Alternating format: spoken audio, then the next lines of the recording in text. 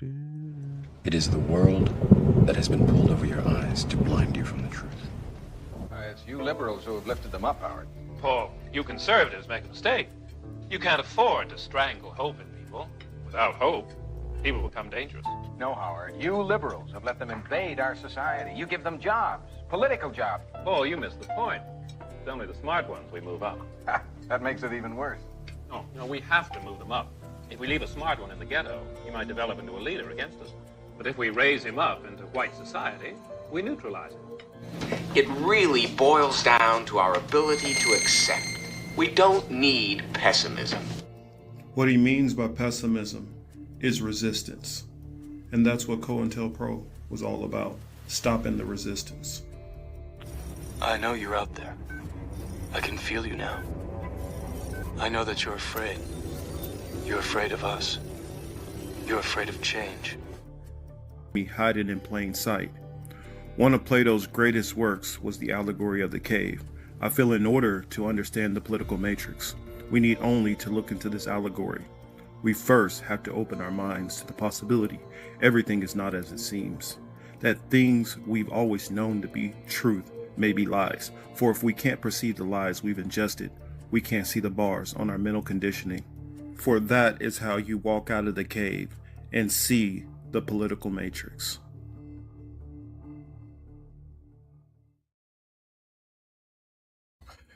Hello, everybody. Welcome to the Political Matrix. I'm your host, Marcus Young Morpheus Gage, here with a good friend. I definitely enjoy his content, and he's been getting more. Well, I'm not gonna say getting more into. He does talk politics from time to time, but his channel is mainly geared towards gaming and film.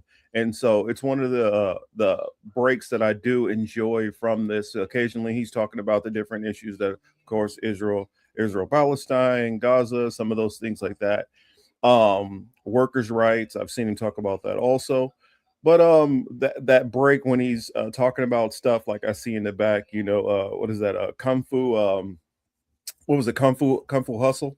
And he also gives me a lot of nostalgia because there's a lot of older films that it's kind of like he's doing a rediscovery of that it brings me back, reminiscent to stuff that I've seen before. So welcome to the stage. Got Edward of Game.Film. How are we doing, brother? Thanks for having me again, man. Had a great time a few weeks ago being on the show. So good to be back. Oh yeah. First I'll ask, are there any other projects that you're working on, videos coming up that you've been doing as far as on your channel? I've been doing a couple book readings. One is Sandinista Speak. It's about they're interviewing Sandinistas of the revolutionary. They kicked out the U.S.-backed Somoza dictatorship, and a lot of cool statistics about how destitute the country was before, they were able to defeat that dictatorship, and some video game history, some 50 key video games is another book I've been reading.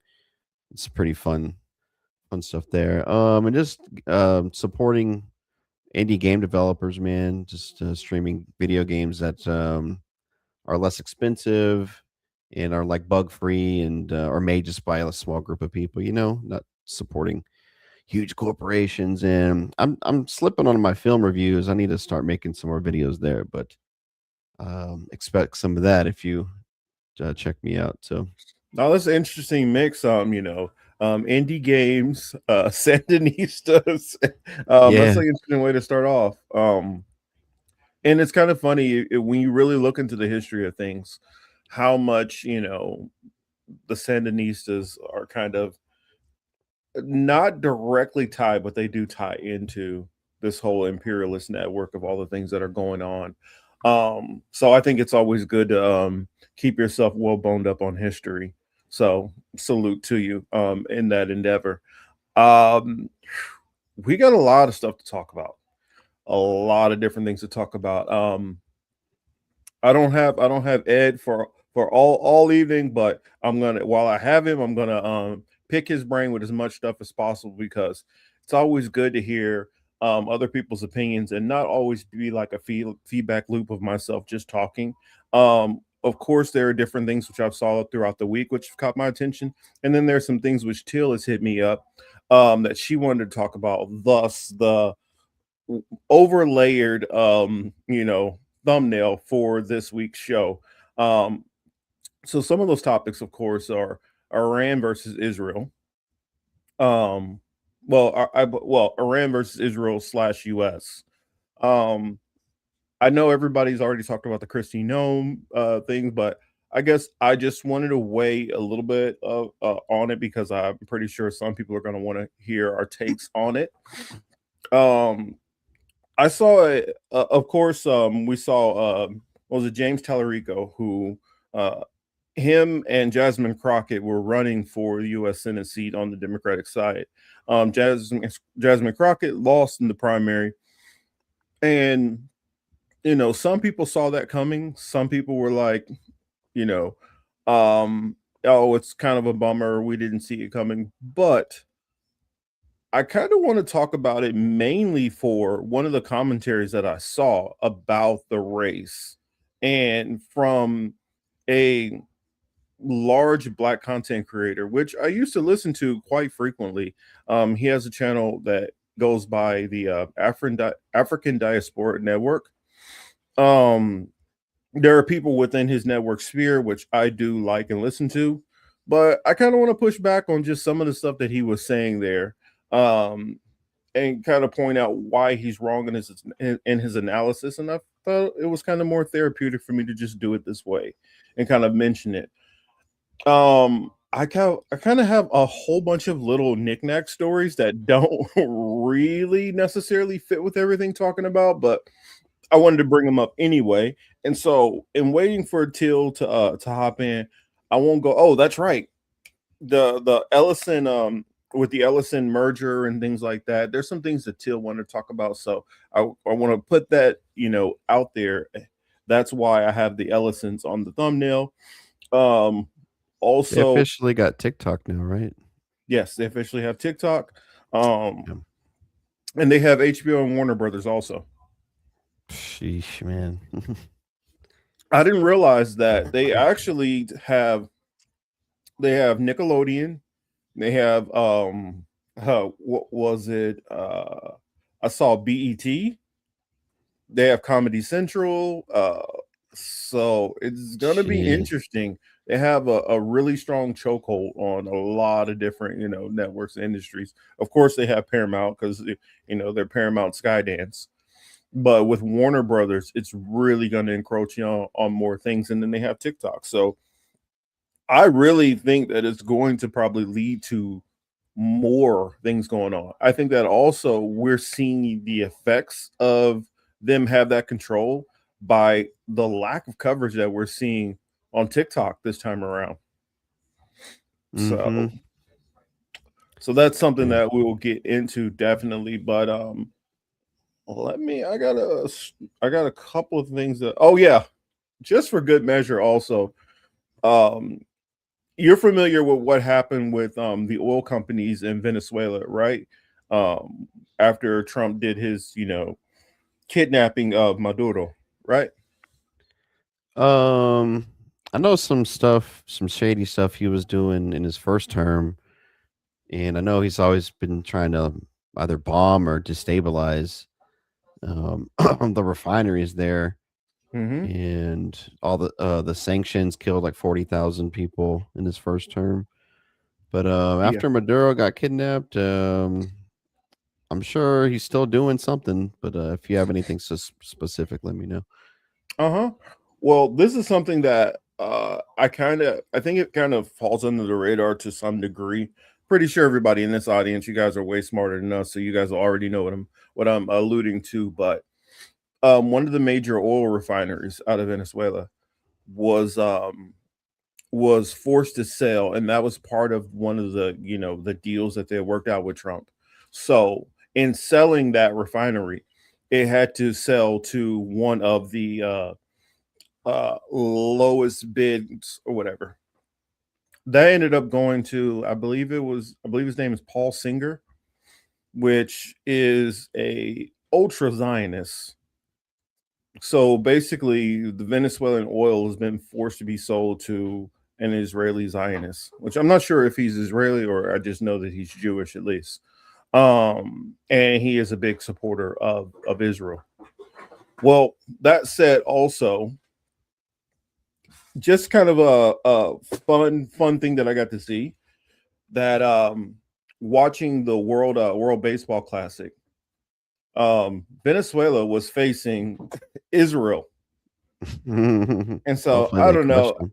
Granted, it's a very, very small thing, but I mean they got to at least spank Israel 11-3. Oh, nice. That was today. Yesterday, which good. Israel plays later on today against I think they play They Nicaragua. are playing today. Oh, dude, I hope Nicaragua smashes them because Mossad's been up in Latin America for decades. Well, that's the thing. The World Baseball Classic is mostly countries which the U.S. and Israel have like picked on and brutalized and taking money from and tried to start color revolutions. And so it's wild that Israel's even in this. I mean, right? Like, who the hell is really? I mean, of course, the United States would be in it. That makes sense. Canada is in there. I'm talking about as far as non-Latin countries. Yeah, Great Britain's in there. Great Britain, the Netherlands is in there. I think that's it. I don't know how the rules work. I guess like if you're like an army kid and you just live there at one point in time, like you can sign up for that country or something. Yeah, or if you have like any kind of ancestry from that country, like some of them are like, for instance, Brazil. Brazil is such a hodgepodge team put together that they literally went and found a Brazilian high school kid and who's their pitcher. Jeez. Now, granted, the kid from what I hear throws well over 103 miles an hour. Sometimes I've heard up to 107 miles an hour. So, I mean, I get it, but damn, I didn't know if it was humanly possible to throw more than 104. That's true. That's crazy. Yeah. So sorry for you. Sorry, guys. I had to nerd out a little bit, but I just thought it was, in closing on that, I just thought it was interesting to see Israel's first match. Israel's first match was facing Venezuela, which they recently just stole their oil. I mean, I wonder if in the locker room that kind of went into some of the speeches, like, hey, make sure we embarrass them. We gotta mess them up good. So damn, that was something that I just kind of wanted to bring up. Oh, and something else that I'll bring up. This is kind of more of a PSA. And this kind of just came off the top of my head because it's something that's happened out here. If your kids are bullying or being bullied, make sure you're really paying attention to those kind of situations. And if you work around kids, really try your best to try to be vigilant at watching some of the things that are going on. There's a young girl out here who was getting bullied, and her older sister, who was like maybe a year older than her, middle school, she's getting bullied by high school kids. The kid decided to throw a water bottle at the girl when she turned around, a metal water bottle that was full, and it swelled the girl's head up. She goes she goes to the hospital. She's in the hospital for a little while. They release her, and a couple of days later the little girl dies. Dang. And so I just kind of, heart goes out to that family and to kids out there getting bullied. I mean, I've been on both sides of it myself. And when you're a dumb kid and you're, playing around because all your friends are kind of egging you on to get involved in something. And I remember, speaking on behalf of, because I'm not trying to do a pity party for me for any kids who bullied or picked on me, but for the kid, it was these two brothers that I went to school with. Both of them were kind of large for their size, like taller than most other kids, and they were both very overweight. And it was a lot of bullying from those kids, and sad to say, I was involved in it. Now, over the years, I've made amends with those two brothers. I mean, not very much after, like this was in middle school. In high school, I've made amends with them and apologized and became friends with them and everything. And thinking about what happened with that little girl just kind of reminded me of them, because one of the brothers never got over the bullying that he went through. And granted, half of us at least reached out and became friends with them, and that was kind of water under the bridge. It still didn't erase the pain and trauma that kid had, and it led him down a path of drugs and different things like that. And he passed at, I want to say, late 20s by Yeah. taking himself out. And so, for anybody out there who's just bullying, I just kind of want to put that PSA out there, or parents, to make sure you guys are watching out for those types of things, because kids can be cruel. Kids can also just be kind of mindless and just follow the peer pressure, and or just do things and not think about the full consequences of what they're doing in the time, because kids are so emotional at and there's so many different chemicals going on in their body. So I would just put that out there that, to, if you can, and maybe maybe you all are already doing that. I'm not accusing anybody of not doing it, but I'm just saying, protect the babies out there. Right on. And bringing the lady of the political matrix, my partner in crime, Miss Voodoo herself. Hey, Voodoo. What's up? I didn't pay my FBI agent, so I had to go cash app him real quick so he could let me get on. Speaking of Oh my God, FBI is he agent. FBI? No. Oh, okay. No, I was It's a joke. It's a joke. Sorry, it's a joke. well, hey, bad cookies. That bullying is perfectly fine with me. I mean, Michael Rappaport. That's a whole different story. Oh yeah, that's a different one. That's a whole different story. So, yeah, I've got some I want to say to that about the internet and all of that good stuff. Well, also, I know that you got a topic that you wanted to get into, but since I know that we won't have Ed for the full show, there is something that I want to weigh in on, because, and I kind of want to start to this topic early, because it's something that I feel all of us can definitely add something to this conversation. Okay. And I know you're probably going to be familiar with this young man, but probably not that young anymore. But Till, you know who Philip Scott is, right? Philip Scott, like the cigarette people? No. That's Philip Morris. Oh, but runs African Diaspora Channel. No. What? Who's that guy? All right. I got something for all y'all then. Let me go find this video real quick, because Jasmine Crockett lost in Well, I want to talk about that, and I'm glad Big Cookies is on the show today. Hey, Big Cookies, because I got something to say. So then cool. We're gonna start on this. And Ed is in Texas. He's in Central Texas, not in that region where she is, but I'm gonna show y'all a short clip. This is kind of abbreviated of what he said in his totality on it, and he kind of went episode after episode after episode, and he's kind of been banging this real FBA anti-immigrant kind of position. And so, just a little background. One thing, before he got on to really pushing a whole lot of the Black content and pro-Black content and Pan-Africanism, he kind of did a little stint as kind of like more of a red pillar. And he was one of those people who was doing a lot of, you know, trash talking of black women. Oh, he was cooning. That's what it's called. It's called cooning. He was cooning. Cooning on black women. Yeah. So I kind of want to show y'all this because his commentary on Jasmine Crockett, because I mean, I didn't know if I was going to cover it or not. I'm like, well, it sucks that she lost, but yeah, I would have hoped to see her do well, even though she's very flawed. She's a very flawed candidate. Yes. But I wasn't gonna go on that.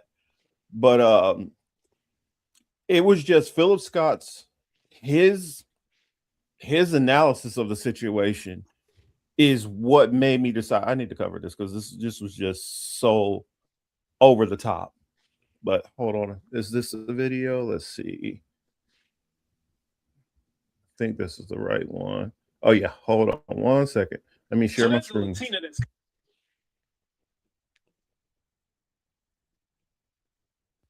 So yeah, let me share my screen. And there was a TikToker got on there, and he laid out every argument I was making and more in kind of rebutting Philip Scott without directly rebutting Philip Scott, because his video wasn't for him. That I know of. But here we go. This is what Philip Scott had to say.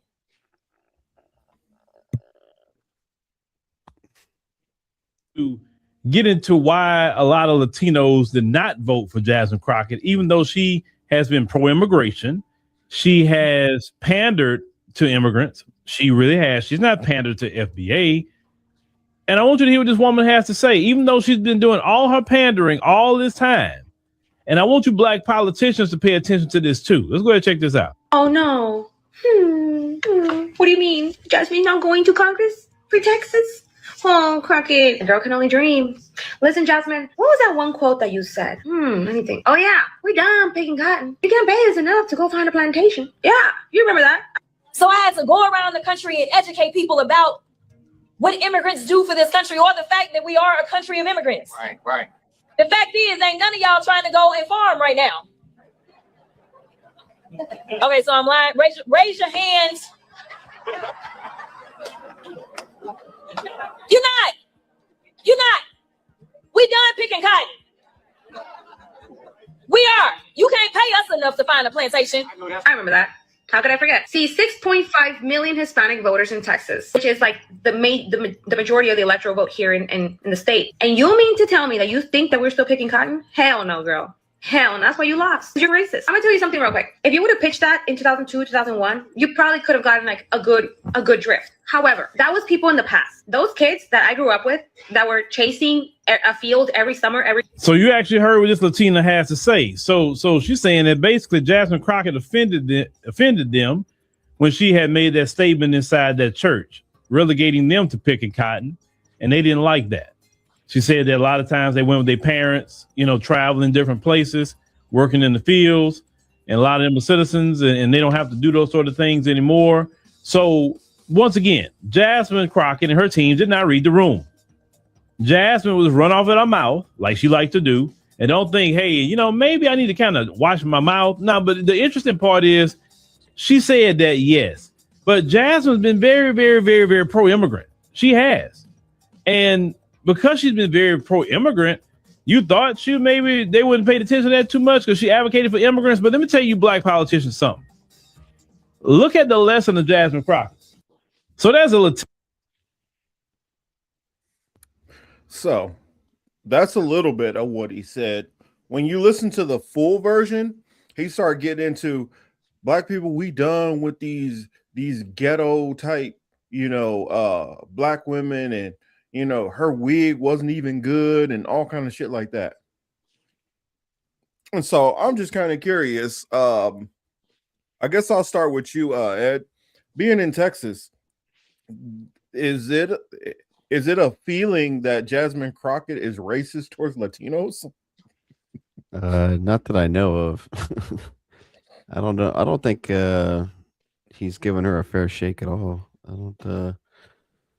Also, I don't know what Jasmine Crockett's talking about. Can she have talked about like agriculture? Like I I think what she was, because Chris A says that was framed poorly on Jasmine Crockett's part.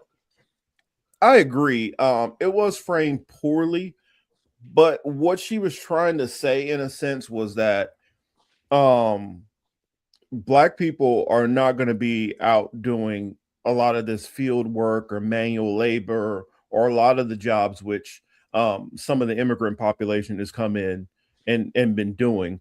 And like this woman, I feel she was so disingenuous in what she was saying, because she's like, well, Latinos, you think Latinos are still out in the fields? And um yeah, there's a lot of Latinos who have went out and after getting citizenship, they've went on to college and opened businesses and all that. But there is still a large chunk of the Latino population, immigrant population, who are still working in the fields and menial jobs, and who are working on construction sites, and who are doing maids and landscaping and all these things. And these are jobs which, I mean, are still need to be done. I mean, I don't know why she took it like so offended, when there is like for instance, out here in California, I can tell you pretty much majority of the people who are out picking strawberries and things like that are immigrants. Now these days, are they? And I'm pretty sure that woman is probably Mexican. Are they all Mexicans? No.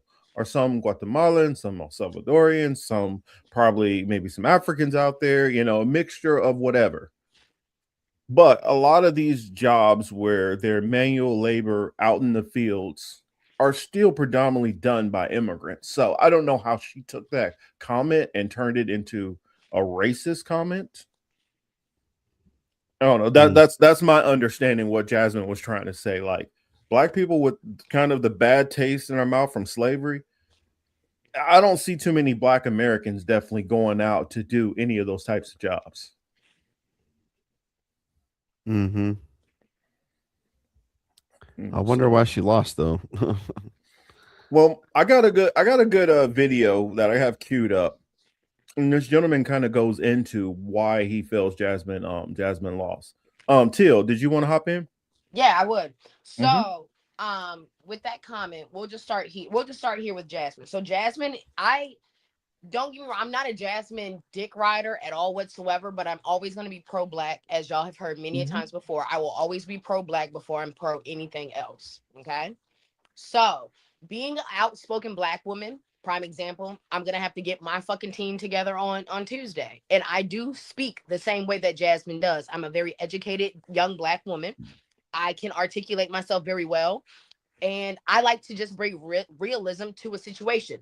Does some of the things that I say come across racist? Of course, you've seen it on the show many times when I've said something and somebody has taken it, ran with it, and said, "Oh, well, because you're this way, you're not this way." That's never the case. So with her saying that comment, that might have been her way of trying to get to, in layman's terms, a certain population, not even a demographic. Yes, she's talking to a specific race, because if she was in Atlanta, she would be talking to us the same. She'd be like, "Y'all niggas don't want to be picking cotton no motherfucking more," and would probably said it the same way. She understands her crowd that she's trying to convert. Yes, she could have used a different verbiage. Of course, anybody can in hindsight. It's 2020. But I'm looking at the situation at hand of where she is and who she's trying to get her vote from. Yes, she was saying most of y'all probably don't want to fucking farm no more. And that is probably because y'all are working in some of the, I don't know, 230,000 farms that are in Texas. Because I did my research on Jasmine, because I have a little I wanted to say about her anyway. She's probably talking to the 230,000 farms that are housing 400 to 410,000 Hispanics that are working on these farms. They take up 77%, with 55% being from Mexico, period. Most likely, a majority of them are, not only are the immigrants at 100%, but a majority of them are probably, I'll say less than 40, not legal. So yes, she put it in layman's terms. I mean, you better hope she didn't say it in Spanish fucked up. Okay, then I would have been like, yeah, she probably took it too far. But she tried to get to a person that is probably not as educated, but still can vote. Yeah. By saying, do you want to be in farms anymore? No, because these niggas in Atlanta, they don't want to pick cotton anymore. The niggas in Louisiana, they don't want to pick cotton anymore. You get what I'm saying? And she just has a tendency, as you've seen in the past, to cut straight to the point. She's a cutthroat bitch, and that's what I liked about her. She's a real cutthroat fucking bitch. So if that's how you have to get to talking to people, because unfortunately, I work with a lot of African American people that are not as educated as the ones that I've had a chance to work with in Colorado, etc. So I talk to my team just as cutthroat. I talk to them and be like, hey, if you don't want to do something, don't sign the fuck up. But if you sign the fuck up, you better be the happiest motherfucker there. Because if you bring me an attitude or bring me a complaint, I'm on your fucking top. I talk to them the same. I'm about to get my master's degree. I could definitely gentle parent this situation, but it's not a gentle parenting situation. So if anybody has I've noticed with me and with others, they don't have an issue with the message. They have an issue with the tone. Yep. And they didn't like the tone because it came off semi-racist. But at the end of the motherfucking day, the motherfucker that's in the White House right now has said some of the wildest fucking shit, and they still voted that bitch-ass motherfucker in the office. So I really don't want to hear shit when it comes to black women being able to be labeled as the angry black women. That shit is dead. We got an angry orange small dick maggot in the goddamn White House. I'm not gonna say another word. I know we got in trouble last episode. But that's the point that I'm trying to make. Y'all let this punk bitch motherfucker get on Twitter with his motherfucking bully fingers and say whatever the fuck he wants to say about whoever the fuck he wants to say it by. And I'm Haitian, so you know I got a fucking problem with how he talk about us. And then y'all want to get over here and show y'all motherfucking ass at the motherfucking polls because she said a fucking farm joke. Yeah. I mean, honestly, but you hit every point. Because I'm on a fucking thing today, and I want to. This goes back to that fucking comment I made when everybody got their panties in a bunch about, oh damn, T, you don't want to stand up for this, you know what I'm saying, this color, but you stand for this color. I'm ready. So you can show the next clip because I got Jasmine Crockett in the pocket today. Yeah, because I mean, for one. I take it like this, and I don't know, y'all can correct me in the chat, y'all can correct me on the panel. I do not think at all when Jasmine Crockett made that statement that she was summing up the whole entire Latino community as field workers. I mean, it's like, come on. And when you came with the numbers on how many people in Texas who are immigrants who are working in those fields and what percentage of them are Mexicans in that? I mean, the numbers are the numbers. Jasmine didn't tell no lies. No. And now we're not even talking about, who's owning farms. No, these are just hired farm labor. They take up 77%. 33 to 32% is Caucasian, 6% is black. Okay? That 30 to 32% most likely is family. Because the fucking farms are owned by white people. Yep. So in a sense, not to be like that, these are Hispanic plantations. This is y'all's plantation. That's what she was trying to get the point across to. But they wanted to take it and be like, no, we can't have plantations in 2026. It's equal rights. No, bitch. Y'all just can't see it. It's under the guise of small pay, little to no pay at all whatsoever, and the threat of deportation. They didn't get to threaten black people with deportation. They just killed us. See, y'all didn't get to see this from this clip that I showed because, you know, this hit on a lot of points, but the full clip that he has on his YouTube channel, he actually, you can hear her actually start going into why Latinos voted for Trump. Now, if she's a Latino that voted for Trump, in what world do you think she was ever going to vote for Jasmine Crockett? They never had the mindset to do so. And so what that woman brought up, that little comment, I think that was an excuse. I think that was just an excuse to say why you would not support her. And if you go into what that woman said more and more into like her actual full video, she starts talking about her and Kamala don't know what it's like on the border, and that's the reason why we need Trump for strong immigration reform and all that stuff. Like that's what she started saying. This woman backs ICE, the woman that he used in his video. That's who he used. And so, with that said, anything else you want to say on this video, Ed, before I put on the other one? Yeah, what an odd choice to bring her on to get her insight, and that's just not red flag. It almost seems like he was intentionally looking for a way to bash her. Because I've look seen for a way to bash the black angry lady. They always look for. I will die on this hill. The black woman is the most unprotected and unsupported woman on the planet. Yet we gave birth to the planet. Yeah, it's disappointing to see a black man who's supposed to be so proud, you know, supposed to be like B1, Pan-African, I'm all about black people, but yet you're one of the biggest attackers of black women. I don't know. Do I got it wrong, y'all? Am I misunderstanding something here? But that's what it seems like to me.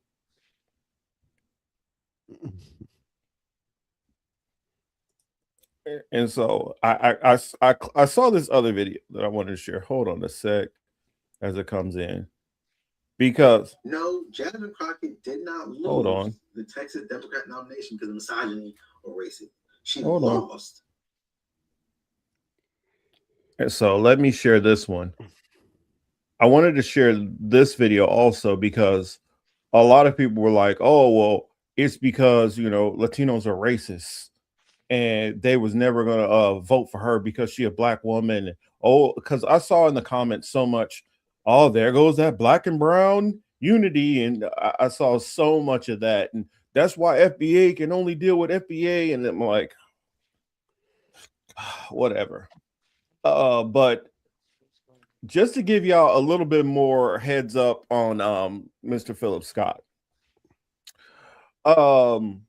This same man who is so verbose against immigrants, who's so much of a FBA backer, but yet attacks black women on a regular, and did that before he started doing this shit. Would y'all be surprised to find out that his wife is Latina and kind of more on the white side? That makes sense. Y'all gonna listen to a man bash a black woman and expect him to be married to a black woman? No, because she would come in there, rip that mic off the motherfucking stand, and smack him upside his head on camera.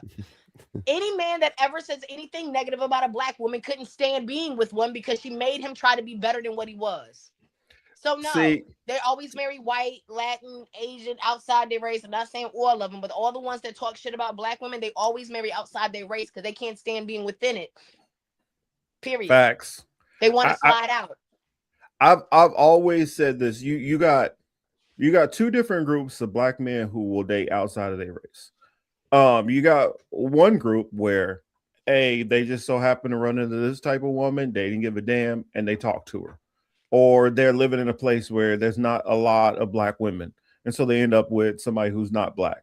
And then you have the other group where they vehemently do actually hate their own women, vehemently do hate black women. And so they can't wait to get out there and criticize, shit talk, no matter what.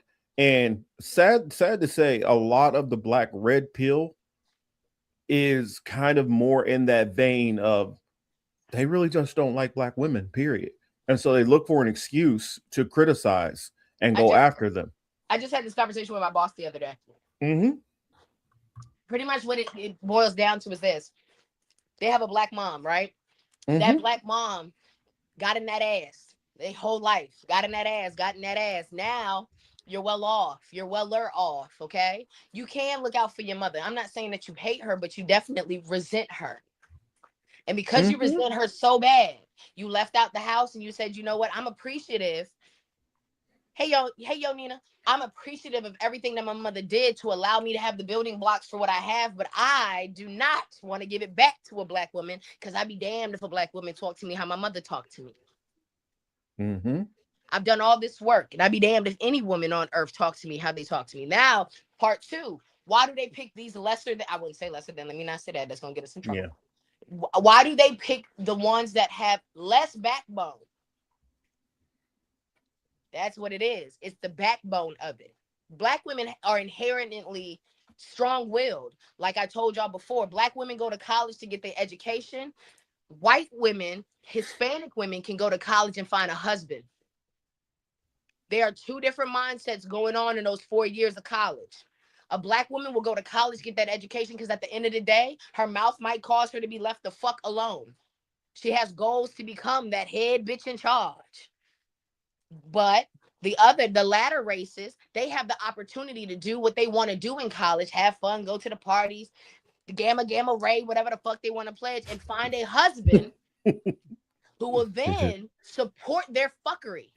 Okay, as long as they're like, yes, hon, of course, anything, whatever you say. Yeah, they get more yes women out of those races than they do black women. So then what happens? If anything were to transpire and they get a divorce, what goes on? The wife gets, them wives usually get half, and they get to go what? Home to their families, home to their father, home to somebody that will go, you know what, love? It's okay. We're going to find you another husband. You ever seen them say, you know what, bitch, you need to go out there and get a job? No. They say, you know, we'll get you right. Stay here with us. We'll get you another husband. It's okay. Brad was terrible. Okay? We'll find Robert. Robert, you know what? My CEO's son, he's going through a divorce now too. You know, let me set that date up. We don't get that. Black women get divorced or want to think about it. What happens? We go home to our parents. You know what our parents tell us? Well, shit, bitch, we done got you ready for life, baby. You better either figure out how to be alone or fix it with that man. Does he beat you? And I've heard that many a times. Even my grown-ass male friends have told me, well, baby, as long as he ain't beating you, it could be worse. Go fix it. They send us back to the relationship to fix it. Or we're either by ourselves. And you know what? I don't disagree with any of that at all. Or what Abby said. I agree with both of y'all. But that's almost giving a pass to the ones who legitimately do just got a hatred for black women. Because I have seen plenty of these same dudes get with a loudmouth white woman, a loudmouth Hispanic woman, a loudmouth Asian woman. And it's like, well, wait a minute. She doing all the stuff you was just criticizing black women for. So to me, it's not the loud talking. It's a little deeper than that. It's a little what they call a little self-hatred. It's self-hatred, and you could be tied into daddy's money towards the end of it all. Mm-hmm. Once the kids get solidified, that's daddy's money that gets solidified too. So this brother right here, he starts off with saying it wasn't racism, it was bad strategy. And I was saying this also myself, because one thing Philip Scott said in his video is, oh well, if she would have just stayed in her area, in her seat, and just went for satisfying the FBA, then she would have been fine. She's in a safe seat. Well, this is one thing Philip Scott don't know, because newsflash, Philip Scott doesn't live in America anymore. Philip Scott lives in Ghana. So he doesn't even know what the hell's going on in Texas politics. He doesn't know that her area has been gerrymandered. So she's been basically gerrymandered out of a seat. That's why she ended up running for Senate. He also said under, he said going against was it Abbott? It's not Bill Abbott. What's the governor's name, Ed? That dude in that wheelchair. What's that they call him something. They call him Hot Wheels all the time.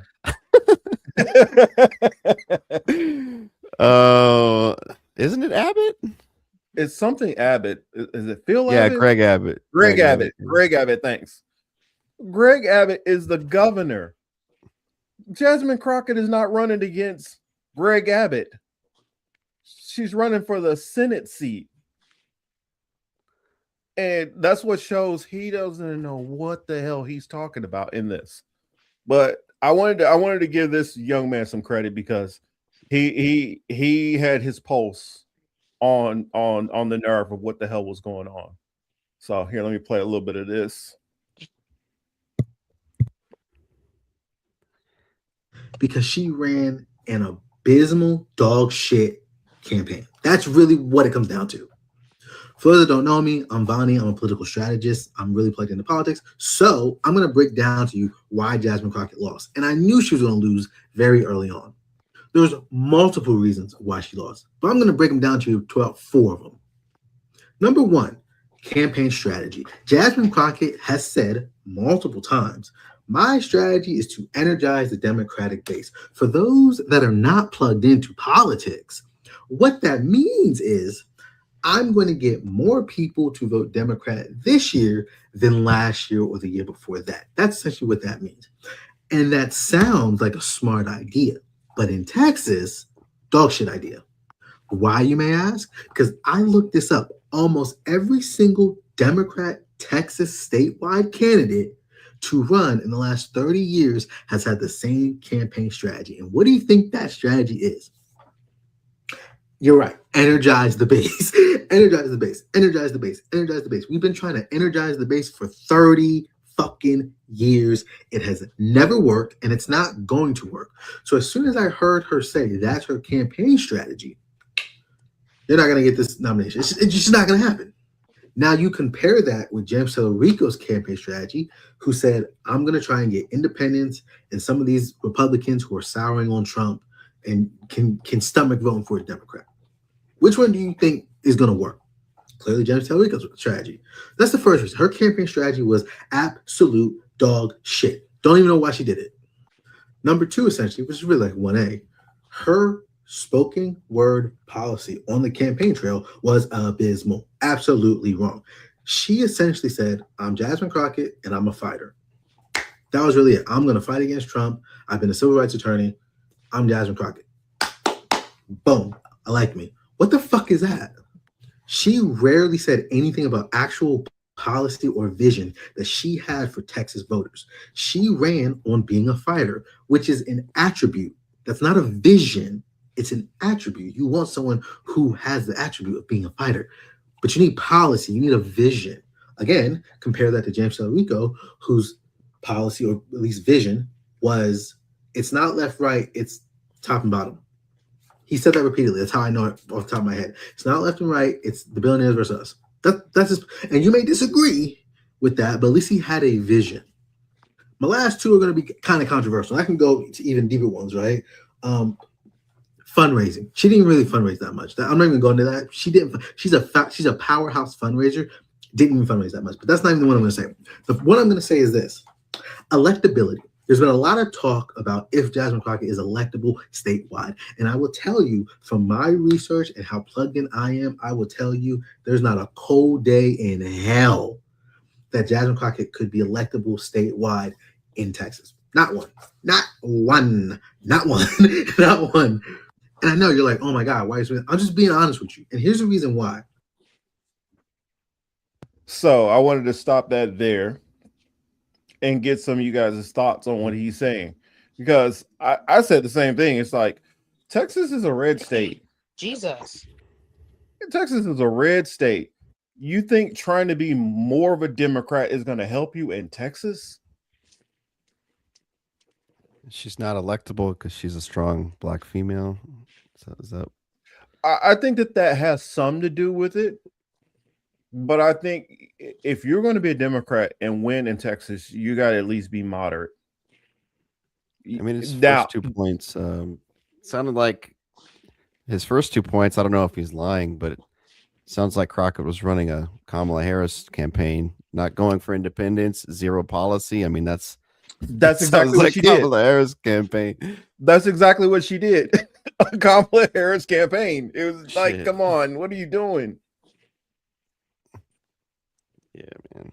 She literally put nothing out there.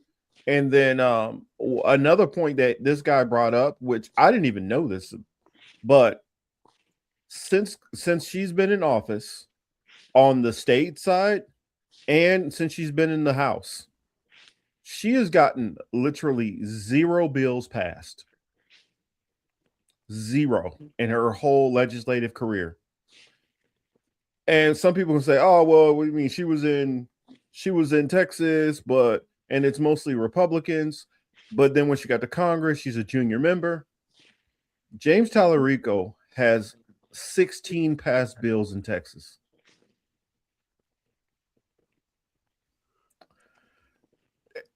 It don't look like she doing much.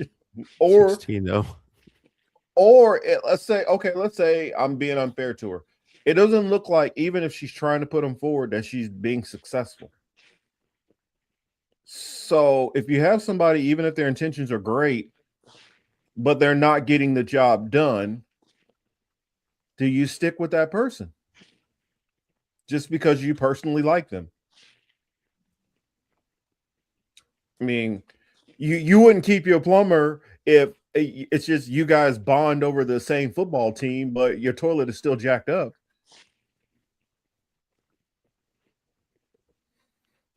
I mean, I don't know. That's just how I see it, and I could be wrong. So I'll tip this off. Going ahead, Teal. Can I get on my Jasmine Crockett rant for the moment? Go for it. It's all yours. I've said my piece on it. I got notes, niggas. That's how you know I'm playing. I ain't playing today. I got notes. Y'all hear the book? I got notes. All right. So first off, whenever it comes to like black women getting elected for anything, I've seen it even in like SCA. Okay, I ran for SCA president 3 times. I'm likable. Everybody loves T. She cracks all the jokey jokes, all that good shit.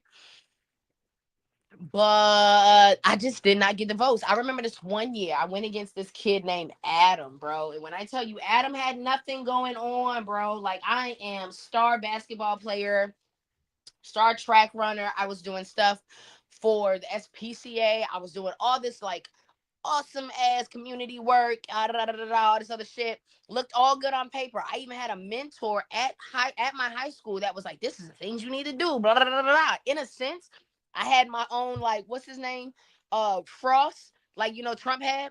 I had my own little Iceman on the corner, telling me all the good talking points. Still didn't fucking work. Still couldn't win it. Looking at the same statistics that, Jasmine looking at, lost it by a smidgen, right?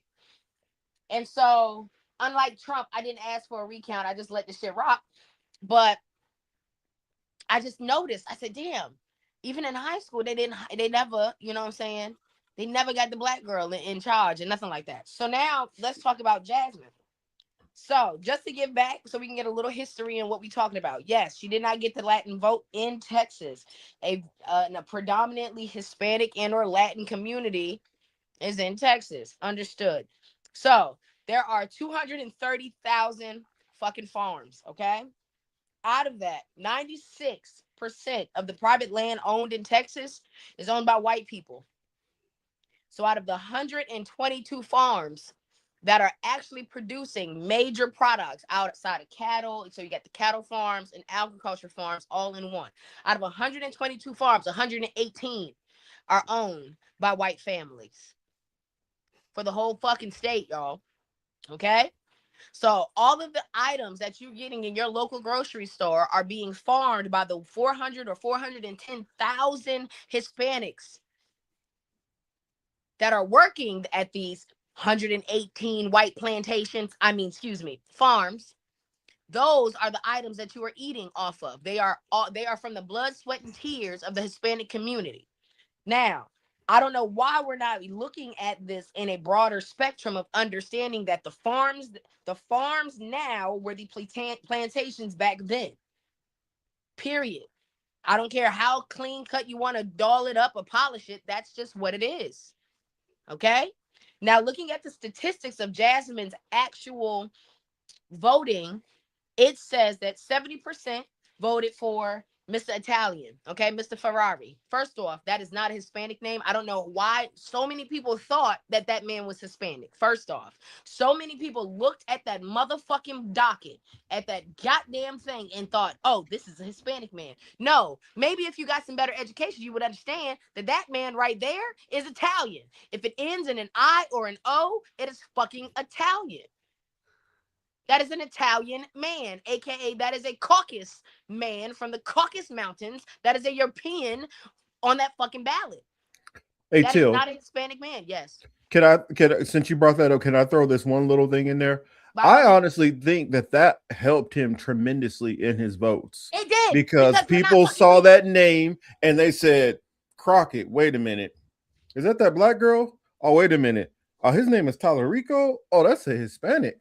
I could be wrong, but I just think plenty of people voted for him on the name alone.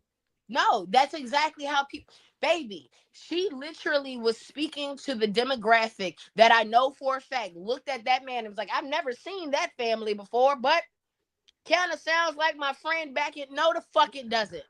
That is a Ferrari driving, Lamborghini having, tiramisu eating, alla la vodka having, spaghetti motherfucker. That man works for the mob. Okay? Both of them. Shit. That is not who y'all thought it was. If anything, when y'all needed to just look and vote, you should have looked for Hernandez, Gonzalez, anything. Shit, Miraculous. Fuck, Wednesday. I don't give a fuck. Vote for somebody the fuck else. Write it the fuck in. Okay? I would have wrote in El Chapo. Y'all thought because it ended in an O, he was El Chapo's cousin or some shit? No. So that's the first thing. So 70% of the people that voted for him knew who the fuck he was because they were white. Okay? Mm-hmm. They buy European cars. They know exactly who the fuck that is. 62. No, I'll take that back. Let's go to Asians. Okay? Because I don't like the fact that the Hispanic community is getting all of the heat. We need to get these Asians in fucking check too. Okay? Y'all make fucking calculators. Y'all should know where the fuck that last name came from. Y'all make the ECUs for these motherfucking cars. Y'all should know where the fuck that last name came from. 71% of the Asians in Texas voted for him. And it's a lot of Asians in Texas. Come on now. There's a lot of Asians in Texas. I went and I stayed in Dallas for 4.5 months. Baby, they got more Chinese restaurants on every fucking corner. They got more chicken spots on every fucking corner ran by Asians. The gas stations are ran by Asians. Okay? You know that Houston is the second largest third largest population of Japanese in the world. Bro. I didn't know. Let's really talk about it. Brazil is number 2. Houston is number 3. Let's really talk about it. Okay? You got to understand they're also in that pocket of the Delta. If you just watch Sinners, you already know what time I'm on. Houston is in the pocket of the Gulf. That little section of the Delta in the Gulf. Come on now. Now, 71% of Asians voted for this man. Okay, cool. I'll let that. Okay. We don't really get in y'all ass that much, but I promise you 2027, we getting in that ass. Because I promise you, I got beef and broccoli at the house. I got beef and broccoli at the fucking crib. Baby, I can go get me some dark soy sauce and figure it out. Okay? Tell me I just need some day-old rice, I'll figure it the fuck out. We don't even like raw fish like that. Black people got to cook it all the way through any fucking way. I can miss out on a little bit of sushi from here and there. Because this shit is fucking ridiculous. Now we go into the Latin community. 62% of the Hispanics of Texas and Houston voted for Mr. Ferrari. But these are the same motherfuckers that was telling us and beating down our doors saying black people, I love you too, boo, telling black people, hey, we need to band together. Don't give me that motherfucking Sam Jackson from Deep Blue Sea speech before y'all get ate by the fucking shark. I'm not trying to fucking hear it. No, we're not fitting a band together so we can, no, fuck that. Because when we try to band together, when we try to make a difference, when we're trying to create the building blocks so that we can get the society that we fucking need and get it out of the hands of these motherfuckers that go and play in the pockets of these crackers, Now we can't get the fucking ball to fucking move. Now it's to a point when we actually have somebody that's willing to be outspoken to the bitch that Pam Bondi's old bad wig wearing ass. If y'all want to talk about a bad wig, y'all better talk about Pam.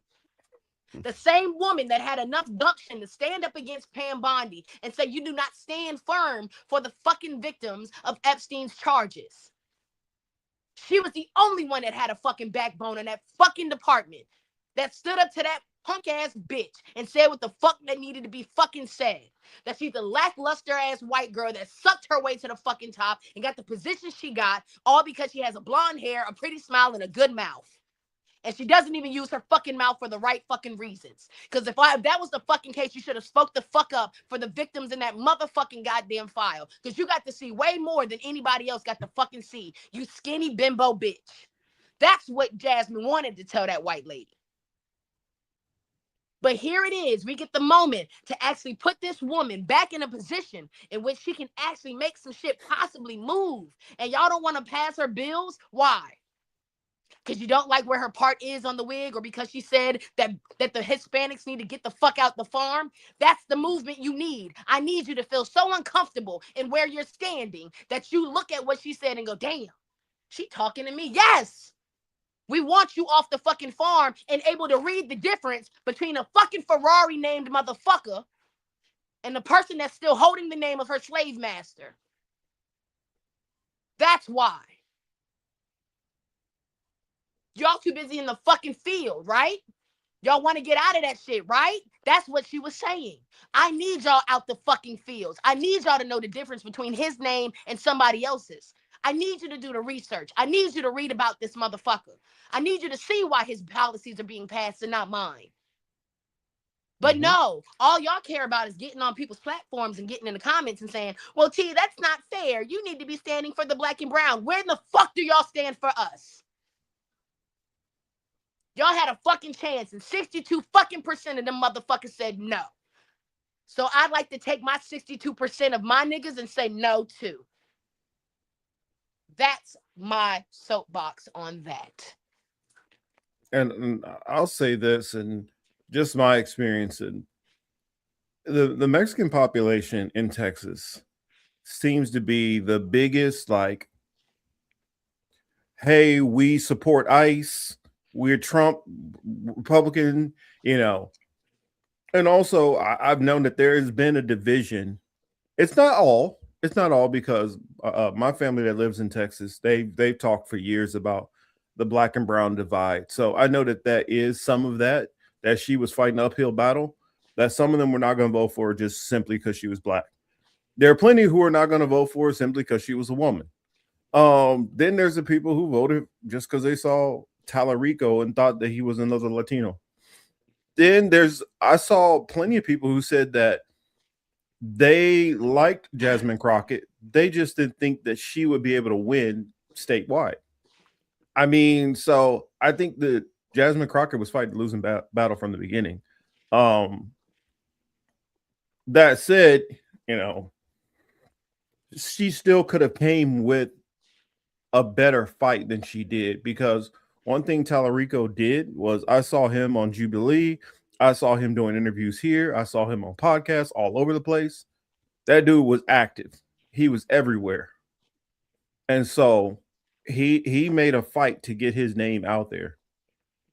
And so can't fault the man who's out there pushing when Jasmine Crockett took the Kamala fucking route. She's the next one. I think she'll figure out something. Whether she go, I hope she stands firm in what she believes in, but she's the next Kamala. Like, I mean, I would hope to see her, you know, like Cori Bush is running for office again. Maybe she runs for another congressional seat. I don't know. I hope she runs for something bigger. Honestly, what I would hope for her, run for mayor or something. That's what I'm saying. Yeah, something a little more local. The one that stops shit. Mm-hmm.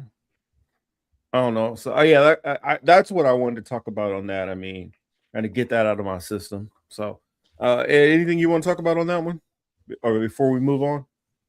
Voodoo nailed it. I think. Yeah. Yeah. She got Um. everything. Which one of the main topics that have been going on out there that you kind of had your eye on? I know in the Chiron, or well, not Chiron, but in the title I put in there about U.S. versus Israel. I put Kristi Noem, and there's a whole bunch of other stuff I can go into. But what main thing in the news has really been catching your attention? Whether it's one of these main stories or whether it's something that kind of you feel nobody's really put an eye on. Around Israel, that's a big one right there. I'm not sure what's up with Kristi Noem in your title. Oh, did you want to know on that, or did you want to weigh in on? I guess briefly, I'll just kind of state for those who did not know, she's kind of loosely been fired from her job at DHS. Yep. After her congressional hearing that went very, very poorly for her. She's actually even having a back and forth with Trump right now.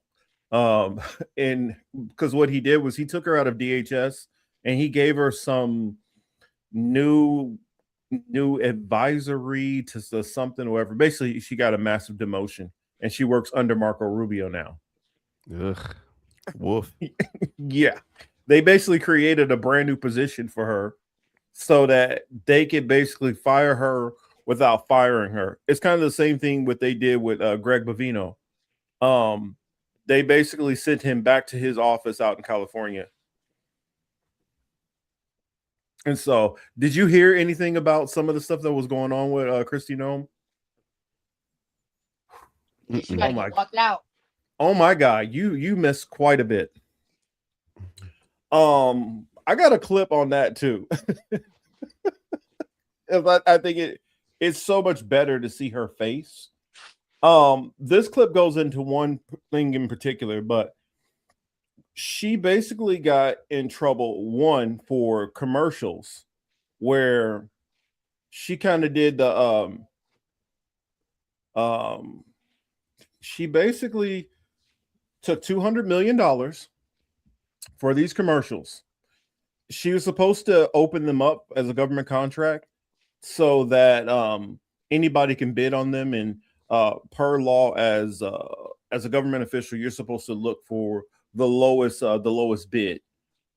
Well, she gave the contract to a company that opened up only 8 days prior to her awarding the bid.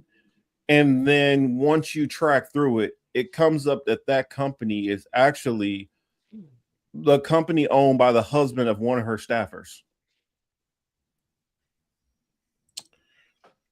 And then people are asking also, like, did President Trump know that you were going to do this $200 million in commercials and all that? And she's like, yeah. He completely knew about that. And Trump basically threw her under the bus. Like, I don't know what the bitch talking about. I didn't tell her she can do that. And so you had that happen.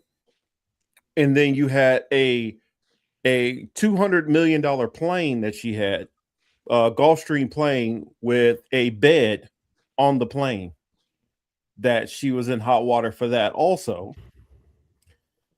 And then hold on, let me find this other clip.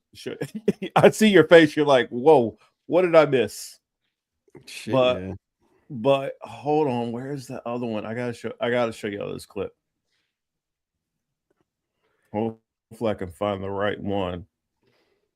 Oh, I forgot I had this. Let me show you this. That was on TikTok. Not TikTok, but what is this?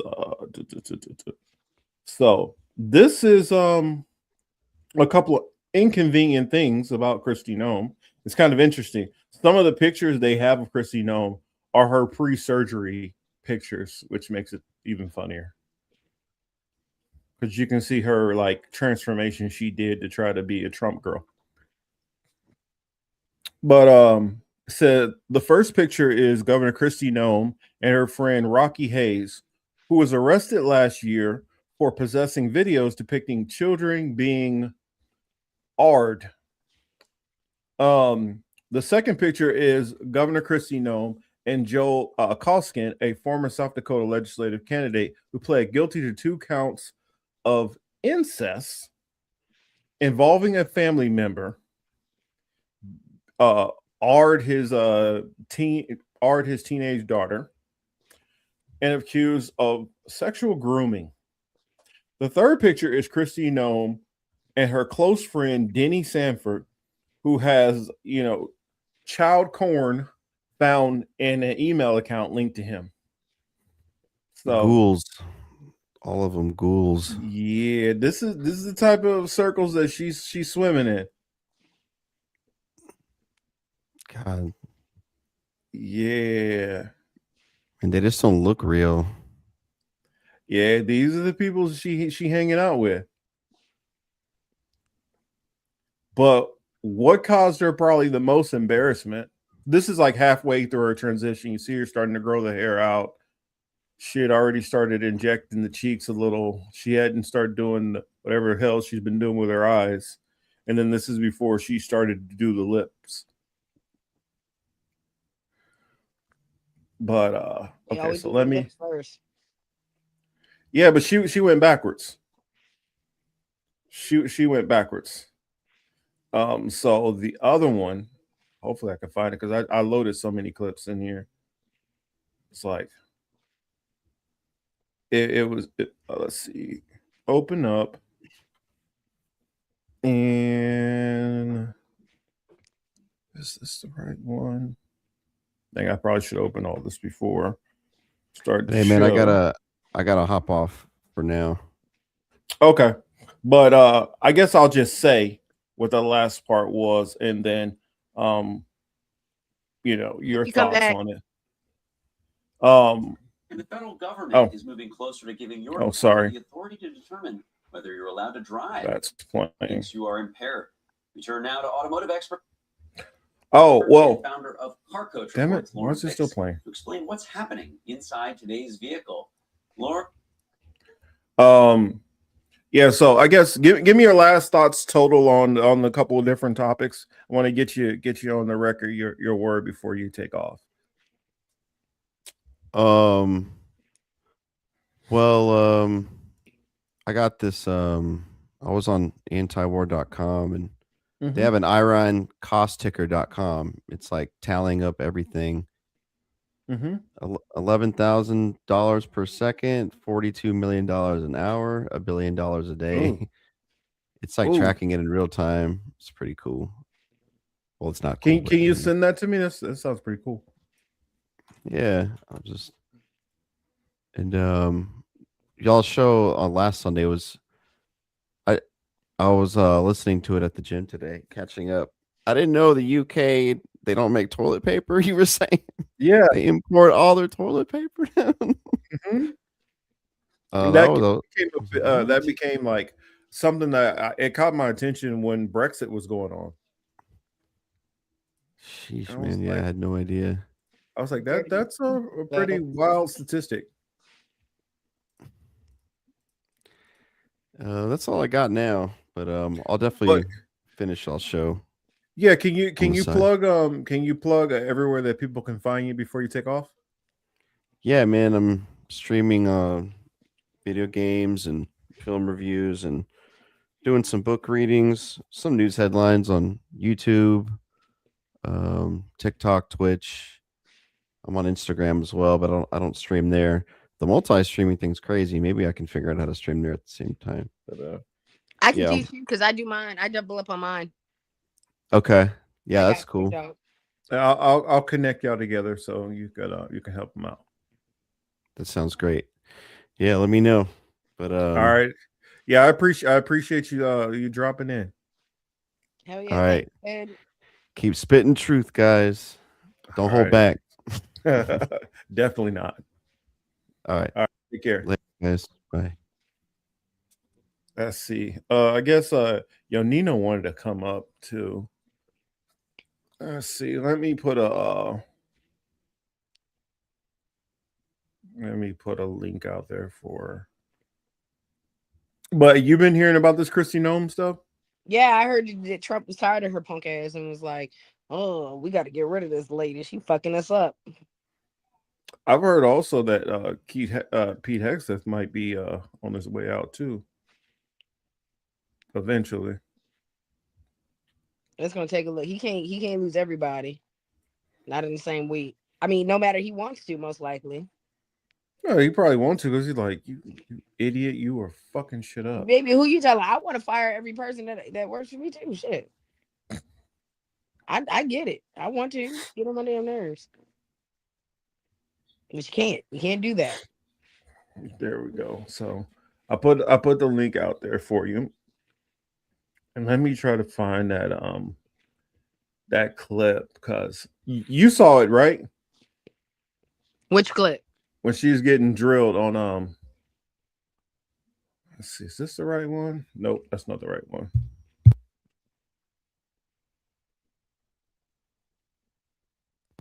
Sorry, keep pulling up the wrong clips. And the federal government is moving closer to giving your car the authority to determine whether you're allowed to drive. It thinks you are impaired.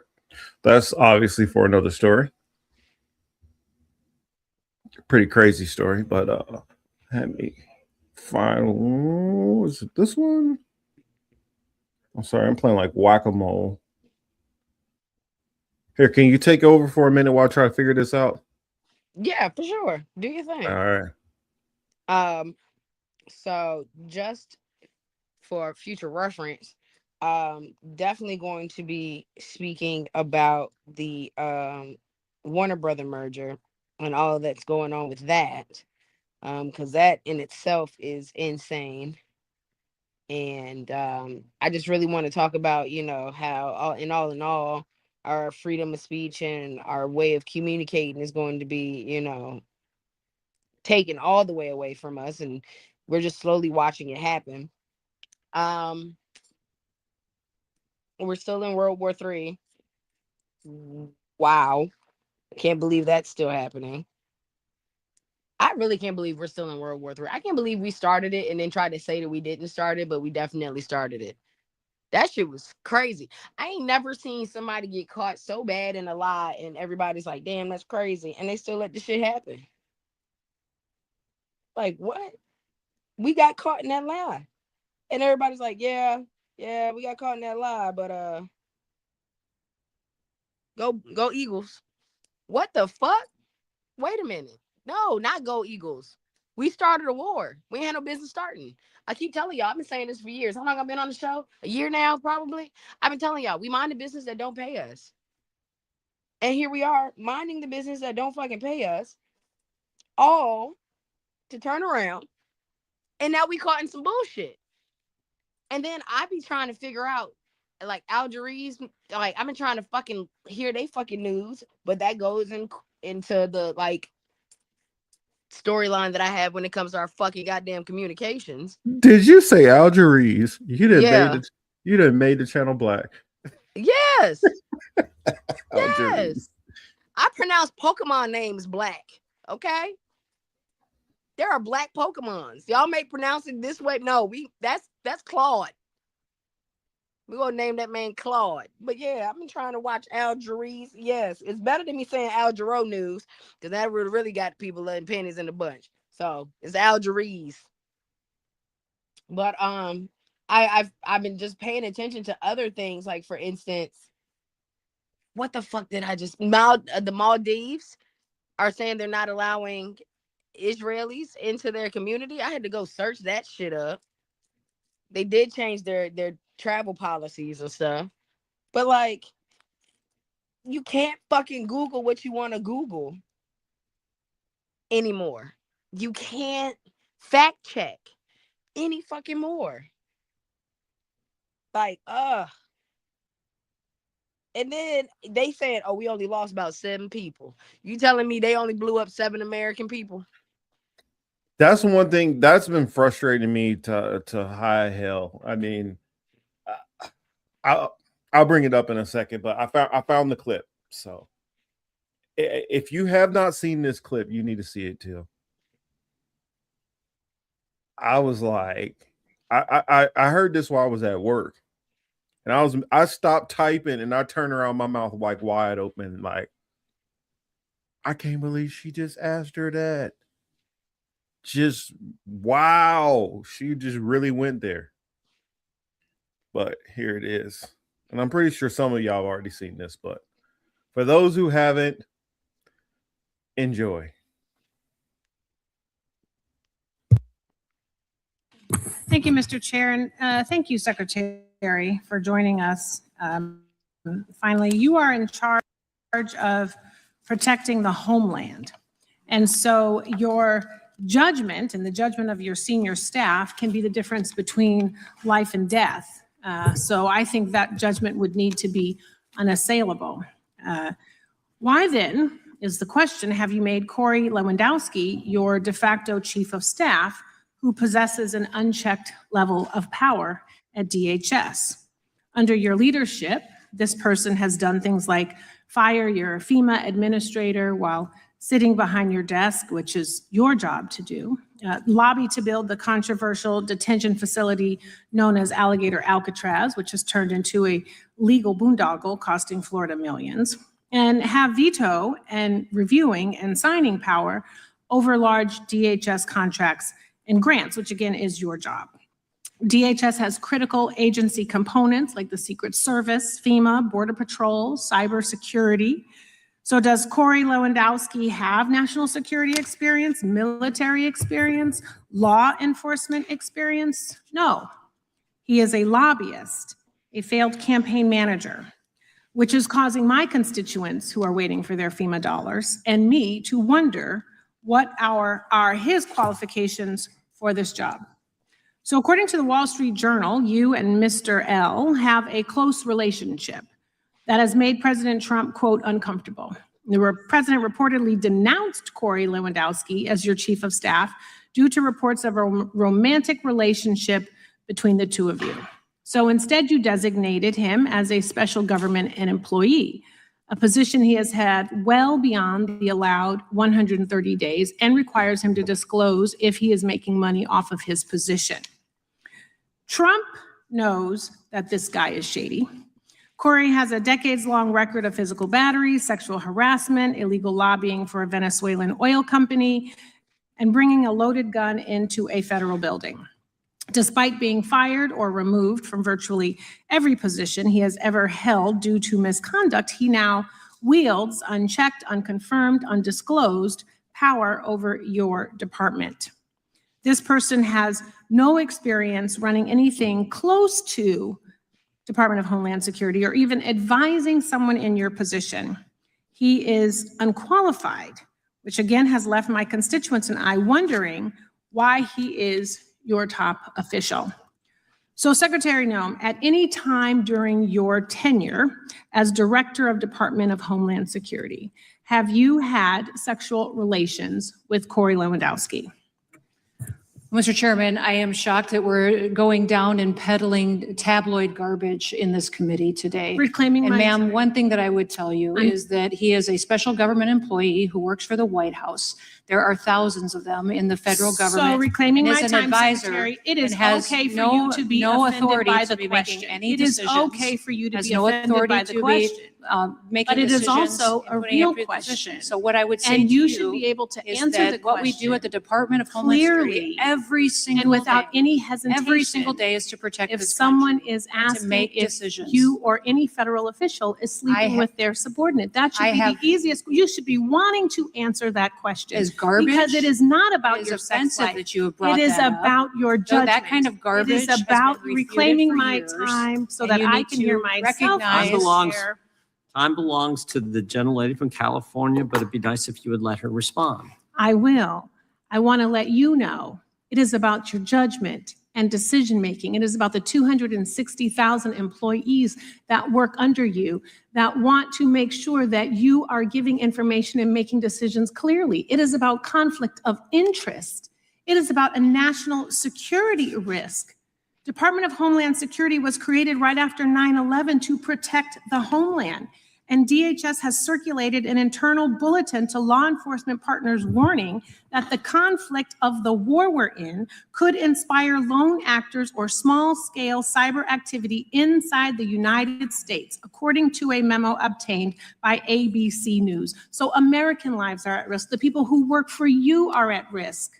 And they want to know that the person at the top, you, are making decisions clearly without any sort of cloudiness, and that they're your decisions because you're the secretary who was confirmed. That's what this is about. Saving the lives of Americans and not costing them millions of dollars, and not having a secretary who's compromised in her decision-making. And Mr. Chair, before I yield my time, I would like to enter into the record some articles, and I'm asking for unanimous consent. Noem tightens her grip on DHS. Lewandowski fired FEMA admin. Without I'll say objection. okay. The next one is Kristi Noem secretly took a cut of political donations from ProPublica. Without objection. Kristi Noem fires pilot over a blanket, but is forced to reinstate him to fly home. Wall Street Journal. Without objection. Lewandowski taking out trash at Noem's D.C. home. Daily Beast. Without objection. Barbie's Mile High privacy chamber with alleged lever exposed. Wall Street Journal. How Corey Lewandowski became Kristi Noem's gatekeeper at DHS. Without objection. A pilot fired over Kristi Noem's missing blanket and the constant chaos inside DHS. Without Wall objection. Street Journal. Police charge Trump campaign manager with assault. PBS News. Without objection. Woman who accused Corey Lewandowski of assault speaks out. I don't want this to happen to anyone else. CBS Objection. News. Lewandowski's firm quietly inked deal with Venezuela-owned company Politico. Without objection. List of U.S. cities raising security amid Iran conflict. Newsweek. Without objection. Kristi Noem, I have a few more, I'm sorry. Kristi Noem misled Congress yesterday about top aides' role in DHS contracts. Without objection. Policy number 10271 from ICE, it is an anti-fraternization. So That's hard to fucking watch. you said what? That's hard to fucking watch. Jesus Christ. She brutalized her. Remember them old like fight games that you had on like the what was it, Super Nintendo or something or whatever? Hell yeah. PlayStation 2. She hit like a 64 hit combo on her. She did. And no I was blocking. like, God, that's unnecessary. I mean, that's No a blocking. multiple flagrant fouls on the play. Damn. Yeah, Damn. how do you respond to that? You can't come back from that, bro. You really can't. You stuck like Chuck. That's like if somebody put you in the corner on Mortal Kombat, just kept hitting you. Oh, and just to add a little bit of context to that, her husband was there too. Damn, and they know you out here fucking and sucking, girl. Mm-hmm. That was on top, pun intended, of the airplane, which they fly back and forth on, which has a bed. Ooh, it has a bed. And that's because Yeah. I need to sleep. Yeah, all right, bitch. Mm-hmm. Yeah, sleeping with who this week? Yeah, and welcome to the stage. We have Abby Dew in the building. What's up, Abby? What's up, young Morpheus? Hi, What's up, Kim. Abby? How Always y'all good to see you. doing? Not Doing bad. good. So are they smashing or what? They gotta Yeah, be. Gotta be. yeah. If That's that the open conversation secret. if that shit went on in the HR department of Walmart, y'all know what time it is. That's a work husband. Y'all can talk to whoever else you want to talk. That's a work husband, girl. That's past the work husband because they actually doing shit. Yeah, they got a whole bed and the jet and everything. That's like them using the mattresses in the back of the Walmart before they put them out on the floor. And then she tried to pass it off as a deportation jet. Girl, Eh. ain't nobody you deporting getting treated that nice. You cannot tell me that contract That no bid contract that she gave out to one of her staffers' husband, that she didn't get a kickback from that. 200 million. Man, you need to check this bitch's Cayman Island accounts. For real. I bet you Kristi Noem is probably sitting on an easy 75 million offshore. She said, you know what? I already know after this Trump administration, I'm never getting another job in politics. No. So I better make sure I get mine while I can. And when that lady was she was doing those articles, I said, you need to slam them damn articles down like you playing spades. Cause that's what it was. She had nothing but big jokers, double deuces. I don't know. She had the wildest hand ever. She carried. She's like, I'm about to run a Boston on this bitch. Yeah, she had all the books. Don't even worry about it, big dog. I got you. Big joker. This article, New York Times, cool. Big deuce, cool. Right. Run it up. Oh, y'all ain't got no more spades? Okay, here's 5 of spades. Here's 5 back 4, to back. 3, 2. Hell, that's what she slapped her all over. And I honestly would need to find out more research on who this lady is, because she needed to be at all of these. Because I want to see what the hell she said to Pam Bondi. Because for real, you already know if Trump loses the whatchamacallit, he loses midterms, it's about to be some people going to jail. I hope Pam the first one. I can't stand that bitch. I think half the Trump administration, I don't say this just because I got some TDS. I truly feel like by just looking at like just sheer amounts, this is by far the most corrupt administration we have seen in a lifetime. Yeah, this is putting Reagan shit like in the dirt. Yeah, no, not Reagan. Was it Nixon? This is putting Nixon's this is putting Nixon's dick in the dirt. If we just gonna be Tricky Dicky got put in the dirt with this one like that. Nixon is the equivalent. He's the equivalent of a little kid grabbing some candy off the table. Something like Watergate was actually a scandal. Yeah. Like how? Like where are our standards? Are we just? Are we in hell? We gotta be. Please, somebody tell me. Yeah. Gotta be. I mean, I'm looking at this administration. It can't be real. I mean, you literally have just Noem alone is accused of more fraud than probably. I can't hear Morpheus, so I'm gonna have to leave and come back. Oh, shoot. Okay. I'm saying that right now, she has been accused of more fraud than probably 3 or 4 administrations by themselves. And this is on top of Congress, which is already basically dirty. So you managed to be more corrupt than an openly corrupt system? Like, god damn. What's up, Mike? What's up? How's it going? I look at the going baby all in right. the back. I'm sorry, I'm a whore He's for like, dogs. he's like, what y'all doing? Hey, baby, Sounds you knew I was like talking to posing. you. He's like, let me come on down here. Yes. He said, oh, me? You want me on camera? Yes, Sugarfoot. I just finished. My feeding mama her said supper. that too. I love What's up, dogs. guys? What's up? Hey. Just another day in paradise called America. Yeah. So what's your thoughts on this? Dog, look. Okay, the fact Yo, Nina that in the building. hey yo, Nee. Hey yo. The fact that they even read this girl for filth and they were still like, well, you gotta give her a chance to speak. No, we ain't gotta give that bitch shit. She didn't answer the question I asked. Fuck her. I asked her, is you is or is you ain't fucking your peoples? Y'all smashing or what? If that's all I needed to know. Okay.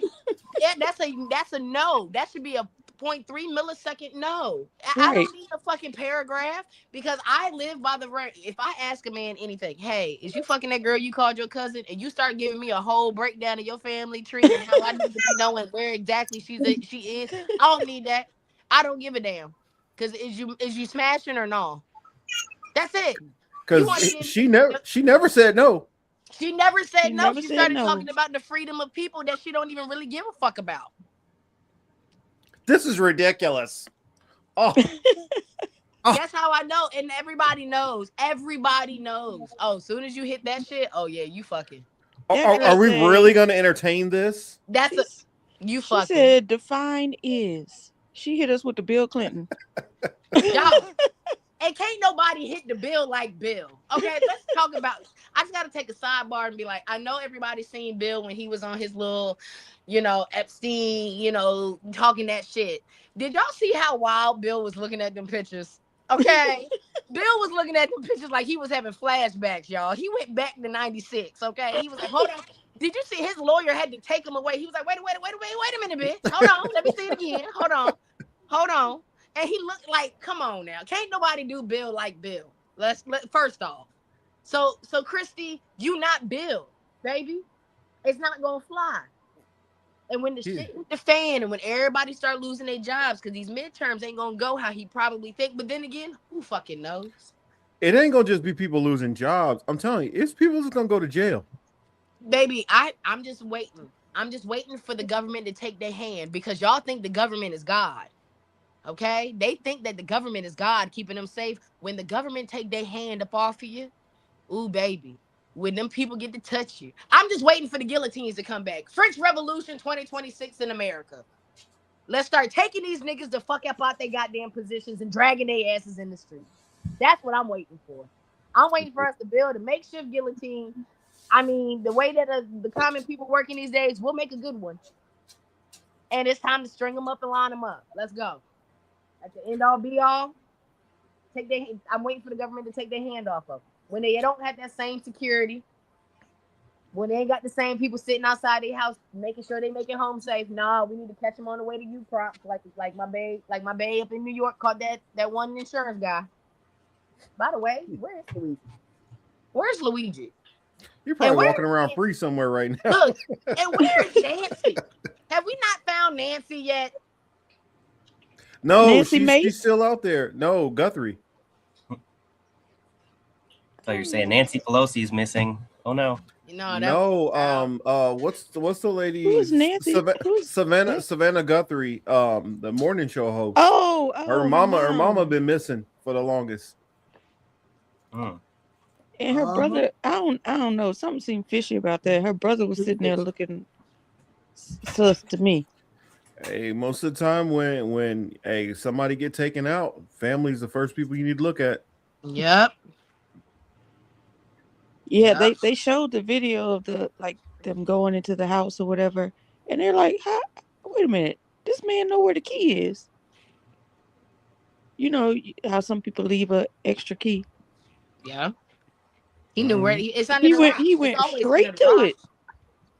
He didn't even try to look around a little bit. I'm saying that don't look right. Hey, if it ain't family, it's somebody you know. It's somebody you know. Unfortunately. So, I mean, it's just kind of how it is. I mean, even if it's not somebody who's like close, when some shit happened to you, like your house got broken into or whatever, you more than likely know the person, even if it's just somebody who passed through briefly. You had like somebody come in to install, your cable. That person could have been the person who was doing hospice on your grandfather. She didn't went and told somebody, hey, they got some nice shit over there. I mean, most of the time that's how it ain't some random person from all the way across the other side of town who just moseys into your house and decides to steal something or attack you. That's a good point. It's a lot higher risk. He's back. You don't know who you're fucking with. Yeah, and most times thieves they go for the easiest target, path of least resistance. Nah. Which is why the poor pick on the poor. Missing from the house, though. That's the thing. They didn't find anything missing, and it's like how. It's almost like the scene was set up for them to do the investigation to find the stuff that they found in the first place. Like they said, there was like a bullet casing that they found and some other stuff. So that and the fact that Savannah Guthrie was covering the Epstein case and Trump's involvement in it is really suspect to me, Yeah. Well, here's another thing. I got to throw this out there just because you said, well, nothing was missing. Nothing was missing that we know of. True. Because sometimes people be having stuff and they like, Can't nobody know that we had this shit in the house at all. Yo, Nina, would you mind muting when you're not talking? Because it's like this noise, like white noise or something. It might be my fan. Hold on. Let me see. Oh, No, maybe that's it's me. That's me. Hold on. Let me turn it off. yeah. Just but when you're talking, I don't hear it anymore. It's only when you're not talking. Yeah, so I mean, that's what I'm saying. Perfect example. One of my favorite movies, what was it, Inside Man? You remember with Denzel? They trying to figure out, okay, we had this robbery. Okay, what was stolen? The bank says nothing stolen, but when you find out, no, he had a whole nother safety deposit box that wasn't on the record that had a whole bunch of stuff that he didn't want nobody knowing about. Had I don't know. Have y'all seen that movie? No, I haven't. Basically, what was in that box was old stuff from it was stuff going back from the Holocaust. And so it was diamonds and stuff. It was diamonds that, you know, that the National Socialists of Germany took away from people. And he had it in a safety deposit box, rings and all kind of stuff. I was going to say Schindler's List, but I know you ain't talking about that. No. I mean, it's basically the same concept. The stuff that they took off of those people who would have been on Schindler's List. Some rich guy who started a bank once he got into America. Basically, he had a bunch of Jewish people as his clients. And he was in Germany at the time. But instead of disclosing, you know, he just took their stuff and let them be, you know, taken off the map and you know, like politer words. I guess they could. Yeah, I guess they couldn't do like a Philadelphia move, dropping a bomb on the house. They couldn't do a John McAfee.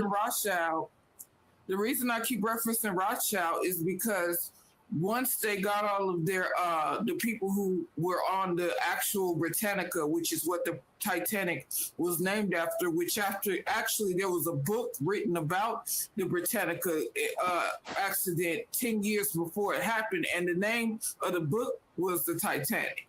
So after they got all their riches in their bank, the Rothschild Bank, there was a what do you call it? A warning put out in an ad, in a news article, and they said don't get onto the Britannica on its maiden voyage, and not everybody saw that ad, but the Jews saw that ad.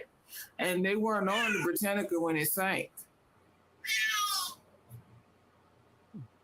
Somebody got a baby? Sounds like a cat. Is that a cat? That's like a cat. I'm trying to tell you Can something. we see the cat? Oh. Oh. Unhand me, human. She's like, I'm trying to tell you I'm hungry. I'm not trying to show off for your friends. I feed her all day. She's got all type of treats, wet treats, dry treats. She actually got 2 boxes of wet treats this month because there was one that I ordered from Amazon, and then I went to Walmart and saw that was the other one that in Walmart that got all the treats that she actually liked. So now she got 2 boxes of wet treats. She got a whole thing of Cheetos sitting right here. This cat eats Cheetos. My cat ate Cheetos too, the puppy ones. She not hungry. She's a big baby. She literally mad at me because I'm not laying down cuddling with her. And she stopped crying, as you can see. Nina, I want to show you something so cute. As soon as I put her down, she gonna be mad because I gotta put her down to show y'all what I got. Hold on. I know, yeah. Oh, she didn't run up, Michael. She's there. She's behind me here. Bella. Right there. Bella. Not. Here she comes. You're a little too quiet for her. Hi, Bella. Hey, girl. I hear people calling me. Why did they have to put this? Okay, I almost got it.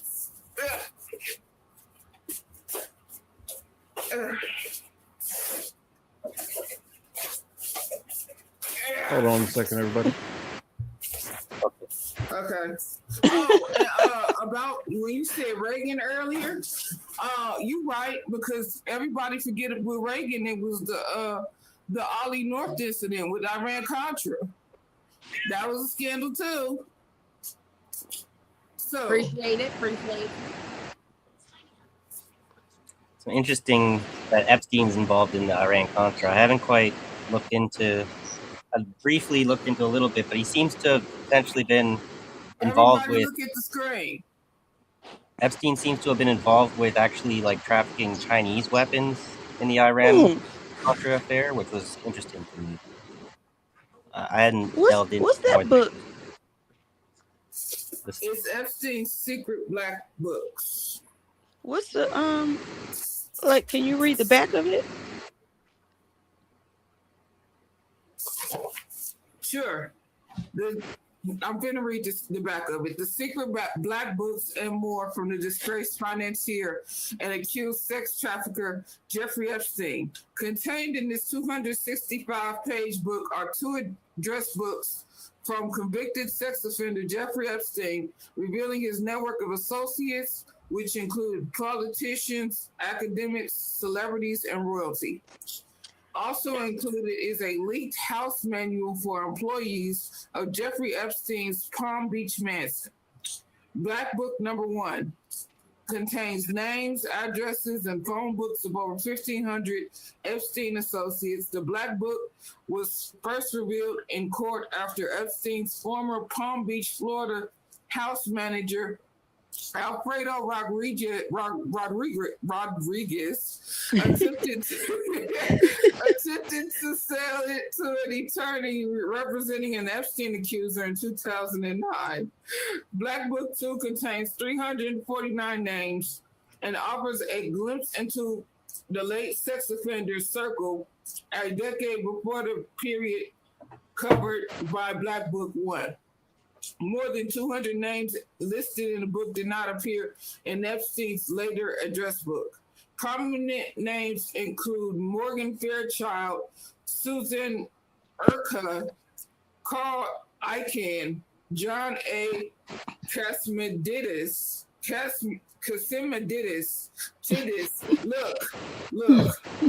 Sandy Warner, and Martin Perez. Epstein's Palm Beach Mansion House Manual. This is the 56-page Epstein Palm Beach House Manual that was made public in sex trafficking case against close Epstein associate Ghislaine Maxwell. In this manual is dated February 14, 2005, and this details strict protocol for house staff.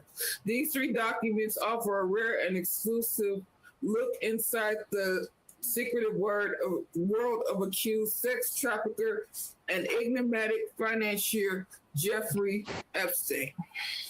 Have you guys seen that Congress just passed a bill that says that their sexual exploits or whatever cannot be public news?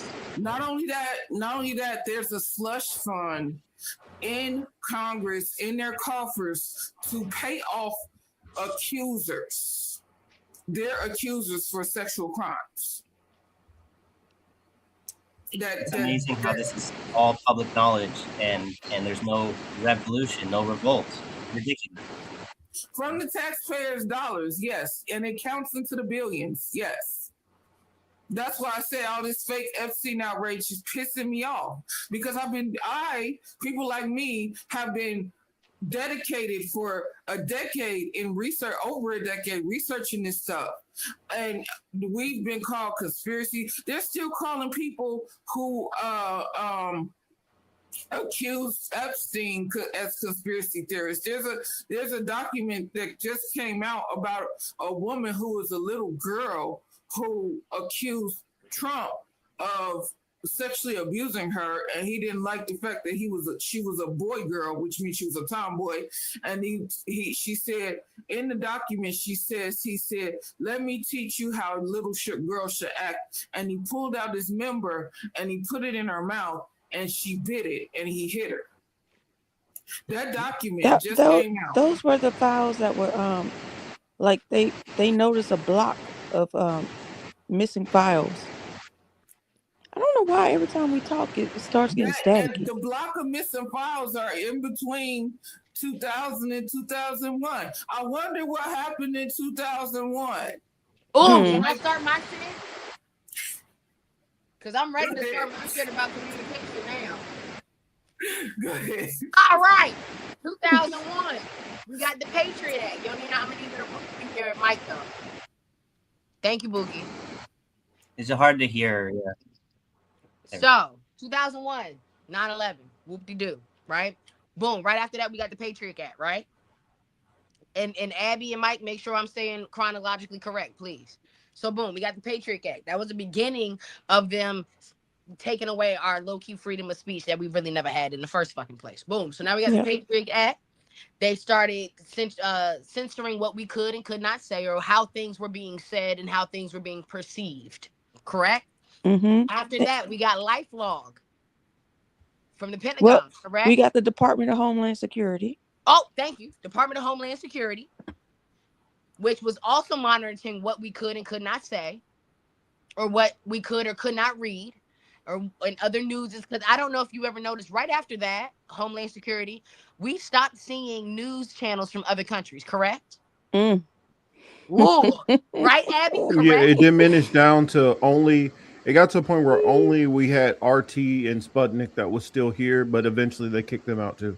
Right? And then remember the NSA came up around this time, and with the thing with the Operation Mockingbird was found out about this time as well. Remember that too.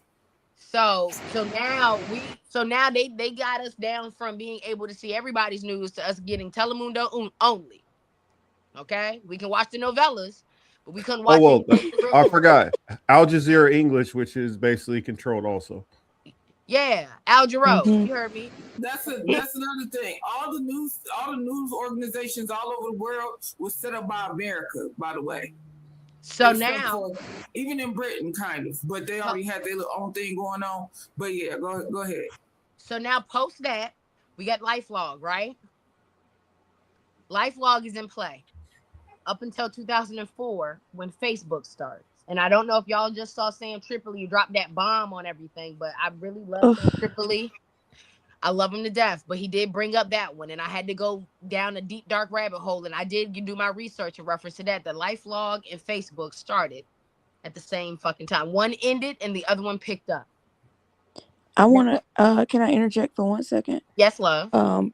Just because I'm thinking about how Facebook, when it first started, it was, you know how they had like community standards, and they would put you on in Facebook jail and stuff?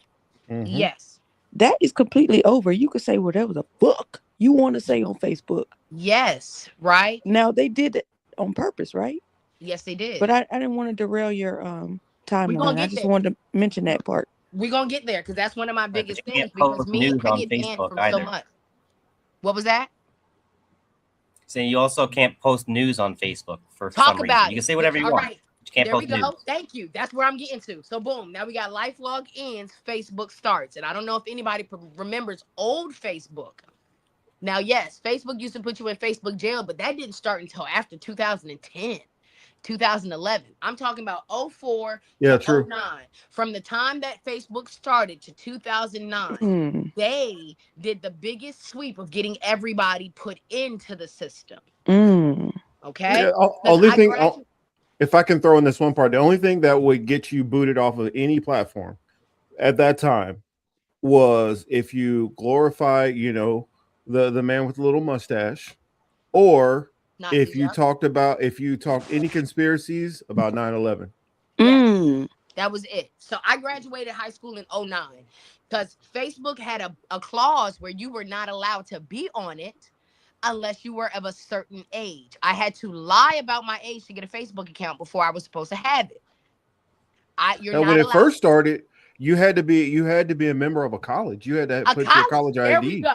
You had to be in college to have it. I wasn't in college until 2009, but I had a Facebook in 2006 because it took over and it took away from MySpace. Okay? So boom, now it's 2004 to 2009. I have had a Facebook for all of 3 years. Now I'm in college. Now I'm utilizing it in the means of which they want you to do. It's only supposed to be taking pictures of you being drunk at the fucking frat parties. It's supposed to be the way that you talk to somebody if you're missing a fucking term paper, XYZ, right? But then they fucking switched it. And about 2012 is when it switched. It became more of a family-oriented thing. Now they want to see pictures of your family. Now they want to see pictures of your kids. My friends are getting married. They're graduating college. They're putting up their engagements. They're taking pictures of everything else. It was not Instagram. It was Facebook. You posted your shit for LinkedIn. That was your LinkedIn shit back in the day before LinkedIn even came, was your Facebook. Okay? Yeah, because I got on around 2008, 2009. And it was not what it is today. Oh yeah, I've watched it change, just like you're saying. Every iteration, I've watched it be kind of more college centered, and then I've watched it go to, okay, now we're going to start making it more family and more social platform, and then it start getting political. There we go. So now we're pivoting into a more social era. Now I remember during this time, boom, our boy Obama was back on his political game. Heavy as a bitch. And that's all Facebook was plastered with. Then it started taking the left turn and becoming more of a political landscape of who you will and won't vote for. Because don't you remember around that time? That's around the time you started having splits between households. Well, yeah, because at first you had you had a lot of people who leaned left of center to like communists, who were the only people who were politically really engaged on there. You had a very, very small contingent of people to the right. And then all of a sudden it was an explosion of people from the right that hopped on there, and it got super divided real fast around, I want to say 2012. Well, there's also, you're saying 2009, there's the great 2008 crash. Sorry, before that, 2010 with the Tea Party, rise of the Tea Party. And I'm wondering when Twitter. What did you say before that, Michael? I was just saying, you're talking about Facebook changing around 2009, 2010. There's also the big 2008 crash likely had a big effect on how they're restructuring things. Well, that's why it was more leftist. It was more of a left swing, because you had a lot of people who were college age who were talking about a lot of the they were more on the Occupy Wall Street side. And so that's why it took this real heavy left wing spin, because more of these college students were affected by it. And then I was wondering about Twitter. Where does that start in all this? Twitter start coming about once it started getting to the point where you could get kicked off every 5 minutes. And I don't know, correct me if I'm wrong, Teal. When it started getting to that point, and it started getting to people like, because once the Tea Party type people came on there, and like the pre-Trumpers, it wasn't until QAnon, Twitter and QAnon. Yeah, that's when it started. So we're getting to that, but that's later in my timeline. Let me finish looking and we'll get there. Yeah, okay. I forget. Yeah, it's about 2015. It's about I'm getting there because it's like almost around like Obama's like the other election around that time. Yeah, it's about his second term. Let her cook. Is when we're going to start bringing in Twitter and Instagram, because those other two, Twitter and Instagram, changed around that time too. So hold on. So boom. Now, sidebar. During this time, I am a corporate chef, and I'm working for different corporate entities at this time. Okay, I just started getting into my bag about corporate entities. I learned about Oracle. All right. So Oracle started bagging in all of these fucking government contracts. After 9/11. Yep. Keep that in mind. All right. So your left hand hold up a fist and hold Oracle over here in 2001, and just understand that they are on the outside portion of everything that I'm saying. Okay. Boom. So let's get back to the timeline. Let's get back to social shit. So boom, the Facebook movie drops. Everybody sees it. They're like, oh my God, Facebook. Stocks go fucking flying for them. Okay? More people start flooding this shit. This was also our first means to actually communicate at around 2012 to 2015 with other entities across the world, because at one point in time, you couldn't talk to somebody somewhere else on Facebook. You could only talk to your select circle of people. Who were your friends? And that was it. That was a big thing, your friends and your connections. Now, after the second term, we're getting more political. We have the Tea Parties coming up. We have the Libertarians popping out. We have the non-voting, us. The Green out. Parties. The Green Parties, everybody. Okay? Yeah. Now we're all becoming... Go ahead. And when you started having more of those bands, that's what led to a big chunk of those people, more of them left of center, who would have been the so-called progressives and stuff like that. That's when they all started fleeing to Twitter. Yes. Because once they start, go ahead, Abby. Sorry. Oh, I was just gonna say, like, because they would put you on timeout for so long, and you get frustrated, so you start moving to these other social sites. Yeah, it started becoming, and so the QAnon type people, they started moving to the 4chans and the 8chans and stuff like that. Whereas the progressive and the kind of, I would say the Democrats to the progressive to the Democratic Socialists, those type of people all started flooding over to Twitter. And Jeffrey Epstein had a hand in all of that.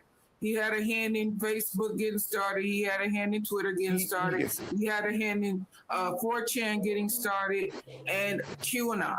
He had a hand in that getting started too. No doubt. We're just giving timelines though.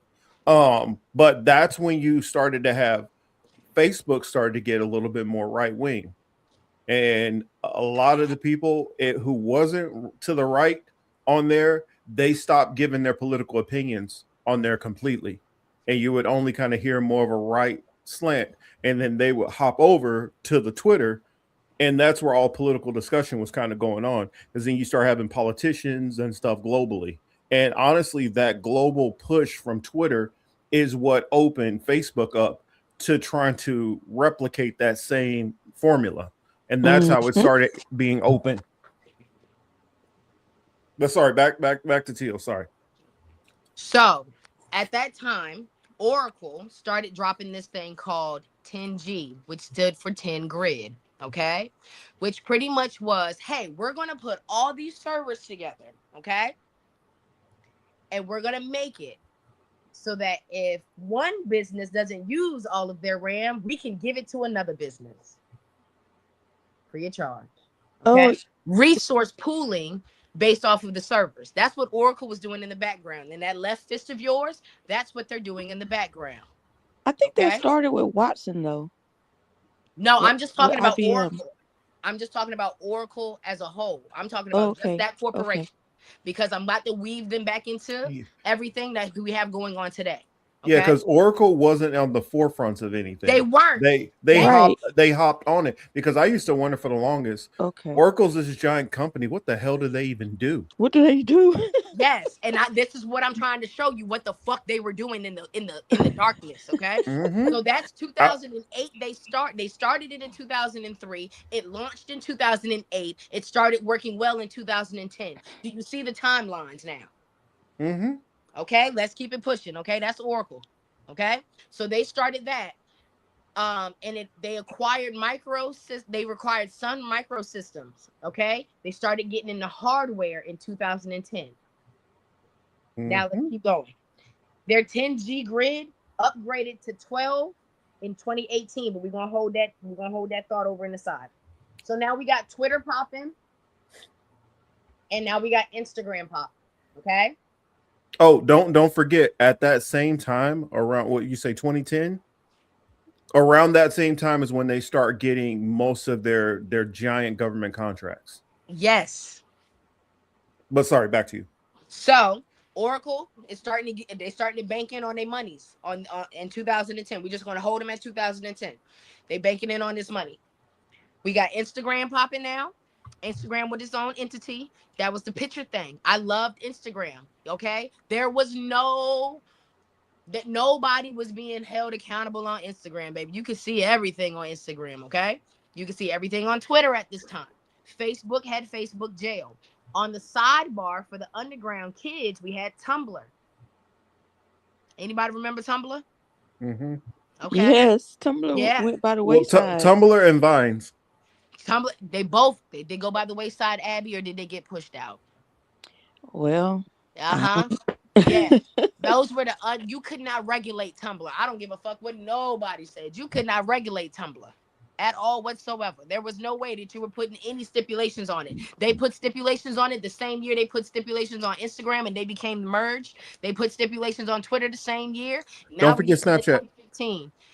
We're not there at Snapchat yet. Snapchat. Do you feel like somewhere on do you here feel too. like Pinterest got pushed out by Instagram? Pinterest? Yeah. Pinterest was for the home wives, okay? That's still for the home wives. They changed that whole makeup because Pinterest is now on their Facebook too. Pinterest is part of Meta. I did not know that. Yeah. Yeah. What were you saying, yeah. Michael? What were you saying, Michael? I was saying, I feel like TikTok's kind of being unmentioned in all this too. Because we're Well, not it there yet. didn't We're in exist. 2015. You gotta let her cook. You gotta let me Yeah, cook. it was. Every It time wasn't. I It stop, wasn't. y'all got. I don't get farther in my timeline. We still in 2015 barely. Okay. Yeah. TikTok wasn't really a factor in this quite yet. Not yet. It's So very interesting. now we have all of these entities, these communication, these social entities, these ways that we can become a social quote unquote network. Sound familiar from that motherfucking movie? Mm-hmm. All of these things are webbing into a social network. Now we are webbed into the matrix, if you may say, since we're on the political matrix. We have Instagram, Pinterest. Pretty much everybody got the same memo. Hey y'all, we Meta. My name is Facebook. Y'all can either get with us or get lost. Mm-hmm. At this time, Google is probably our biggest search engine because now they've gotten rid of Ask Jeeves, they've got rid of Bing, and they've got rid of Yahoo. You see how they monopolize how we search our things? And Lycos. Who remembers Lycos? Okay. No dog. Pat, hear me out. I hear you, Yona, but let me finish. So now we have none of our search engines are working anymore. Now we only have Google. Okay. And DuckDuckGo. And DuckDuckGo if you're really nasty with it, right? But if we're thinking of this as a non-Green Party, not the entities that we are, the entities we're still trying to convert. Okay. If we think about it like them, all they have is Google. Yahoo is gone. AOL is gone. What happened to those discs we used to get in the mail? What happened to discs, period? Oh, those AOL. Yeah, remember they used to give you free internet? Yeah. Now you pay for internet everywhere that you use it on. Your computer, your phone, you pay for it constantly now. Remember it used to be free? Get a good 30 minutes to test it out. We don't get it. We don't even get that anymore. That was back in 94 though. 94, 95, I think. Until 2001. Yep, 2001. Yep, They until stopped 2000. giving out the disc in 2001 when the Patriot Act came.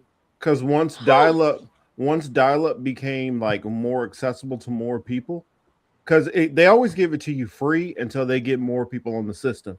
Once they get enough people on the system, that's when they start charging for it. Come on. And then to combine with that, they start pushing more people onto the system after 2001. Come on, I'm cooking with this one. I'm good at something about that. Oh yeah, you own communication at this you point. own. Yeah. So boom, let's fast forward now. They sent out that letter in a sense, okay? That was like, hey, get with it or get lost. We lost all of our search engines. We lost all of our other internet providers. It started to dwindle down, and now it's became monopolized of who can give us our internet and who can utilize these servers, and who started getting more and more contracts. Oracle. Now more oracles are popping the fuck up everywhere. At first, they only gave a fuck about military installations. Now they care about normal people. Mm-hmm. Facebook bought Instagram. They are now part of the Meta. Facebook bought Pinterest. They are now part of the Meta. Any means in which you could have some form of free speech, they bought it.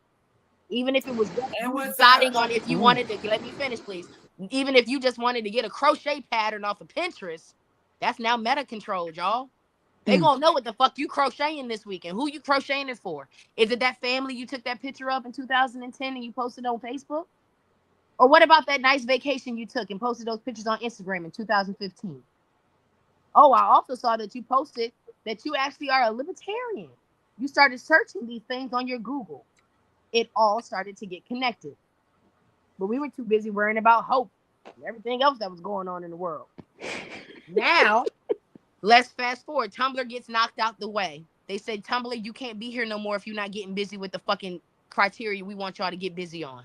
Because you can see some wild shit on there. So where do those people funnel to? Twitter. I'm getting to where you're at, Michael. Okay? Now we're back funneled into Twitter because Twitter feels like a free speech space at this time. And you can also still look at porn. So people really thought it was cool over there. During this time. Or Musk owned it too, right? When it was owned by Saudis or whoever else. Yeah. Well, no, the Saudis, when the Saudis got involved in that, they cut the porn part out.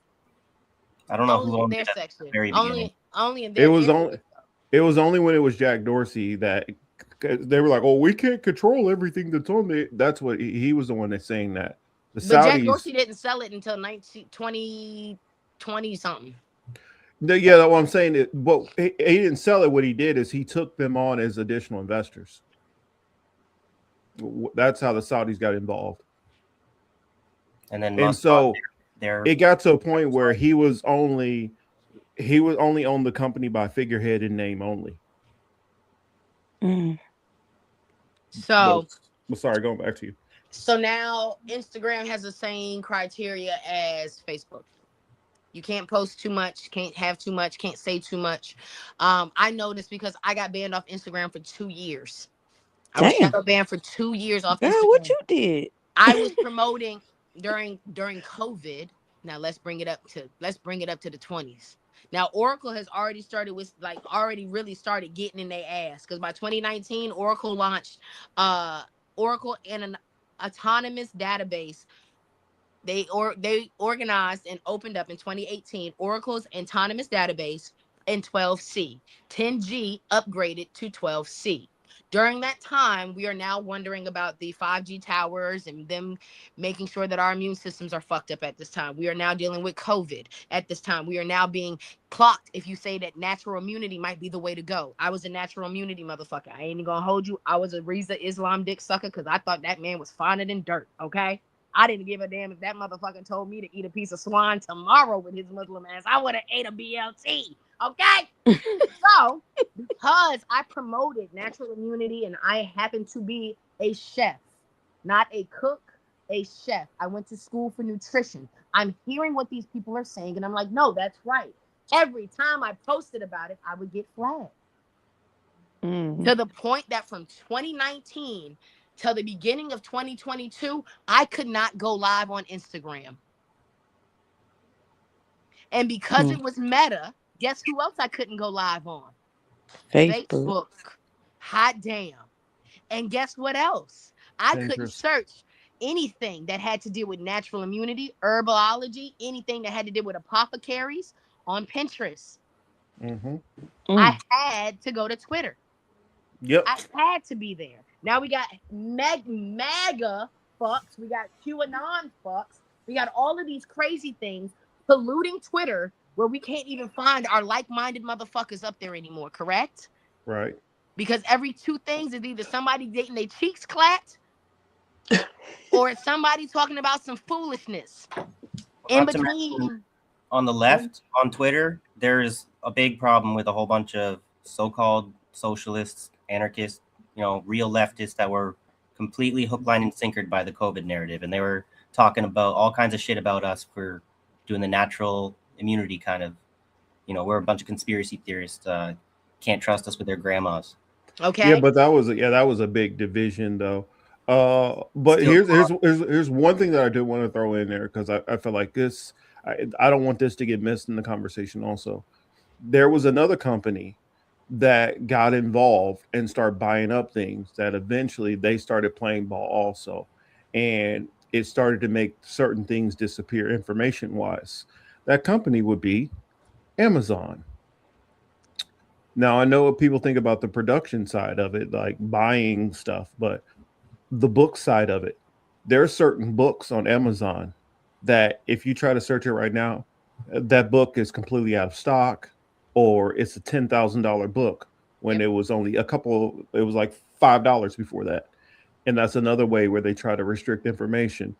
Also, before Google completely changed their search algorithm to now you got to like really, really scrounge through your Google search results to find exactly what the hell you want, because they don't even want to give you all the search results. So I just want to put out, so now let's go back to our left hand of Oracle. Okay, we're in 2018 to 2020. Now we're talking COVID, right? We already know, as political people that spoke on these platforms, we already know how hard it was to get our fucking point across. But maybe we can figure out why. Because Oracle in 2018, that autonomous database that they did, it is a cloud native AI driven data management system that automates tuning, security, backups, and updates without human intervention. That's what Oracle did. That not once does it say anything military related. No. That's for the human race. That is for us. They didn't do that for the military. They were supposed to be over here focusing on the military bases, making sure that our top secret files don't get fucking put into an anonymous drop and sent to China. No, they care about what the fuck we're posting now. Okay? So 2020, let's fast forward to let's get from 2020 to 2025. We know how hard it is to promote stuff on anything, any of these things. Facebook jail is at an all-time high, but now it's completely gone. You can put news articles where you think you can put them, but who's going to see it? 2 people? You can get 100 likes on your booty picture at the beach, but you will get 0 likes on the fact that you want somebody to have natural immunity. You can get 150 likes about you popping coochie on the yachts, but you'll get 0 likes about the fact that you don't like one person that's getting voted in. So now everything is getting tweaked and moved. Now I want to bring up what it is that we have started to put in our brains. 2020 was the time where Netflix, Hulu were being watched the most. So many people sitting in their house, not being able to go anywhere. Now they're sitting online, just watching TV all motherfucking day. Streaming services are out of the wazoo. People are no longer watching Cox Cable or any other Xfinity. Nobody is watching the news that is actually on your actual local TV channels. Everybody is in their house streaming. Everybody's on the same Wi-Fi the same Wi-Fi grid that Oracle just created. Everybody's watching these Hulus and Netflix and Paramounts, and now everybody's streaming everything. And now you're going to tell me that the son of Oracle has bought Warner Brothers and Paramount? As of March 2026, David Ellison now owns Warner Brothers and Paramount. He owns 2/3 of all the streaming services that we use on a daily basis. And his father owns the servers in which we are allowed to even search up what movie we're going to watch next. Our communication has now been funneled into 2 hands: Facebook and Meta and Oracle. And TikTok came. And they're both juicy. Yes. Well, I would say even more so than that, where the money which they donate, what does that money get donated to more than anything? Because their money, all of this money and all this stuff seems to be on behalf of a particular entity. I want to get with Michael now. Now, Michael, I'm coming to talk to you about that TikTok you brought up. Okay, you ready? Who bought TikTok? Oh, the Chinese are threatening about. We gotta stop the Chinese from owning TikTok, but I don't even think they actually owned it, right? They never did. But who owns it now? I'm not really too big on who. I wasn't even following who was buying it. Sure, I can tell you who owned it before. Singapore actually owned it, and they were working in conjunction with the Chinese government, but the sale was a forced sale to an American company. At least what they did. Well, actually, what they did, to clarify, they split TikTok into TikTok America, and they have TikTok for the rest of. They split all their TikToks into certain countries. So TikTok America, TikTok Europe, TikTok Africa, TikTok Asia, and they sold off the TikTok America to. Well, they left it open. And then they did basically a no bid. Well, it wasn't. They claimed it wasn't a no bid contract, that it was put out there and it was bid upon. which got bought by the Ellisons. Yeah, Larry Ellison he's the guy who owns it now. So I just don't know Correct. who we bought it from, like the whole history. I just remember there's that hearing with that Singapore guy, and they're treating him like he's Chinese, and he's like, "The fuck? Yeah. I'm not even Chinese." And they're like, "I don't care." Anyways, moving on. So yes, Michael, you're absolutely right. Who owns TikTok? Ellison. Who owns Oracle? Ellison. Who owns Warner Brothers? Ellison. Who owns Paramount? Ellison. Who owns Oracle? Ellison. The Ellison family is owning all of our communications. And then they made that policy shift that outraged everybody. They want to get off TikTok. And now I'm seeing there's the same thing, a policy shift on Discord that everyone's wanting to get away from. Yeah. I don't think that Ellison owns Discord, but I would be highly surprised if he's not involved in some way with whoever does. Now, the other thing is, what about Reddit? Yeah, what about Reddit? What about Reddit? There we go. What's next? Reddit is Bitcoin boy. What's his name? And what's who owns that? The Bitcoin dude. What is his fucking name? Is it Andreessen? Serena Williams' husband. Serena, yeah. Doesn't he own Reddit? Hold on, who founded it? Stephen Huffman and Alexis Ohana. Nah. Bitcoin had a big hand in Reddit. It's funny you mentioned Bitcoin, because when you're talking about Oracle, you said something about the way that they're like using the RAM from other people's unused devices without really recognition. I heard with Bitcoin, or I found out in my research that the same thing is happening with the power grid, where because they're like mining energy or whatever, they found a way to use that excess energy that the power grid's not using. Somehow Bitcoin is supposed to be making that an efficient use of that kind of energy. Sam Altman is who you're talking about. Is that who you're talking about, Teal? Sam Altman? Yes. He's another key significant investor. Thank you. So, all that to say this. Our freedom of speech is done. Long story short, we can go ahead and say that died officially.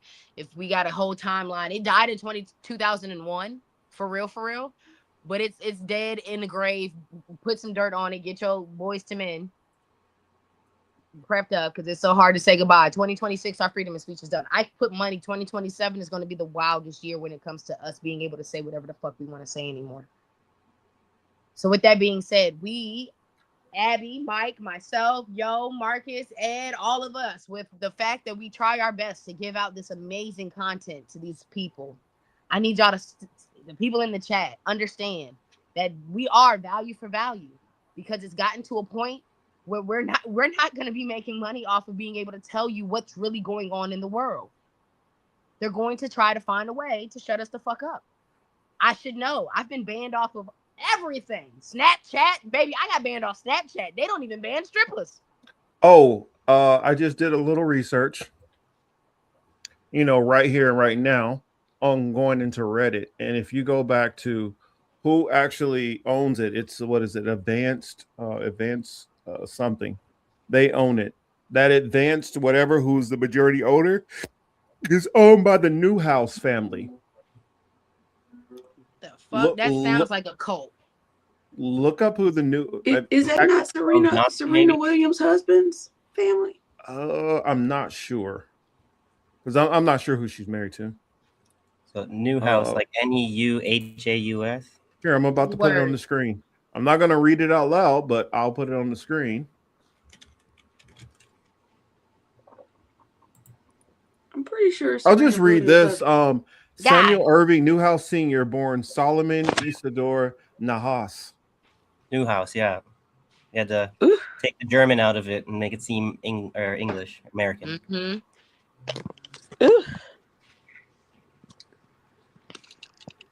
Advance also has substantial stakes in Warner Brothers, Discovery, Charter Communication, and social news site Reddit. Look at that. They're partners with Ellison. That reminds me too much about, I was looking into the, who was it? The Roblox, the owner of Roblox. Woo! And he comes from the same kind of region. He's Jewish-born immigrant from the northwest of Ukraine, Hungary kind of area.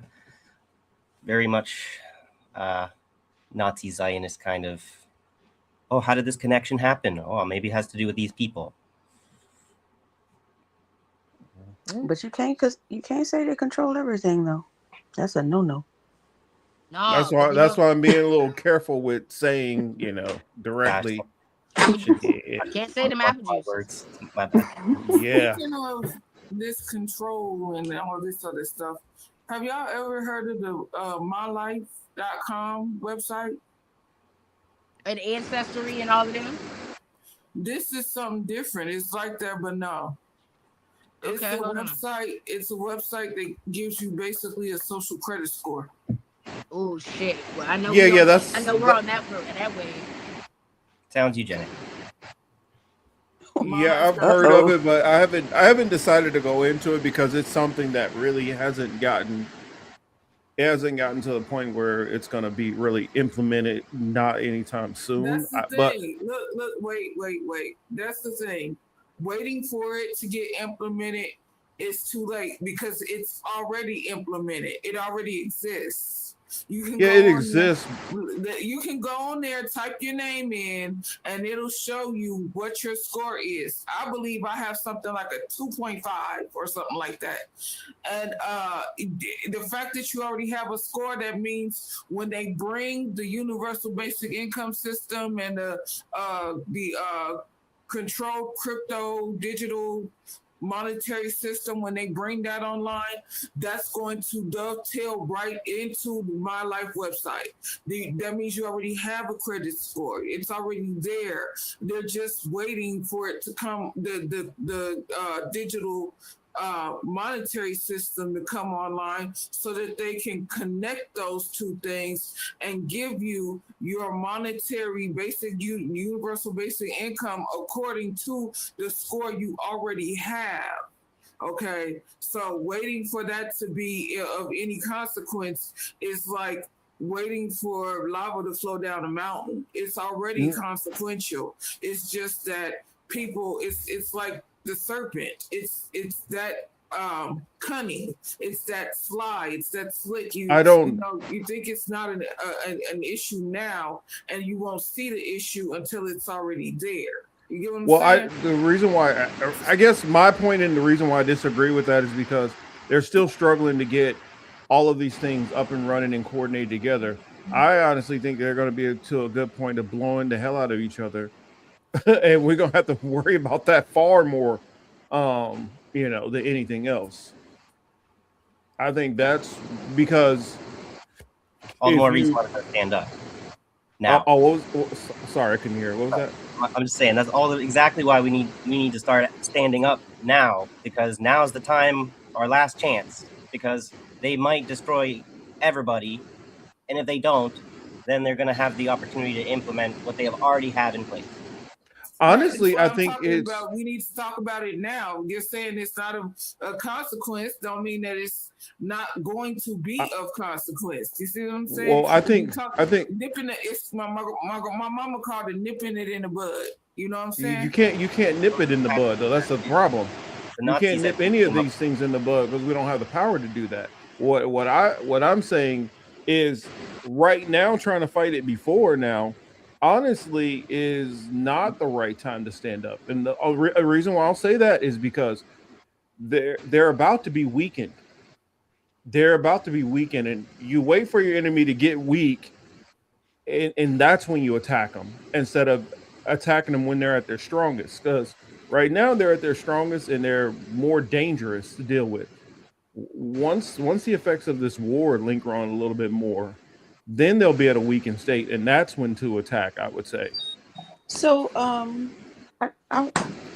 agree with you, Morpheus, because if you look at every empire, how they fell is they were like overcompensating, like spreading their military far and wide for dominance. Yep. And it's not sustainable, and eventually it's going to collapse. Exactly. So I think when it collapses, that's the time to strike.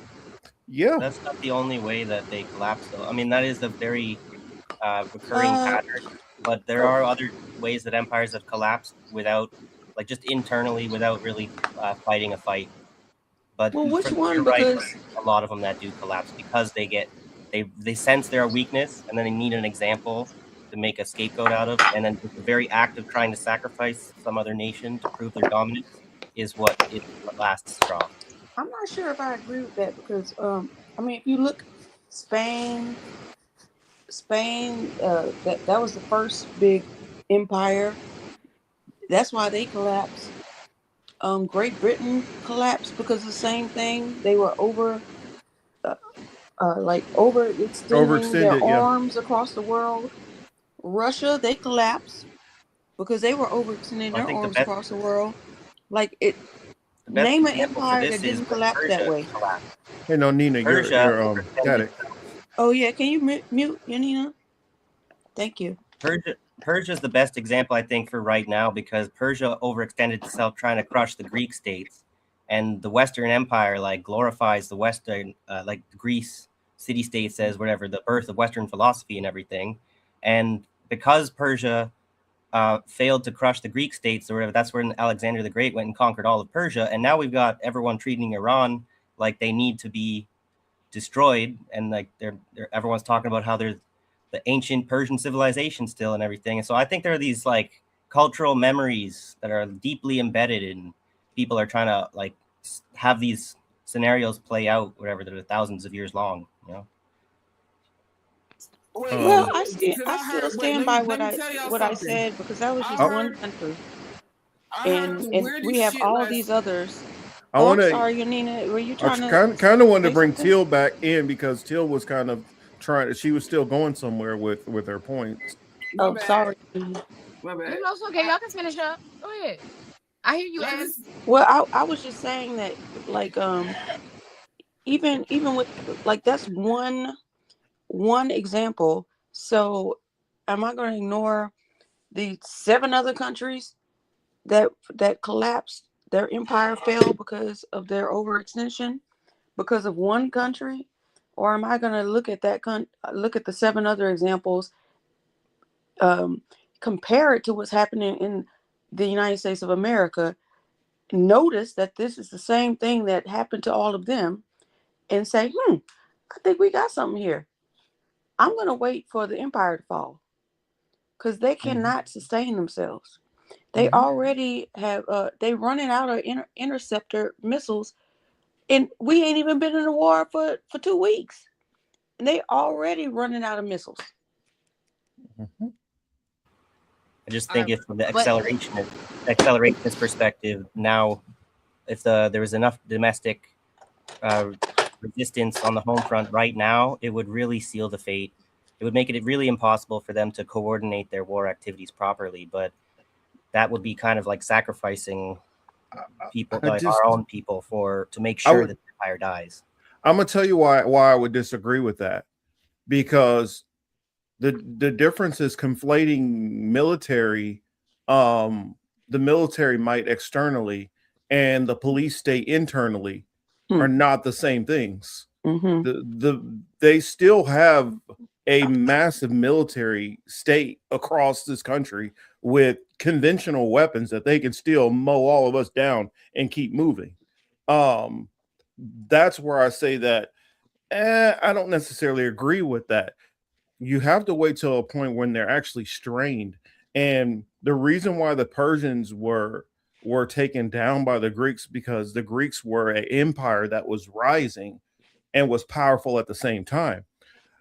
The internal population was not you can't compare internal population to the power of a nation state. And that's the difference. Comparing Greece taking down Persia is not the same as, us basically trying to Red Dawn the United States. And also, we got to remember, this is a far more technologically advanced and more militarily advanced society that we live in now compared to those times of old. Those times of old, if you were a great swordsman, you could go mop through, plenty of leaders. But now, no matter how great of a swordsman, that's the reason why China was obliterated by Imperial Japan, China had all of these great swordsmen and fighters and all that, and Japan went in with guns and mowed them all down. And that's how they a small little area like Japan was able to subjugate the vast Chinese empire. And it's the same kind of situation. They have a vast amount of weapons coordination that they could deploy against a ragtag bunch of people. And I think when we try to extrapolate things of the past and try to equate, like for instance, when people talk about the union power of the French Revolution, or just any of the French times when they've risen up, you had a certain temperature in those countries, and you also had to think about the geopolitics that were going on that was weakening that country as a whole. Not to mention, you weren't sitting there with drones and equipment to be able to spy on every corner of the population. Back then, they could form a siege because they didn't have to worry about a helicopter or a plane coming and blowing them sky high. They were able to set up, but we don't have that ability now to be able to build up our own, like our little mini country and fight this protracted siege. Yeah, for sure. I'm not trying to necessarily make a direct kind of comparison. It's just like that. You've heard of the Thucydides trap idea about how the hegemon kind of starts to recognize its declining ability to maintain its empire, and then so it feels a sense of desperation. It recognizes a rising competitor like China, and it knows that it has to do something, but there is no it's just like history is moving on whether America likes it or not. There is nothing that they can do to prevent the rise of China there. So I think what they want to do is like corrupt China into, like the rats need us to leave the sinking ship and find the next place to colonize. Well, I would argue there's things they can do. They're just not smart enough to do them and not willing to do them. They're just not willing to. Like, for instance, since China has such an authoritarian regime, they could literally just do the opposite and not be authoritarian and actually offer, hope and glimmer and good instead of force and greed. But that's not in their vocabulary. Nope. And this is where the thing about the you're right about the technological military advancement is kind of what predetermines the conflict in a lot of ways. Like the Sun Tzu sort of, you win the fight before you ever step foot on the battlefield. So, but we kind of hit a ceiling with the nuclear weapons, and now the AI has become the whole. That's the way to get the next one up on the next person. But we're kind of reaching these ecological limits. But to us, we recognize there's going to be massive population collapse with the problems like the global warming and the running out of fresh water, and then we need all this technology just needs to keep consuming all the water, and the oil or whatever just continues to poison the air and everything. But they don't care about the population collapse or whatever. They got a plan for that. Yeah, they got a plan for that. It's called close the gates and let you guys savage each other. And then once the numbers are back down, we'll come out and settle the rest who survive. Y'all watch that movie that Obama executive produced? Yeah, I know what you're talking about. The World Left Behind. I put that in the thumbnail because there's something that I was going to bring up regarding that. So, if you guys would like for me to, Till, before I go to that, anything you wanted else add? Because I think this ties in. So, Liz sent me this. So, watching it, I last while you're looking for it, I just throw out in my discussion on communication with this. With everything that's going on in the Iran war, we don't know what the fuck is really going on. They tell us 5 bodies. I've heard 500. Oh, we're still gonna get into that. We're still gonna talk about that. I know, because that's gonna start leading into what you got going on. So I just wanted to close out my segment by saying that's exactly where I feel things are at. We can't believe what we're seeing. AI has taken over so fucking much. These companies run the AI too. They allow the AI to be put on there, but they don't allow our political views and our real facts to be put on these social media sites. But you can watch a dog do a backflip and then eat some Cheetos. And there's no regulation on that. So with that being said, I don't want anybody to take this as an alarm, but please don't believe what the fuck you're seeing on CNN, especially with Ellison being the person in charge of what you're seeing. Or yeah, you can watch a dog do Afrobeat dances. But I just saw that some of that and it just frustrates me. But yeah, this lady here is talking about some of that same technology and a bill which went in during the Biden administration on something they wanted to put in, and this had to do with technology and a push from MAD, Mothers Against Drunk Driving. So let me mute myself and let her talk about it. Now, granted, again, this is one of those things that it won't necessarily affect everybody. It may not even affect everybody to a whole, but this is something that it's worth knowing about at least. Warren, it's good to see you. Thanks for joining us. What is this so-called kill switch technology that we're hearing about? Believe it or not, it was passed under the Biden administration under the infrastructure bill in 2021. And it's, if you want to do the research, it's section 24220.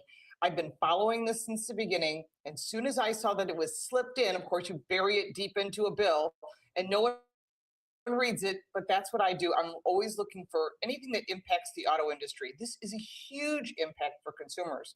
It was originally supposed to be placed in all 2026 cars, but unfortunately, one, the technology does not exist. So what they've done in the interim, since this is 2021, they put in tracking your eyes. Well, we've all kind of seen that. You know, you're driving and maybe it'll say, pay attention to the road. And you're like, do you need a cup of coffee? And you think, all right, it's tracking my eyes. But it's also using that for lane departure. So they're using it for multiple safety features. But there's a couple companies, one of them being Gentex, has been in business for a long time. And in your rear view mirror, it tracks not just you, but the people in the passenger seat, the second row, and even the third row, whether it be a child or a dog. It tracks not just your eyes, what you say, and your actions. And then it's going to take this software, not a person, it's not AI, and it's going to make a decision. Carrie, I think that you're distracted. I think that you've got something on your mind, and maybe you shouldn't be driving. Especially if you're in a panic to get somewhere, someone needs your help, a situation's happening, a fire, anything. You can fill in a million scenarios. What the car will do is put on its four ways and stop the car, and you're stuck on the side of the road. That could be a highway, that could be a city street, that could be in your driveway when you're trying to leave, you're trying to load the kids in the car to get somewhere in a rush. We've all done it. And it thinks a couple things. One, you're distracted, so the car won't start. It's all software based. It's the judge, the jury, and the convictor all in one. And here's the big part of it is it's supposed to be designed. They slipped it through under the guise of drunk driving. Nobody wants drunk drivers on the street. Nobody. But if you read the actual bill, it says that the car will interfere with your ability to start it. And this is where I get really upset about this. My story has been viral all over the world. People are starting to be aware that when you build a car, this is going to be in all cars. And the technology is initially supposed to be on the start-stop button. You put your finger on it. It says, oh, you've got alcohol in your system. It won't function. Well, that technology doesn't exist. There are 31 other technologies that are used for people that have drunk driving issues. The courts put them in place. The person who is convicted will pay for those fees. But that's different now. Now they're saying that everybody's guilty until the car decides you're innocent. And think about the fact that you're trying to get somewhere. Your mother needs your help. A friend needs your help. There's a fire. Pick a million scenarios, and you try to start the car. And maybe you took your nail polish off if you wear nail polish, or maybe you were taking paint off a paintbrush, any of those type of chemicals, or maybe you just use mouthwash. There's a lot of alcohol in mouthwash, or some of the perfumes have a lot of alcohol in it. Okay, so we all get the point where she's going from there, which, correction, most mouthwashes don't have alcohol in them anymore. It's kind of something they've kind of gotten out of most mouthwashes. But anyway, I get the point where she's coming from. Morpheus, can I just mention something? Sure. Because I saw this rapper on, like, he was on a highway, and he had what's that ugly ass truck, the Tesla? Cybertruck. Yeah, that thing. His truck just stopped on the highway because in and it said that he was saying something against the like standards or something. I don't know. I think he had mentioned something, and Tesla said, "You can't drive this truck anymore." Once they flagged it, I wish I could find it because it sounds too crazy to be true. No, I mean, it makes sense. It makes sense because even before they had AI doing this, there was a version of this happening already with what is it, OnStar. OnStar would, just decide, okay, we're going to shut down your vehicle. Well, this is my thing. All right. I don't know how y'all live y'all life, but baby, we got this company called Drive Time. Okay. And they are independent car sales, but they're an entity, but they do in-house financing. And when you get a car from Drive Time, if you don't pay your rent, you don't pay your car payment, you don't start your car.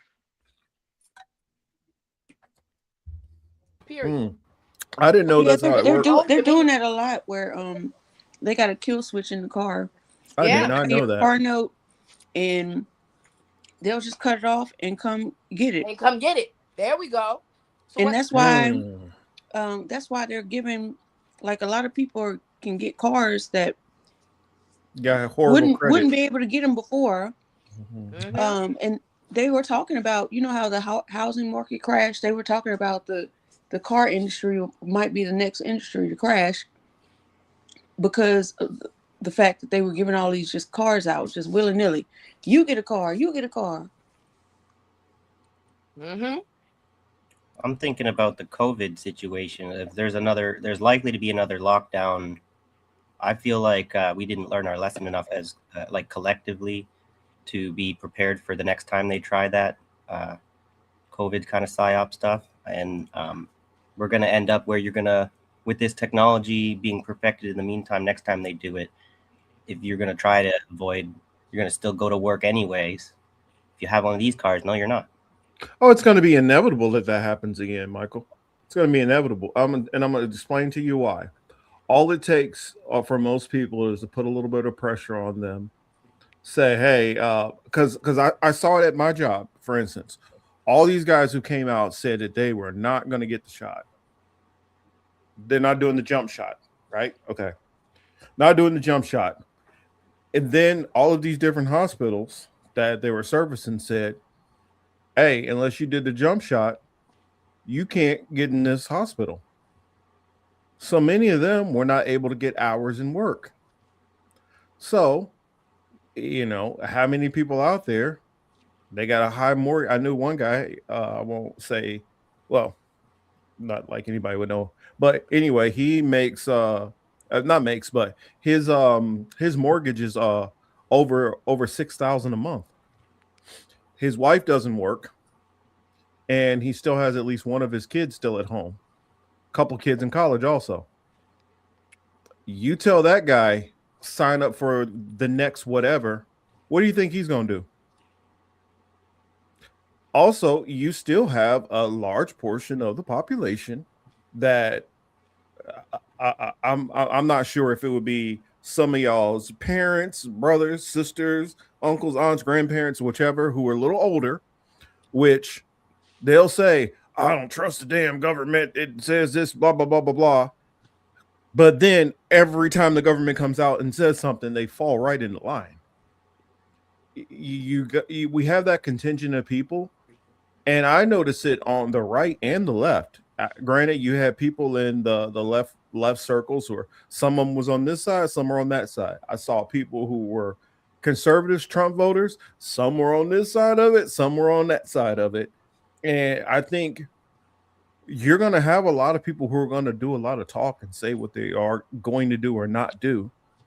But we find out the real truth when the rubber meets the road, when the situation is actually forced. For instance, when that was going on, I opted to every week, because living out here in California, they were real strict on it.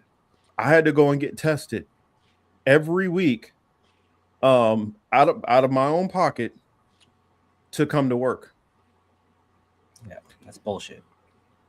And then you have people in other places where they didn't do it. They completely lost their job. They just got fired. And so there's going to be some people where they're not going to want to do it. But when you tell them, hey, you're going to be fired, and now they're looking for how can I take care of my family? A lot of people are going to, fold regardless. So, I mean, I guess a long-winded way of saying, I don't think there is a such thing as learning from the lesson, because all you got to do is apply enough pressure to some of these people, and they're going to fold anyway. I was in New York City at the time, and I'd never seen, there's at least 11 million people in New York City every day. The streets were empty. Like, I never seen New York City like that. Okay, you were in New York. I went to LA in July just to have a good fucking time. When I tell you it looked post-apocalyptic, not a single homeless person. It was creepy. It was creepy silent. Like, I was waiting for the zombies to come out the motherfucking side of the alleys to start chasing. Like it was so wild. And that's how it felt. That's how it felt. I was there for 4th of July. I was there for the 4th of July, Marcus. This came down in like March, I think. Was it March? It was March 16th. Damn, she remember the date. You got a real good memory. I was messing with a dude that I actually liked. That's all I remember. Because I thought I was going to get locked. I thought I was going to get locked down with some good, and I ended up getting locked down with a serial murderer. Oh damn! And out here in LA, a lot of those like when you went to the Walk of Fame, for instance. Yeah, empty. Empty, and a lot of those businesses never recovered at all, and they didn't want them to recover. That's the gag. Well, they wanted to shut down small businesses, so they could, become more of a conglomerate. That was the whole gag of it all, because there was like this lady had a restaurant. She had like outdoor space. This is when they were allowing people to go back to like they can go outside again. Before I talk about the lady with the restaurant, let me just say this about small businesses, because New York City is they pride themselves on small business owners. At the bottom of all those apartment complexes. We weren't able to go into any of those, but you can go to Target, you go to Whole Foods. They had a security guard out there. You stand in line, and they count the number of people that's going in and letting you in. And I'm like, what if the government had supplied, these small business owners with money so they could hire a security guard? So now you hiring someone and that person's making money, and these small businesses are staying afloat. Oh no, they didn't do that. But every major corporation, Bed Bath and Beyond, all kind of, they were open for business. Then when you talk about the restaurants, this lady had an outdoor area, and they told her she had to close down her business instead of being able to, build something outside, because they were doing that a lot with small businesses. And the reason that they did that to her specifically is because they were the entertainment industry was shooting a movie, and they needed that space. So they out there eating under a big tent, but she couldn't keep her restaurant open to feed her not employees. What's the word I'm looking for? You know what I'm talking about. Her children, her family. I'm sorry. I'm getting upset. I could feel my chest tightening up. Man, right. I guess it's a good thing we got DoorDash and stuff reading Chris H comment. He says you could not enter a Walmart or Costco in Quebec if you didn't take the jump shot. That was what I was thinking, though, is you're talking about how all these businesses crashed. A lot of the ones that have managed to survive had like a kind of fatal having to shift their business plan to something more online, inviting Uber and them in that they now can't really do without and it's not good, right? Oh yeah, like you couldn't even go into like when they opened the restaurants, you had to show your immunization card to get in. And I'm But like, that's well, I guess against I ain't HIPAA. going there. I That's had to fucking against HIPAA, bro. hmm. Suck my dick. You I don't had ask to for my HIV card, did you? You didn't ask for my herpes card, did you? Yeah, I'm gonna need you to suck my dick. If you want to see my COVID card, I'm gonna need you to suck my dick. Straight like that. I planned a trip to Toulouse, south of France. I was supposed to be doing a documentary. It was the James Baldwin I forget what they call it, because you know he lived in the south of France. I said Until he Toulouse. died. I don't think Toulouse is the right city. No, I it is. forget. I was named that. Is it? Well, people think I'm named after Toulouse because my name sounds like that. Oh, okay. So, So yeah. so I was supposed to go because it was like his 50th anniversary or something of when he lived there. And it was a big deal to me. But I did not go because I had to show a vaccination card to get on the plane. Mm-hmm. And I said, no, you're not gonna bully me. Fuck it, I guess I ain't going. Abby, Yonina was able to find your video. What video? So here, I'm gonna share it with you. The video. What's she talking about? The one with the guy who the Cybertruck stopped. Oh, okay, you found it. Yeah. Cybertruck deactivated. Look at bro. Cars all on the side. This rapper claims that when he got home, he received a cease and desist letter from Tesla, alleging that he was violating their copyright because he has a song that's apparently called Cybertruck. And that is copyright law. If someone violates copyright law, it does not give the copyright holder the right to then take away their property. If it were rape. Okay, I couldn't remember why they Tesla did that actually to him. just released a response to this viral video saying that it's fake and that they don't remotely disable Teslas. In fact, this viral video actually caused the stock prices of Tesla to fluctuate, which would actually potentially make this rapper liable for any damages that happen next because the video is fake. If you think you have a case, be sure to visit IThinkIHaveACase.com. Lawyer's reaction. Nigga, I'm in the middle of traffic, bro. Okay, it's fake. No, I think that last bit at the Right. that That it's was- not. That was And then- sarcasm. But that's reminded me of the fucking remember that one that got caught on fire in front of the whatever headquarters or something? That seemed to me like there was some sort of remote shutting off happening there too. I didn't really do the deep dive on what people did. There's this guy on YouTube, and I subscribe to him, and I just can't think of his name right now. But he like goes to scrap yards and buys Teslas and like brings them back to life. He said that, you know, like you try to call Tesla to order a part, they don't allow you to. You have to take it to Tesla. Like you can't order parts. They are demanding your money for the labor. No one else can fix a Tesla but them. You can't just order a part. And I said, ain't that some shit? Now, Bad Cookies, I don't know if he's still here. We were kind of talking about in the chat before we all got up here how everything's moving to subscription. And Michael, you and I have discussed this about the CPU chips and stuff, how different companies stop selling it to consumers, graphics cards, all that kind of stuff, because they've shifted their focus to sell it to data centers. They like quadruple the price and are selling it to data centers only. And Bad Cookies was saying that they're trying to take away computers altogether, and we buy like these little mini computers or something that are on subscription only.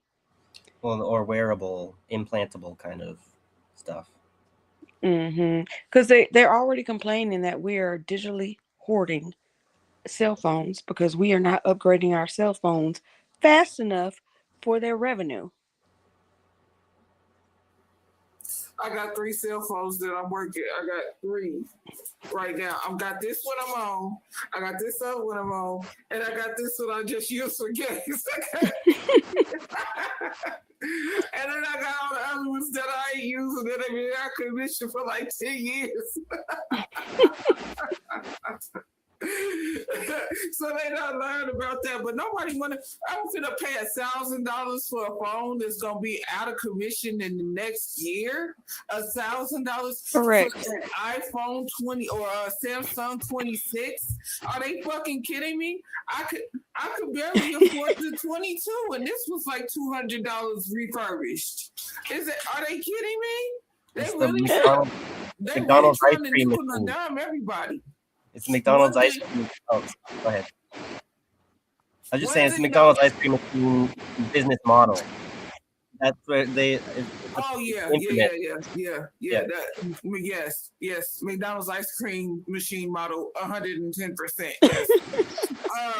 We're gonna get back to that because y'all saw that bike he took off the big archway, a big bike for a big arch looking ass. Anyway, back to AI. Have you ever tried to get Brock to count big numbers? He don't like doing that. And there's a video out that this guy named Last Messages. Bye, Uncle Warren. We love you. He gotta go eat.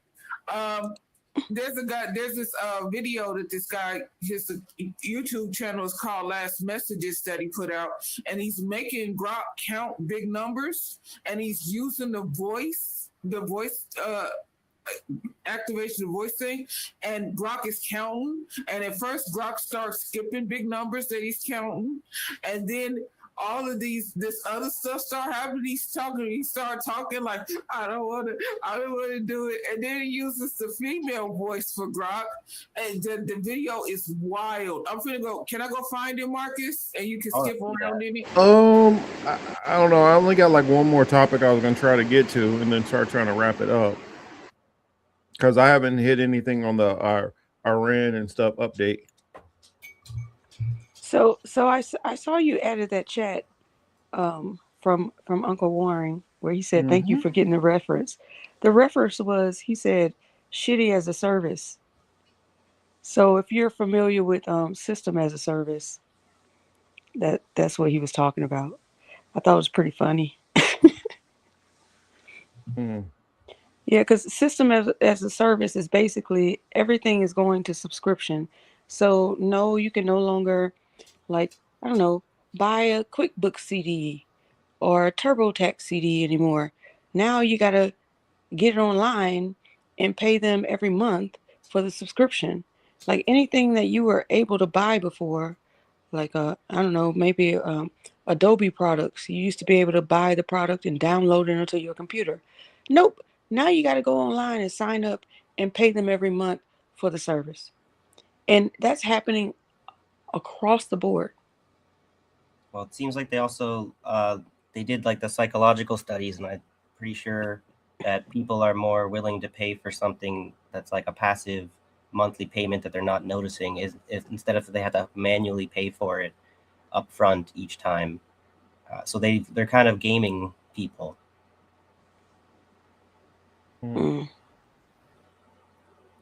Well, we digress, Morpheus. We talked enough. Yeah, I'm saying I gotta finish up this topic. I can go some food in my belly. Yeah, also, thanks I for- need to check the stats on to see what's going on in the World Baseball Classic. I don't know. You know, alone on that one. I'm not too interested in all that. Have fun. Yeah, I don't know. I always like when there's major sports and they're played, globally. Well, sports I care about. Who's playing? Who's playing? Uh-huh. There's like 30 teams that are in it.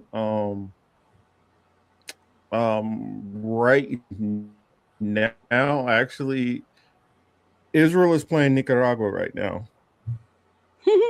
Didn't Venezuela smack them? Oh yeah, Venezuela smacked them up. What was it, 11-3? That's so delicious. Mwah. And then I watched. Oh my God, that game Puerto Rico versus Panama was I mean, a nail biter. It literally went into overtime. It was a hell of a game. And then I think, let's see, I guess so far, earlier today, Japan played Australia. Japan beat Australia. Um, Cuba beat Colombia. Oh, Dominican Republic destroyed the Netherlands 12-1. And Italy beat Great Britain 7-4. So I think it's kind of interesting because you don't normally, I don't normally see some of these other countries play baseball.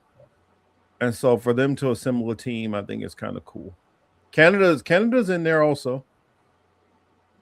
Canada's on the stronger side. So you have some teams that are kind of like, I'm trying to think, what is it? The Netherlands, their team is like literally put together from like some of the guys are like, he was formerly a high school player and he was kind of good and he's on the team. And then you got a couple of guys who played junior college ball and you got a couple of guys who like they got like one major leaguer who he played on like 10 different teams and never like played in like one game.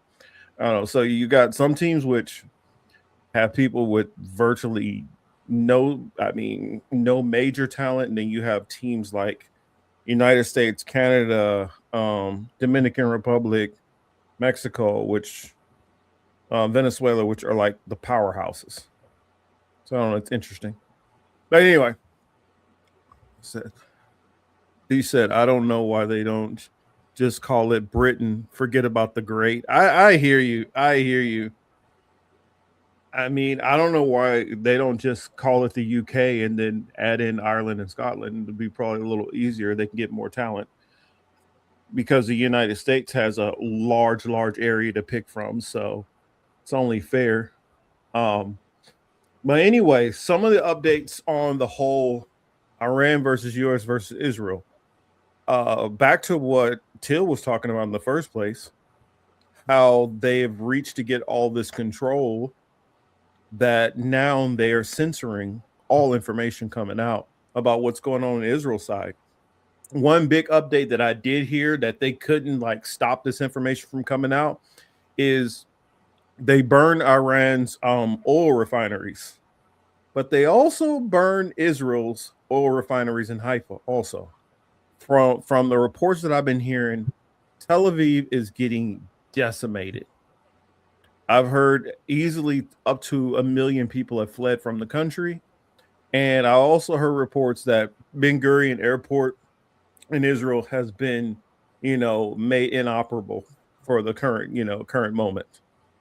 So I know also they're down really low on the interceptors to the point that they're literally trying to take back some of the ones that they got from Ukraine and from Taiwan.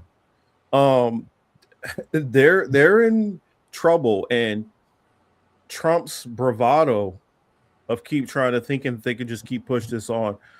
One thing I'll say is that they have no clue where these launchers are even coming from. And another thing I would throw out there, this is a time where people who have been feeding intel are now getting caught up. Because I don't know if you guys remember, I talked about either last week or the week before, how India is like on nobody's side. India is working in their best interest and they are backstabbing everybody. They're getting caught up right now because they had just recently 38 ships from India which are caught in the strait, which they're not allowing to get through because they have found out, or at least suspect, India as being the one who's been leaking information to Israel, which shouldn't be a shock. But yeah, it's getting interesting. And right now also you have China and Russia have been feeding a ton of information, which that doesn't surprise me, but they've been feeding information so that they can have more accurate strikes.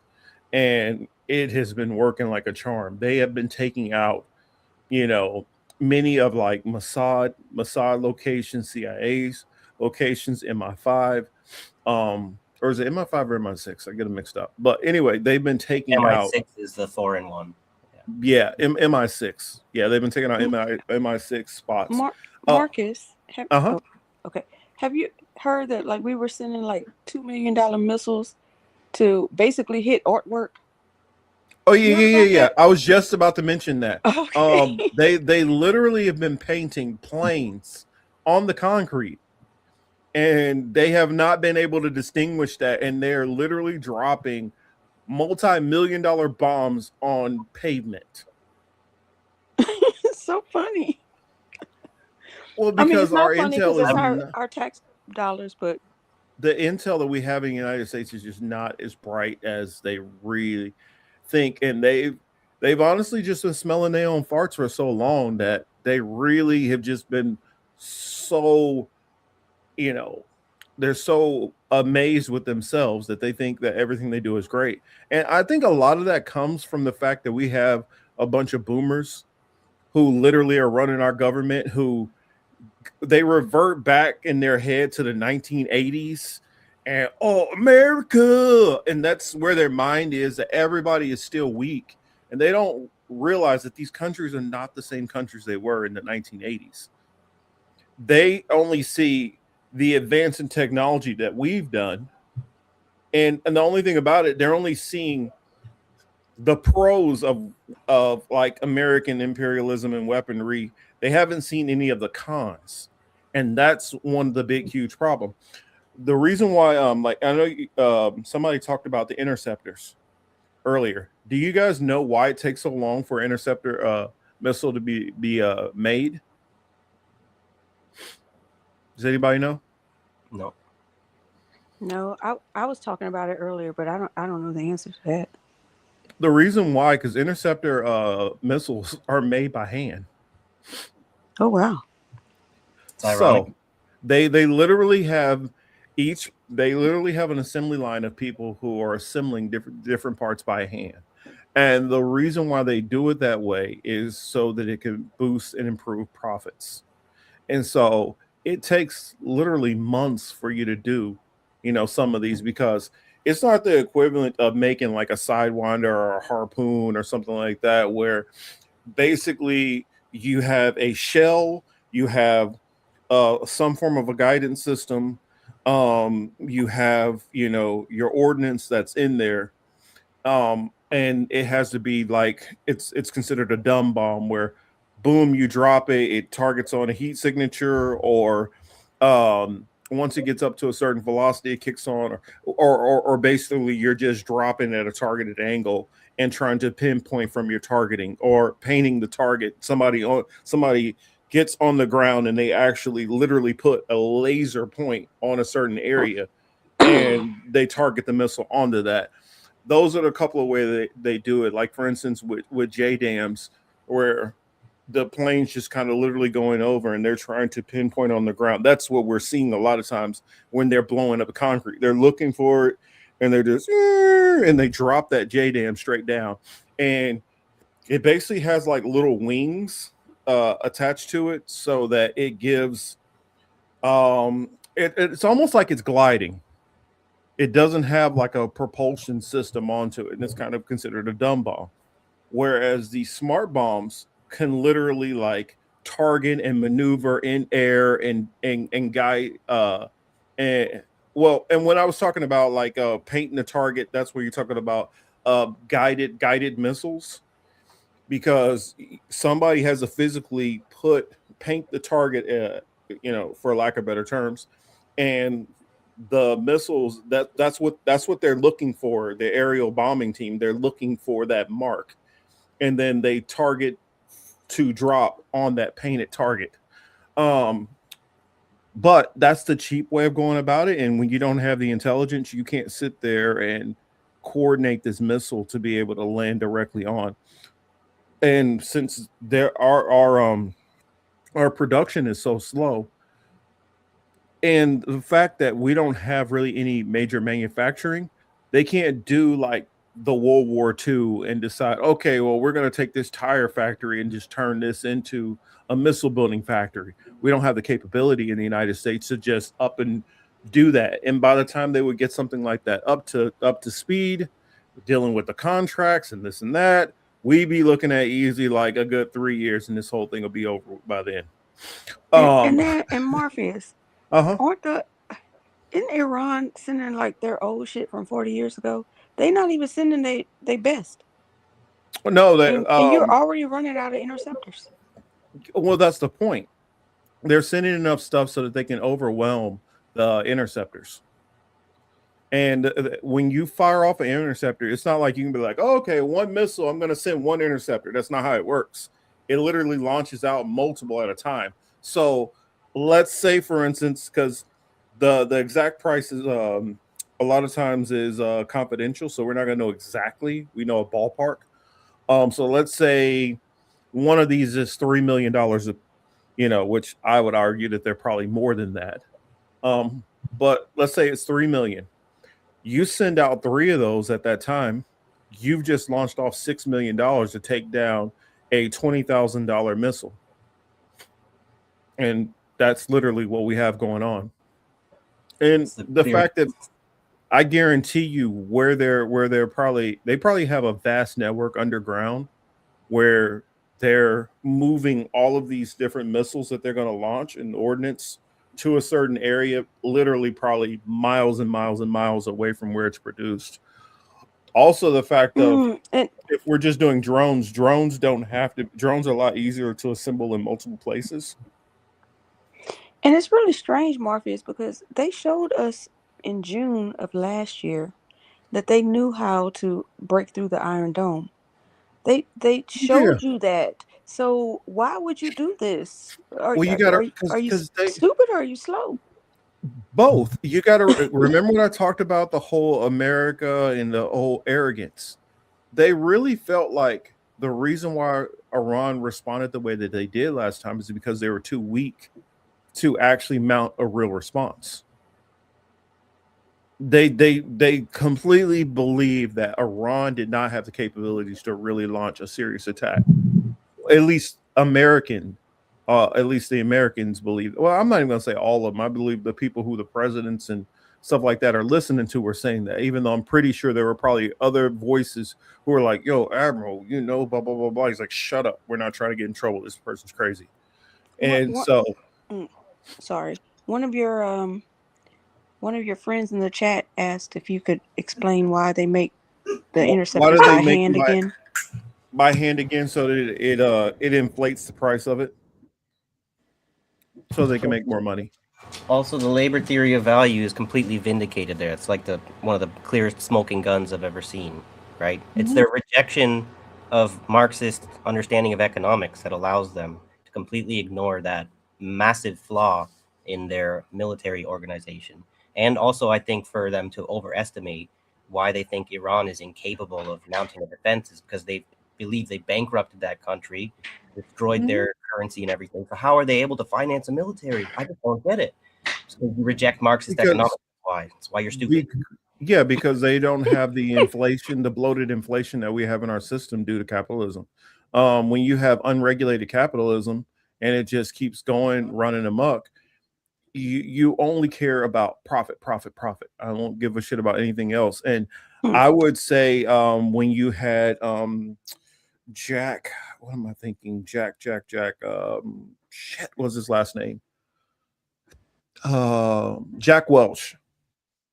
Jack Welch, who came in the 1980s, completely turned on the head of what running a corporation was like. Granted, they were always capitalists before, but he's the one who brought in the whole greed is good mentality and don't worry about taking care of your workers. And what they would do back then is they would offer a good pension. They would offer, good pay. And with the taxes being higher, it behooved them to take that money and reinvest back into your employees, because it also kept your employees with money to be able to buy more products, for them to be able to help the economy overall. But they started cutting down the workforce, and that had to do with once you got Reagan into office. Once Reagan got into office, he cut taxes down from 75. They were 91% before this, but He cut them from 75% down to 28. And then when that sent us into a quick recession, he bumped them back up to like 37. And it sat Yeah. at 37 until what was it? George W. Bush dropped it down to 35. And And then in that timeline, I don't want this to get lost. So during the Bush era, then Tom Friedman came around with his book, The World is Flat. Mhm. And that's when they changed, they used to call it outsourcing. And they changed it. They changed the name to offshoring and tried to like clean it up and make it a decent, a beautiful thing And that's for the what led to country. NAFTA and all that stuff. Mm-hmm. There was another one before NAFTA that happened under the Bush administration. The hell, sorry, got distracted. I saw something flashing lights in the other room. But anyway, yes. Jackie asked this: is that who the Gordon Gekko was based off of? Yes, that's exactly who it was based off of. That whole mentality of greed is good, and that's the reason why GE is basically an afterthought at this point. GE was one of the most powerful American companies by far. And what he ended up doing is he ended up gutting this company out by only worrying about shareholder profits. Before, an average GE worker would have like 2 homes, would be like a single income household, and you have a wife and like 3 kids and a dog and have plenty of vacation time. And that Jack Welch mentality completely stripped all that away. It stripped the social safety net away. It stripped the whole going back to Ford. Ford had the mentality of yeah, I'm going to give my people an extra day off. It wasn't because he cared about the people. It was because I need to make sure that these people are rested so they can get back and work harder. Also, I need to make sure they have more time off so that they could go and buy stuff. How am I going to make sure that they can buy stuff? Pay them a little bit more money so that they can invest more money back into me. And there was an unspoken rule with the capitalism class of, okay, I'm going to ask you to do this and I'm going to take from you, but at the same time, I'm going to pay you a little bit more so that you can help me. They were still taking advantage of us as a whole, but there was a better give and take, and there was a balance. And what happened is that balance got way out of whack with the Jack Welches, and he led to the modern mentality of the CEO now, which went from making about 50 times more than the average employee to literally like 5 million times more than the average employee.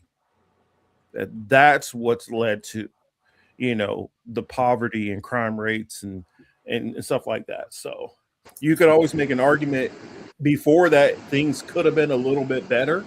Yes, but this is what destroyed things, the Jack Welches. This is the offshoring, all that. I call it the skilled care nursing business model, because they did the same thing in nursing facilities where they took out all the workers in there to help keep the place moving efficiently.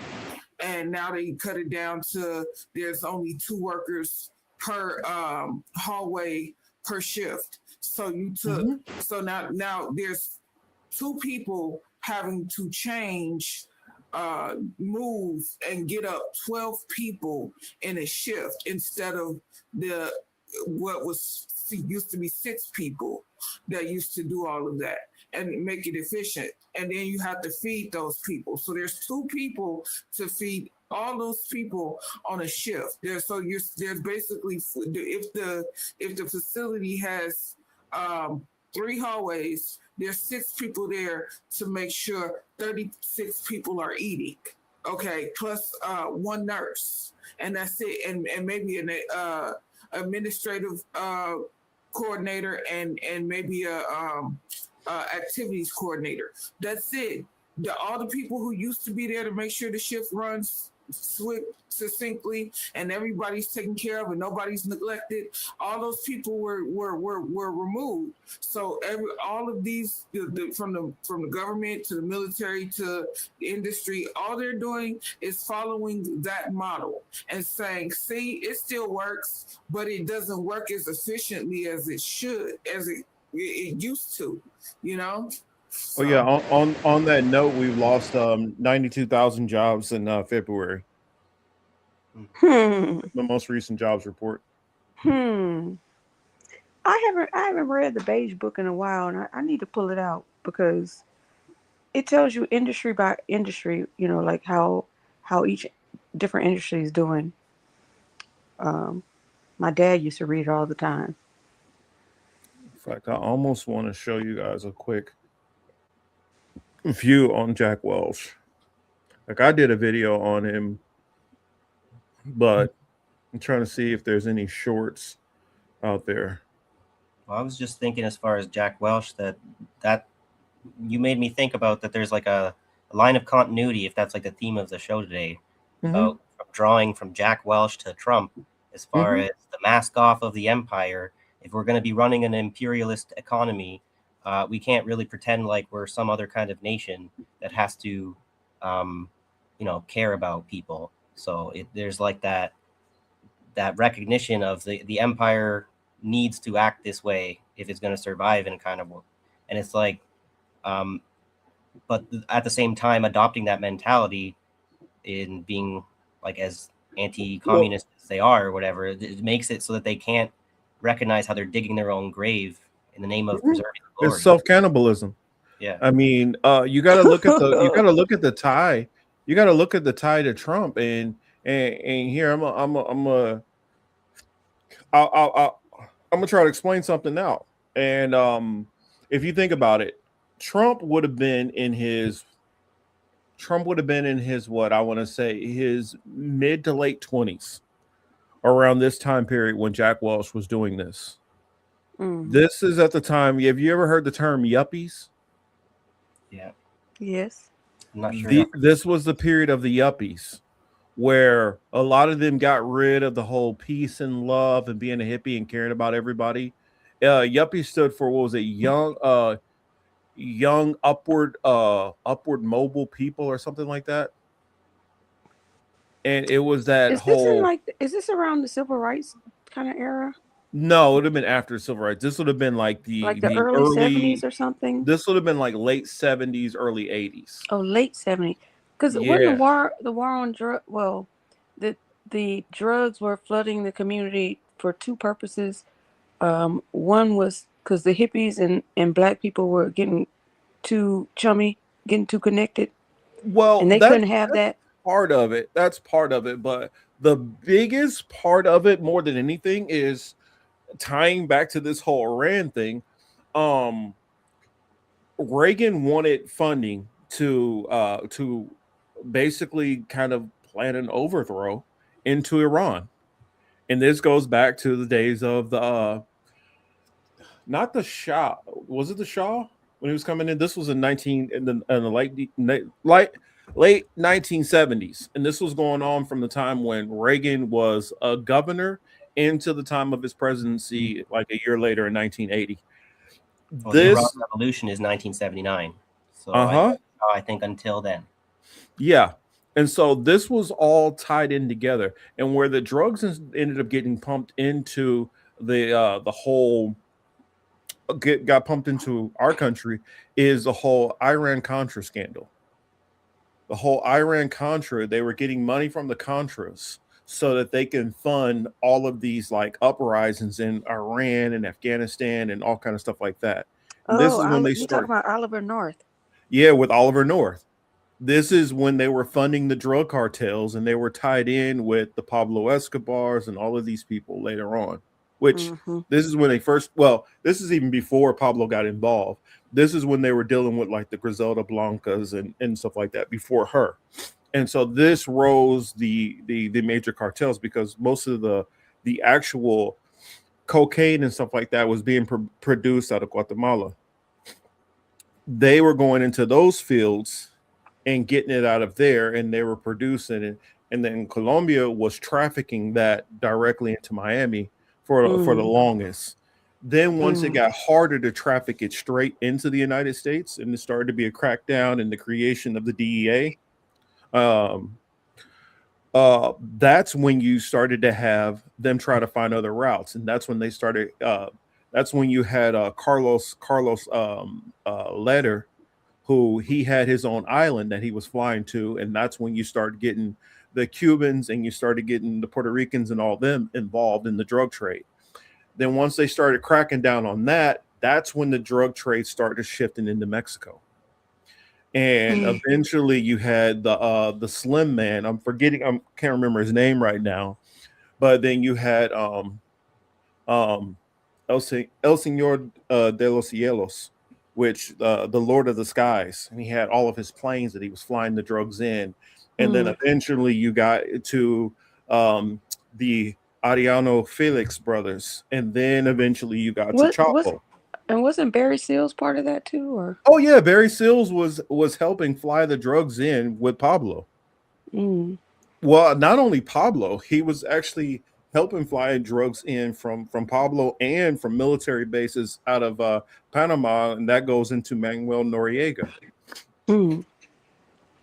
And so the U.S. was completely invested in pumping up the drug trade, and they were taking that and they were shifting the drugs into the lower incomes of the United States, heavily into black communities, and at the perfect time after you just shipped away a bunch of factories in the 70s and shut them down.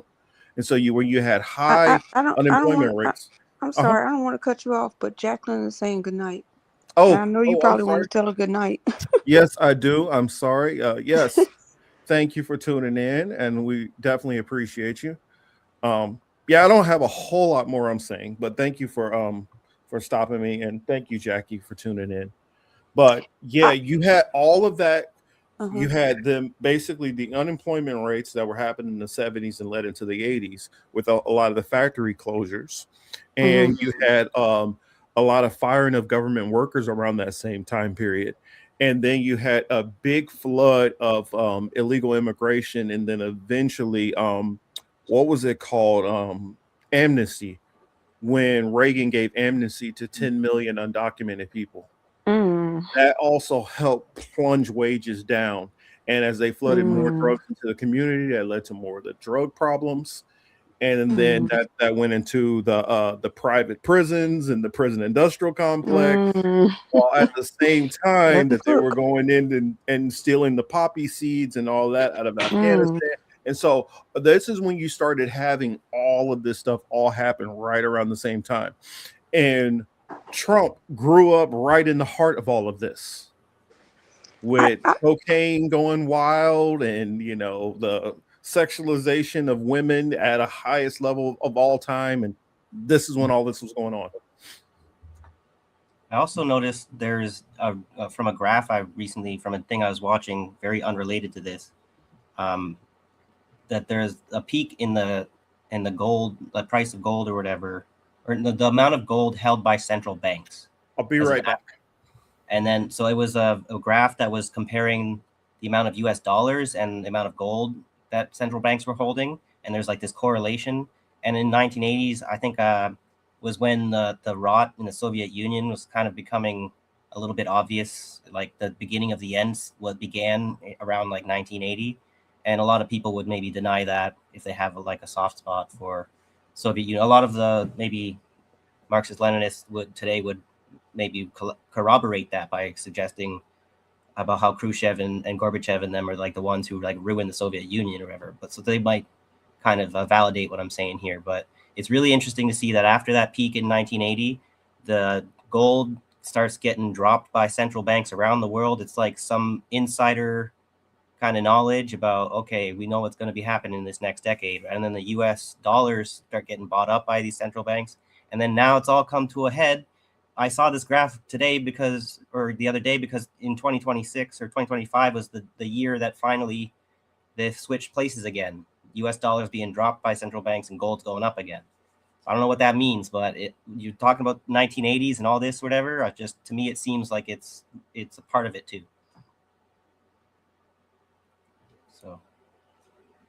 I'm gonna need to be getting to be. I didn't want this point to be lost either about that era, because Oliver North he had to leave in disgrace. Remember the congressional hearings? I don't know if anybody remembers that, but he left in disgrace, bowed out for like 10, maybe 15 years. I'm sure they were taking care of him the whole time, because he showed up again. He had his own TV show on Fox News. You talking about Ollie North? Mm-hmm. Yeah, because that basically he shows got you whitewashed. Yeah, he fell on the sword. And they said, "Don't worry about it. We're gonna take care of you, and we'll allow you to reemerge later. But you got to lay low for a little while." Do you know a real question that they asked him?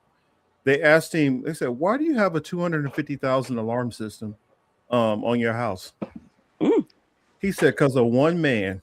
You know what that man's name was? Osama bin Laden. Oof. Yes. So in the Wait a early minute, 80s, but he was talking about Osama bin Laden. But they were friends. Wasn't Osama friends with us during that time? At first, Yeah, he didn't become see, like. Osama bin Laden left from Saudi Arabia, and he went to Afghanistan, and he created the Mujahideen. And the CIA helped train him and his men, and we funded them. And then we just said, fuck it, and left. And we let them get slaughtered by the fucking Russians. And so I don't know he was why anybody pissed. ever trusts America with their they don't have word. They don't have, you can't shake hands. That's the same thing with these Turks who might get in bed with America again after being screwed over by them 3 times in a row. That man in Syria who was wanted Isn't for Turkey part $10 of million NATO or or United something. Nations? Which one? Oh, sorry, both of you asked a question I didn't hear. I'm Which sorry. one? Well, you say Isn't what? Turkey part of NATO or United Nations? Yeah, Turkey's part of NATO, but you got to understand when Turkey was actually becoming an official country, when they split it up, the Great Britain split it up in a way where you had a group of people, the Kurds, who were kind of their own separate people. They had their own religion, they had their own culture, and they always were just them. When they split it up, they gave part of the Kurds area to Turkey, they gave one part to Iraq, and they gave another part to Iran. And they've never molded into any of those groups. They've always maintained themselves as the Kurds. And so they've constantly caused internal strife within all 3 of those countries, because secretly what they want is they want the land that they had back and to have their own country of Kurdistan, which it was supposed to happen, a long time ago. Well, and that's using the Soviet strategy of national liberation against them, because you see that the Americans are saying we could play that game too, and now they still, it's sort of something that continues to poison the well today, where anytime we try to find a revolutionary nation to liberate, the Americans are right there trying to elevate another group so that they can divide and conquer each other. I guarantee you many of these protests that you're seeing, that these people are so happy the Ayatollah is dead, and many of those people who are like, I'm tired of this religious extremism, I guarantee you'll find most of these people will be Kurds, because Kurds, their form of Islam is a lot more moderate. They don't believe in forcing women to wear headscarves. In fact, a lot of their women don't. A lot of women fight in their military side by side with men. That is a hell no in Iraq and Iran. Well, and speaking of Kurds, I think it's an interesting thing that Trump was trying to pretend like he's going to use them for a ground invasion. But I think what's a bit of like an unreported headline that's been going on this beginning of this year is the Kurds in the Rojava, the autonomous region there. They've been kind of betrayed and smashed by the Americans, because they used them to overthrow the Assad regime, and now they're using the Al Qaeda Jolani leader they're backing them now, and they're using Turkey whatever to dismantle the Rojava region while asking the Kurds to do a ground invasion. Interesting. Here, in fact, let me show you guys this. I forgot also to mention Syria. They actually overlap into Syria too. But here, let me pull up map. You see this right here? I don't know why it does this weird ass crap. I never understand this. But anyway, if you can see right here where my mouse is, this is Turkey, and all of this right up to here is still Turkey. These are all Kurds who live here. This is Iran and this is Iraq, and they split on basically on the sides of there, and then also a good portion of Syria. But that's the reason why there's a lot of internal strife in these countries, because you have a group of people who are just their land is just taken and given away to these people, so they hold a bitterness to the rest of these countries around them, because though they live in the country, they don't feel like they're part of the country. They don't have representation in these countries either, because these are mostly Shiite or Sunni controlled regions. Hell, I mean, another group that's not even talked about very often are Baathists that are there also, who have no control.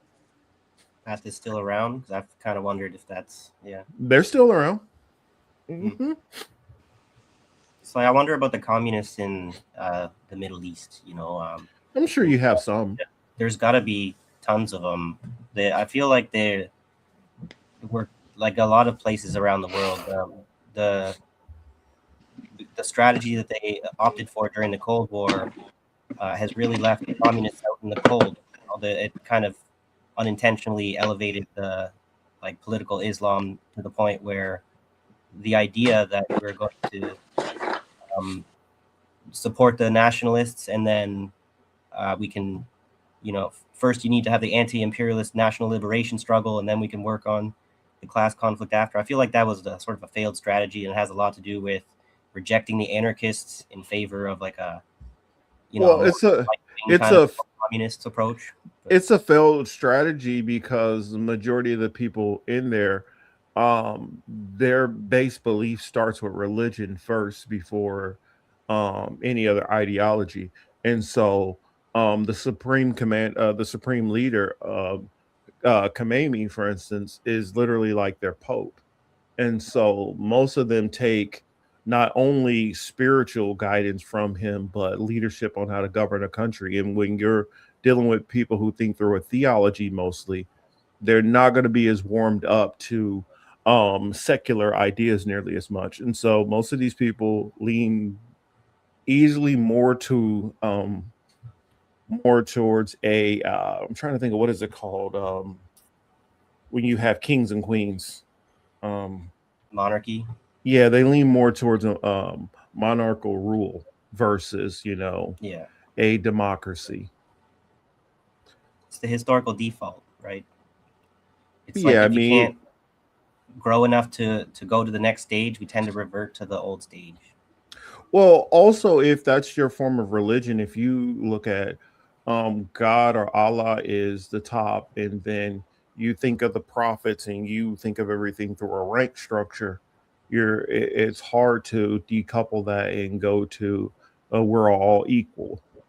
You're always going to look to a higher up, a messiah, some kind of leader who's going to give the guidance on how all are treated. And that can be malevolent, but at the same time, it can be very malevolent. And I mean, that goes to my perspective on any of these things. It also all depends on who is near the top or leading, how it's affected. I got something that I want to throw in so we end kind of on a funny note, because I could go a bunch of different ways. I got this wife who's like double middle fingers up to Trump. She's like so furious. But I also ran across a diss track on Trump from what sounds like a Trumper, created this. Hmm. I don't know. I don't know if you guys have seen this or not. Probably not. Oh, who was saying they can't? Oh, Abby couldn't hear. Yeah, she'll probably be Oh, right okay. back. Oh, hold on a second. Let me bring her back to the stage. But yeah, I think that's the biggest problem. I mean, I don't see many people going as much for secular. It's going to be most of those people, they're going to funnel everything through their religion first. Well, and I think with the collapse of faith in communism is a funny way to put it, but the collapsing confidence in like world communism with the collapse of the Soviet Union, that's kind of created a backlash towards religious mentality, I think, around the world. I think it's in spots in certain countries, but in some countries, like there's been virtually no collapse. It's virtually the same as it's kind of always been. Some people couldn't unlearn the lessons of history, even if they wanted to. You know. I kind of cringe at saying unlearn the lessons because I forget you're the theist, right? Because I'm more the atheist, right? So. Yeah, you're coming from an atheist perspective, and I can show you plenty of atheist regimes which did horrendous and horrible things, and For sure. So I don't think it necessarily depends on if you're a theist or you're an atheist. I look at all of these systems as tools. Even though Stalin was a communist, it didn't stop him from being authoritarian and, things to go badly for a lot of people. The same with Mao. Yeah, I just think they're saying they see the experiment of the Soviet Union as a failure in atheist governance, and to them that bolsters that the theists were right all along. And now we're seeing actually holy wars being. I don't think that it's really. I think where people I think where people get a little wrong is thinking that it's one is right and one is wrong. I don't think that's the thing. I think it's how it's implemented. For a long time, outside of the social justice issues in America economically was actually improving and working in a good direction for many people for a good chunk of time as a capitalist country. And then it went very negative as a capitalist country also. I could show you democratic socialists who are atheists who run a very decent society outside of their external foreign policy. But then I can show you ones who do horrible. So I feel like for every example, I can show the counter going the complete opposite direction. So I don't think it lean. What was that? Murphy's Law. For every reaction, there's an opposite or equal. So the same thing on both sides. Yeah, so I don't think it comes down to it's because of theology or it's because this person was an atheist. It comes down to people being people. Yeah, it's a factor. I'd say it's a complicated. People always want to simplify things, but it will always remain a complex thing to analyze. Because these people on the theological side, if you really look into it, how many of them are following what their theology says for them to do? Ooh. Because if you go into the Crusades, it doesn't tell them to do any of that shit that they were doing. They were doing it on their own. Marcus, I was just about to say every holy war, it's been centuries on centuries, but the Crusades is the bloodiest one for real. Like, let's really talk about the Crusades being one of the bloodiest. Excuse me. Yeah, there's nothing that told them they need to go do that. Yeah, force convert everybody and kill everybody. Yeah, nothing in that religion that tells you to do any of that shit. Well, so that's the reason why I feel like it's a false. It's not entirely correct when people say, "Oh, well, see where theology leads you." No, see where being an asshole leads you. That's what it is. Where corruption leads you. People are forgetting that Christians persecuted Christians. So you have the Catholics persecuting Christians. That's what. But I'm saying, besides Catholics persecuting Christians, what does their holy book say? Does the holy book tell? Are they doing this because their Bible tells them to do this? No. That's my point. In Islam, and when you read the Quran, there's nothing in the Quran that tells you go and strap bombs to your chest and go blow up this building because these people disagree with you. There's nothing in there that says any of that. Exactly. There's also the capitalism is seen as like the materialist kind of soulless, godless kind of thing as well. And so I think part of their I got a question calculus. though. Did you hear about the high level sergeants and generals telling their soldiers that they're fighting a holy war, and this is supposed to bring about Armageddon? I heard about it. Yeah, definitely. Because One more thing, did you hear about the Marine getting his arm broken a couple days ago? And when he went into Congress to protest the war, and the generals in there talking about their plans for the war and stuff like that. Yeah. Like I know some people even go like, there's been a lot of talks with Jewish people, how they'll use the reference Amalek and stuff like that. Even if you try to reference that was and let's say I know everybody doesn't believe in the Bible, but let's say, for instance, God was telling them to do that. God told them to do that in one thing that was going on. That was not some edict that he wrote out for you to do and for somebody else to do 10,000 years ago. That's like if I told somebody at my job, hey, go to my car and go get my backpack out. I didn't tell everybody to go in my car. That's Marcus, the difference. there's something really wrong with these religious fundamentalists, because yesterday I heard the craziest thing.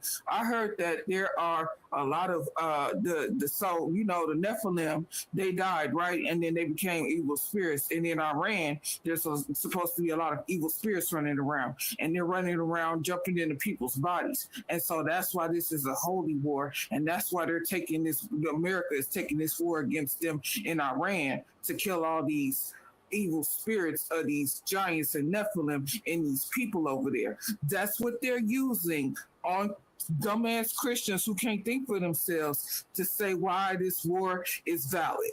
I kid you not. I do. If you watch Woodward TV, he just shared this yesterday on a share that he posted on his channel. I kid you not, Marcus. It's getting crazy. Well, I know. Well, I know who they're listening to when they're doing all this, and this really don't even have anything to do with.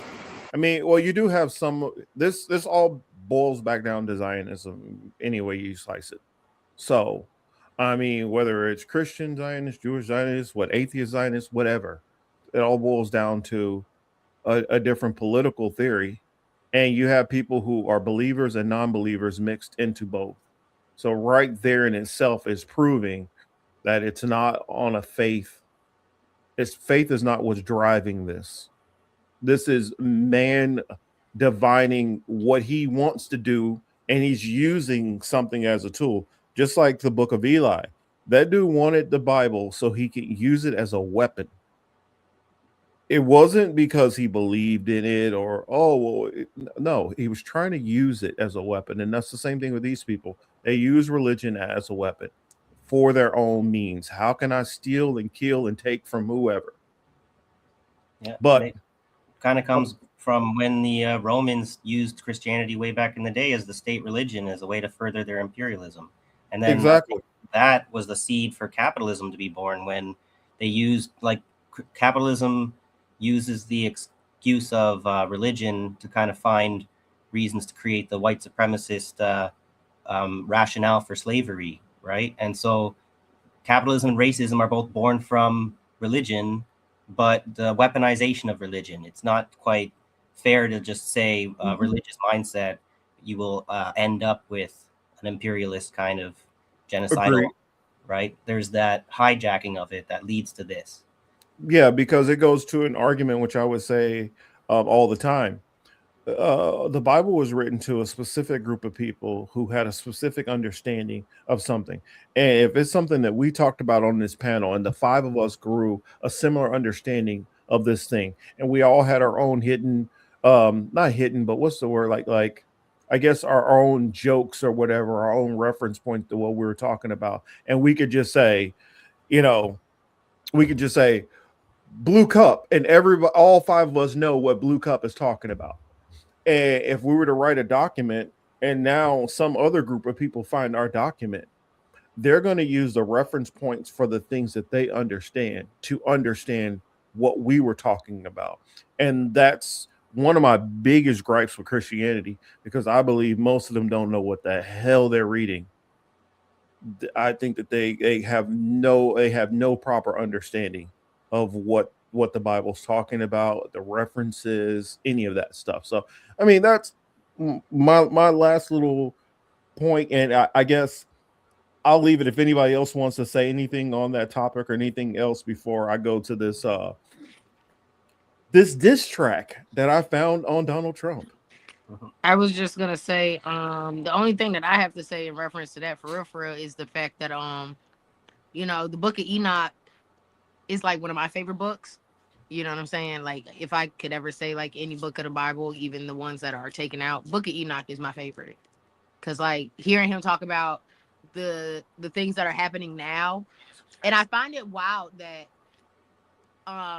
when people talk about like certain excerpts, people know I practice hoodoo. I'm Geechee. I was brought up that way, and it's not far off of Christianity. I mean, we use the Psalms and a lot of the things that we do, but like they'll be so quick to say, oh, you don't do witchcraft, don't do black magic, and don't see the seers, and da da da da. Enoch was a seer.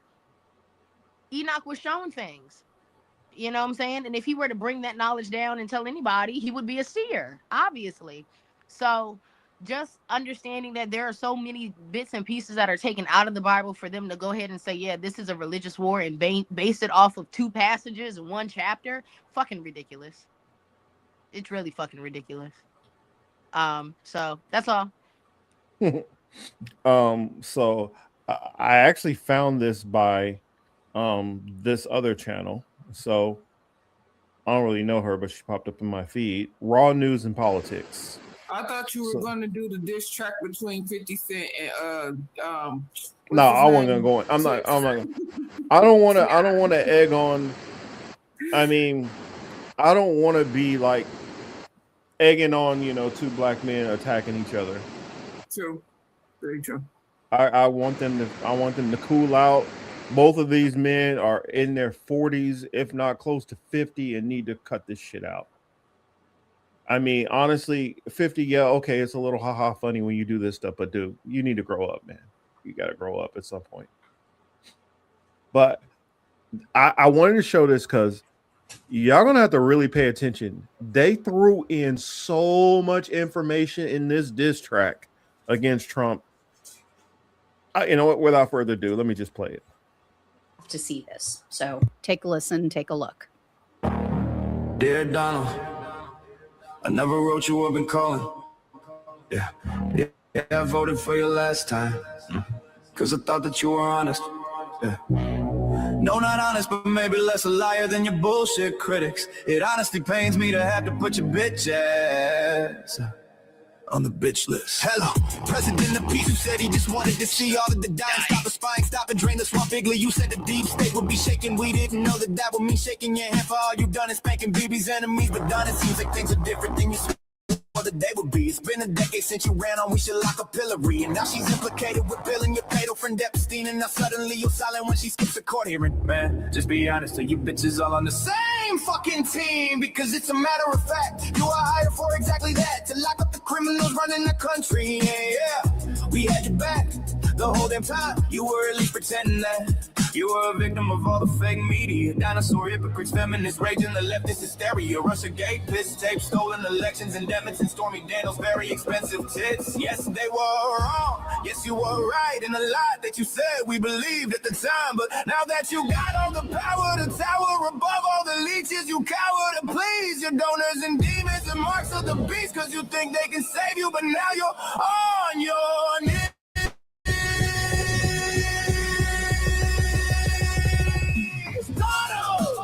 You were supposed to be different. We loved you up until you proved you were the same. But with a martyrdom complex, noticing the dissidents are getting pissed at. You're the blame. Yeah, Donald, we pumped us with ass fists, and we said fight, fight, fight to another Democrat bitch. I guess that hope is a dick.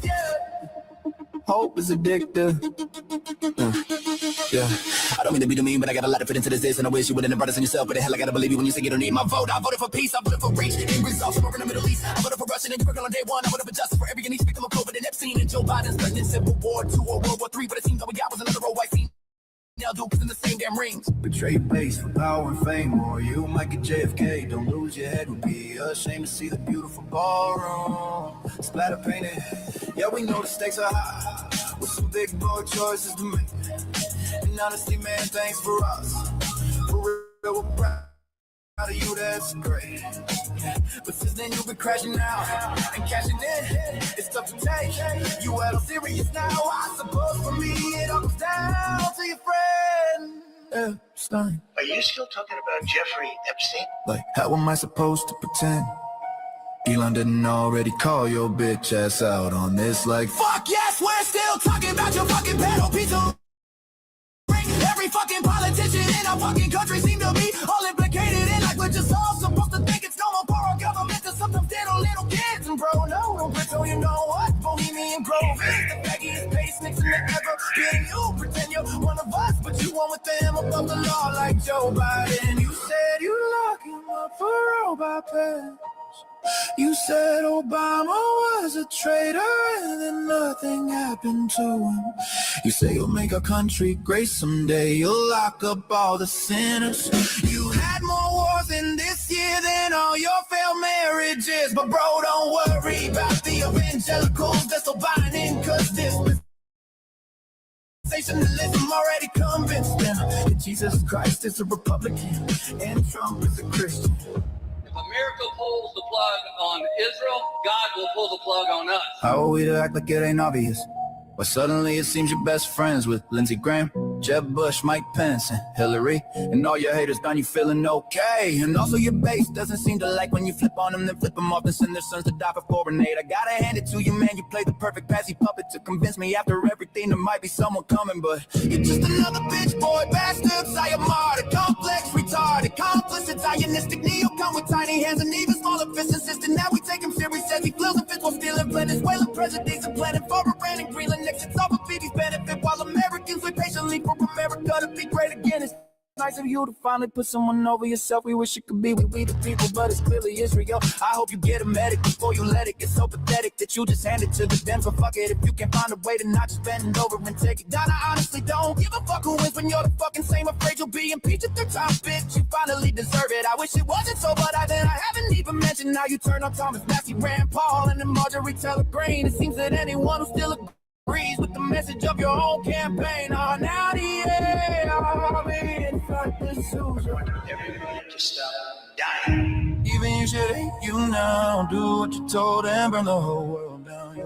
Even you should hate you now. Do what you told and burn the whole world down. You back in 2016 will be your enemy. You back in 2023 will be your enemy too. Do that down, we voted for it. Hate your fucking guts. So pardon me for carving this golden calf up. I never bow to New York Democrat on Epstein's account with the words of an infant in a tantrum to tow. Who goes like an idiot and then murders all the innocent. So what's a motherfucker even do with the truth now? Guess I'll let it out till the apple laws at 2. Any minute now.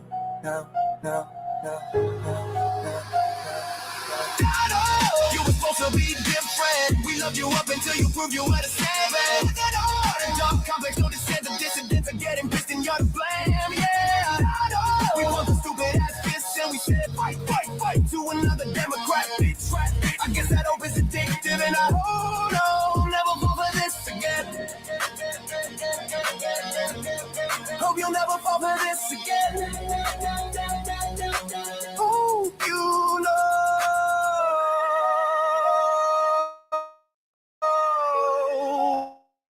we'll never fall for this again. Hope you know we'll never fall for this again. Wow. I know you like a good rapper. So what y'all think? That was amazing. Who was that again? Mm-hmm. God, he hit everything you could possibly hit. I don't know who it is, but I ran across that video through her, and I was like, well, I think I'll probably be safe to be able to play it. Her channel didn't get in trouble for playing it, so. Well, Well, it's a political kind of Yeah. content that's very risque or whatever, avant-garde. So it's probably that they set their settings so that it could be not copyright blocked or whatever. But Yeah, more you're than right. likely, they probably wanted it to get out. There was so much packed into there. Yeah, that's what I'm like. You almost got to sit there and do a video to break down everything he said in there. Because it was so much.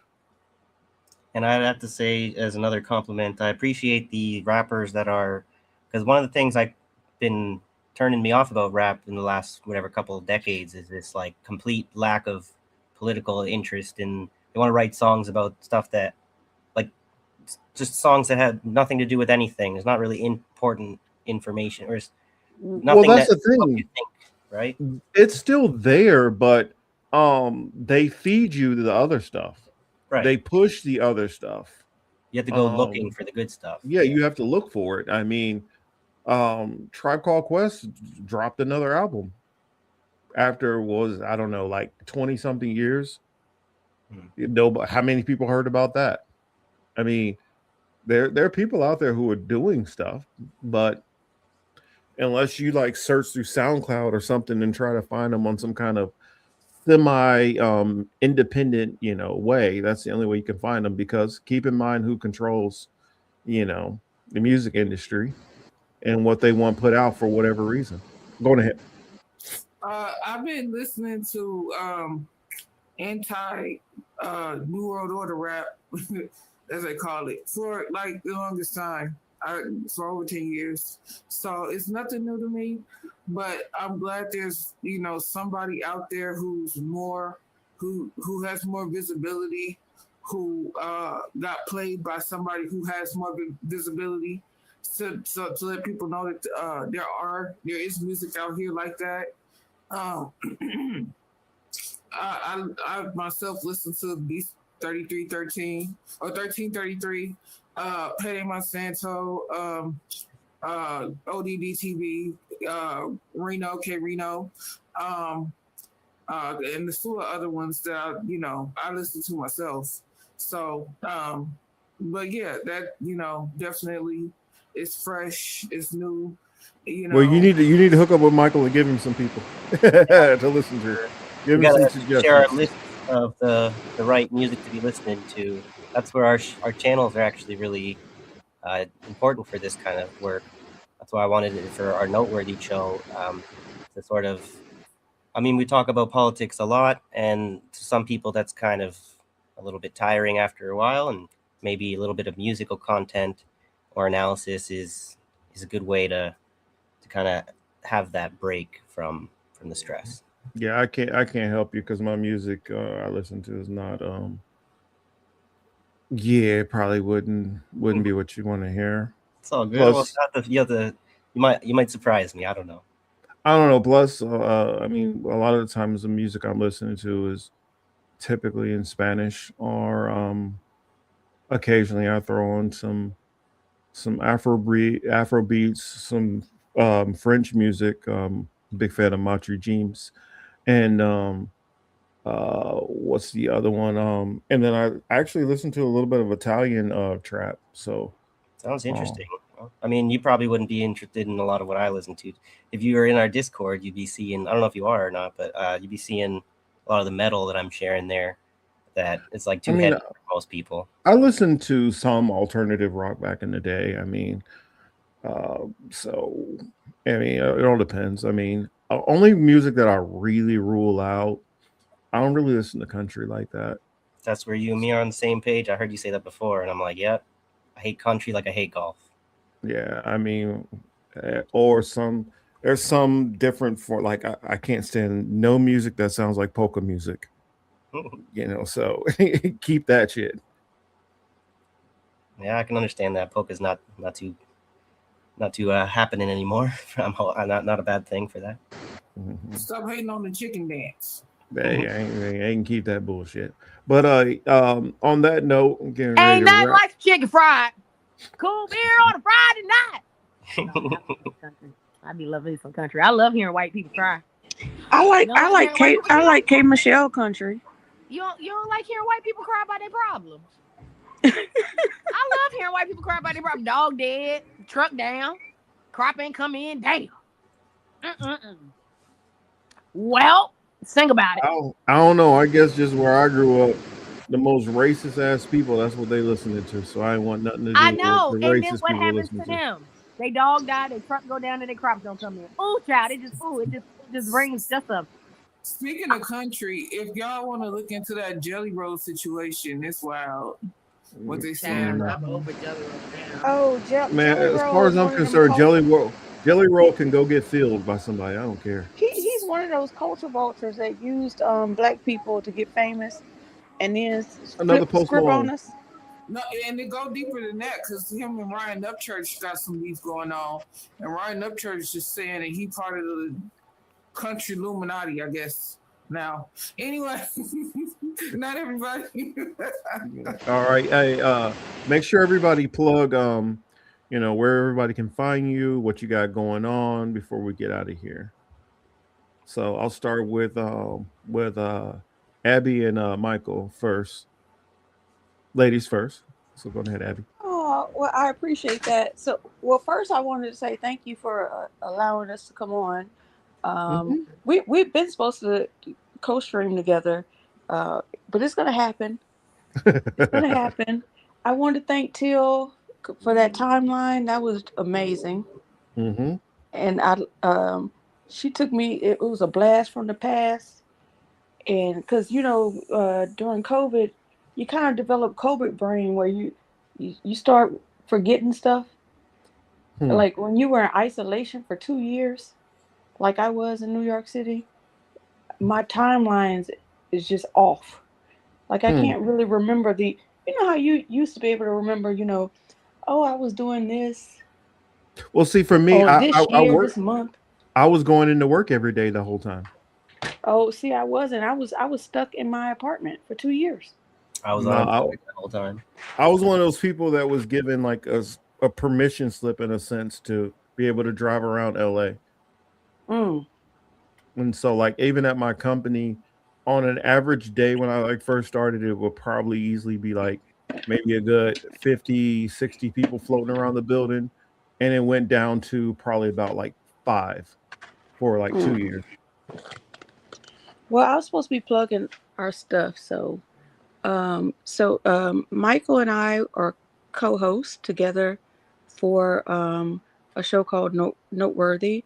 It's on the channel Abby Do Abby Don't. On Tuesdays we have open forum discussions where anybody can join and just talk to us. We pick any topic you want. We'll talk about it until we talk the topic to death, and then we'll pick another one. And it's just a good way for people to commune with each other.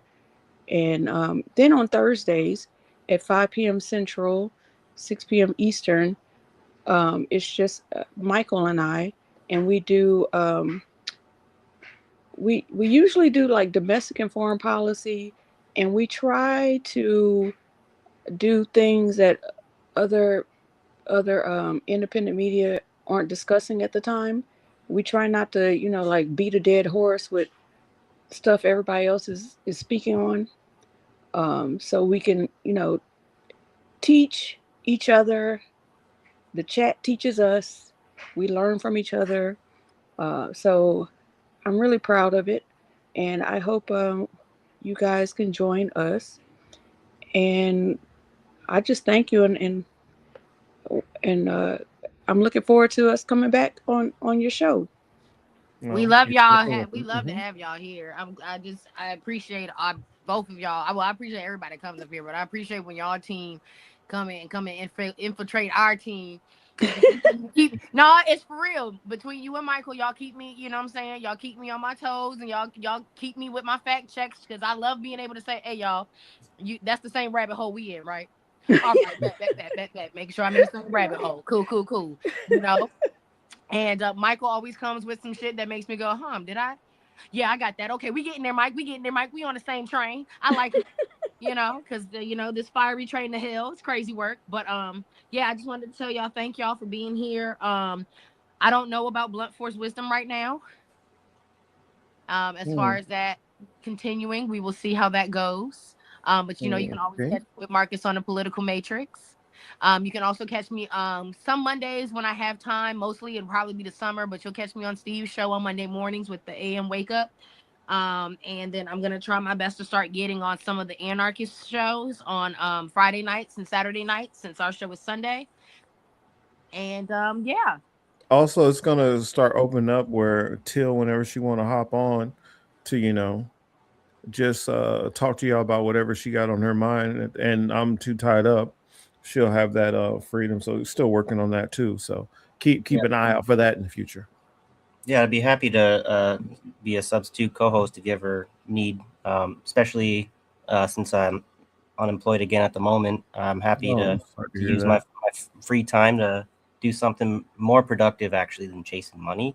But it's hard for people to understand that. As far as like what we're doing on like Thursdays and Tuesdays, one thing that I like to try to do as far as what we're trying to make our show about is like I'm trying to do as far as what I can understand is that dialectical materialist, the historical materialist approach, right? These Marxist analysis tools that a lot of people might consider obsolete or ineffective. I like to try and put them into practice, and I think that we've been getting some pretty good results. And I think also what sets us apart a little bit is I'm not trying to be that rigid orthodox Marxist Leninist kind of tanky. I mean, I went through, I think one of the things this year I'm coming to terms with my identity a little bit is that I've been trying to do that for the last few years. I'm trying to reconcile with how do you find like middle ground between anarchist and communist. And then, well, I was starting to think maybe I should try and be one thing or the other. Don't try and do both. And then being rejected by the communists because my anarchist tendencies or origin story. And then, so I'm trying to find ways to use dialectical materialism and historical materialism to find a way for anarchists and communists and maybe libertarian socialists, whoever can work together. Let's find a way There's to nothing wrong with actually forging your own path. But yeah, I'm trying to now I'm trying to just go on and on. So, but that's what No, I'm I'm saying it's nothing wrong with forging your own path either. Yeah, And yeah. I think Especially it's if it's good necessary. to mention that that Michael's a communist. I'm a socialist, so we aren't even on the same page, okay? But somehow we come together and it works. But Well, think about it. So many people are not on the same page, right? And it's more about like, are we at least in the same book, right? Yeah, I mean, like socially, I would agree with more people who lean to the right, but economically, I fall to the left, and then for somebody who kind of sits who sits as somebody who would be kind of considered a leftist to be heavily within the faith community, that's a whole different lane also. So to put those identities together is a little different. So I understand where you're coming from. Sometimes you just gotta, hey, carve out your own lane and go down it. Well, If you picking up what we putting down, then come visit us. People want to make it And be even if you're not, because we're going to listen to what you have to say. We're going to say what we got to say, and at the end of the day, we could agree to disagree, or we could find common ground where we agree, and that's it. Yeah, and let's just try not to be anti-intellectual or bigoted and stuff. I mean, that would help. That would help a lot. Well, shoot, I forgot to add. Yonita, did you have anything you wanted to say before we get out?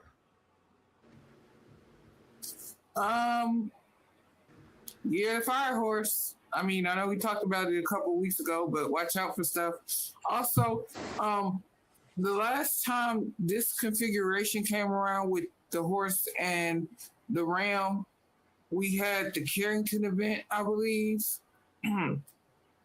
where all there was a solar flare and all of the telegraph poles got knocked out. So watch out for some of that activity. We're leaving the solar maximum. We're entering a minimum, and the Carrington event happened in the minimum. So definitely watch out for that. Watch your health. Watch out for your health. Keep up on your supplements and your vitamins and stuff. The year the horse carries, it's a plague year. It carries a lot of disease and stuff like that. Do your best to eat as healthy as you can. Do your best to be the peacemakers and the mediators for this week coming up. And be the love you want to see. That was awesome. That was awesome. Yeah, I'll throw out there. I have to confirm that it's still happening or not, but I think I have a live stream set up with oh shoot, gosh, I'm already blanking. With Willie Bragg. So I'm supposed to be going on the Willie Bragg show, I believe Tuesday. I just got to confirm on the time. So I guess look forward to that, and I'm gonna be definitely watching like a hawk all these things going on, because all it takes is one thing, and this thing can really spiral out of control really fast. I heard reports that they were trying to aim for the desalinization plants in Iran. That can get ugly really fast. Also, false flags that are going on out there that can lead, things to go crazy. I've heard word back that it's a strong possibility that it was Israel who tried to launch on Saudi Arabia's refineries. And even if it's a false flag or not, if they get launched on and get taken out, we could be seeing a very, very different situation. Also, to see what happens at this phase of the war once the U.S. does actually run out of interceptors. It could get ratcheted up quite dramatically. And also, if, it's just a matter of things are at I don't think we've seen a point where things are to where they are right now.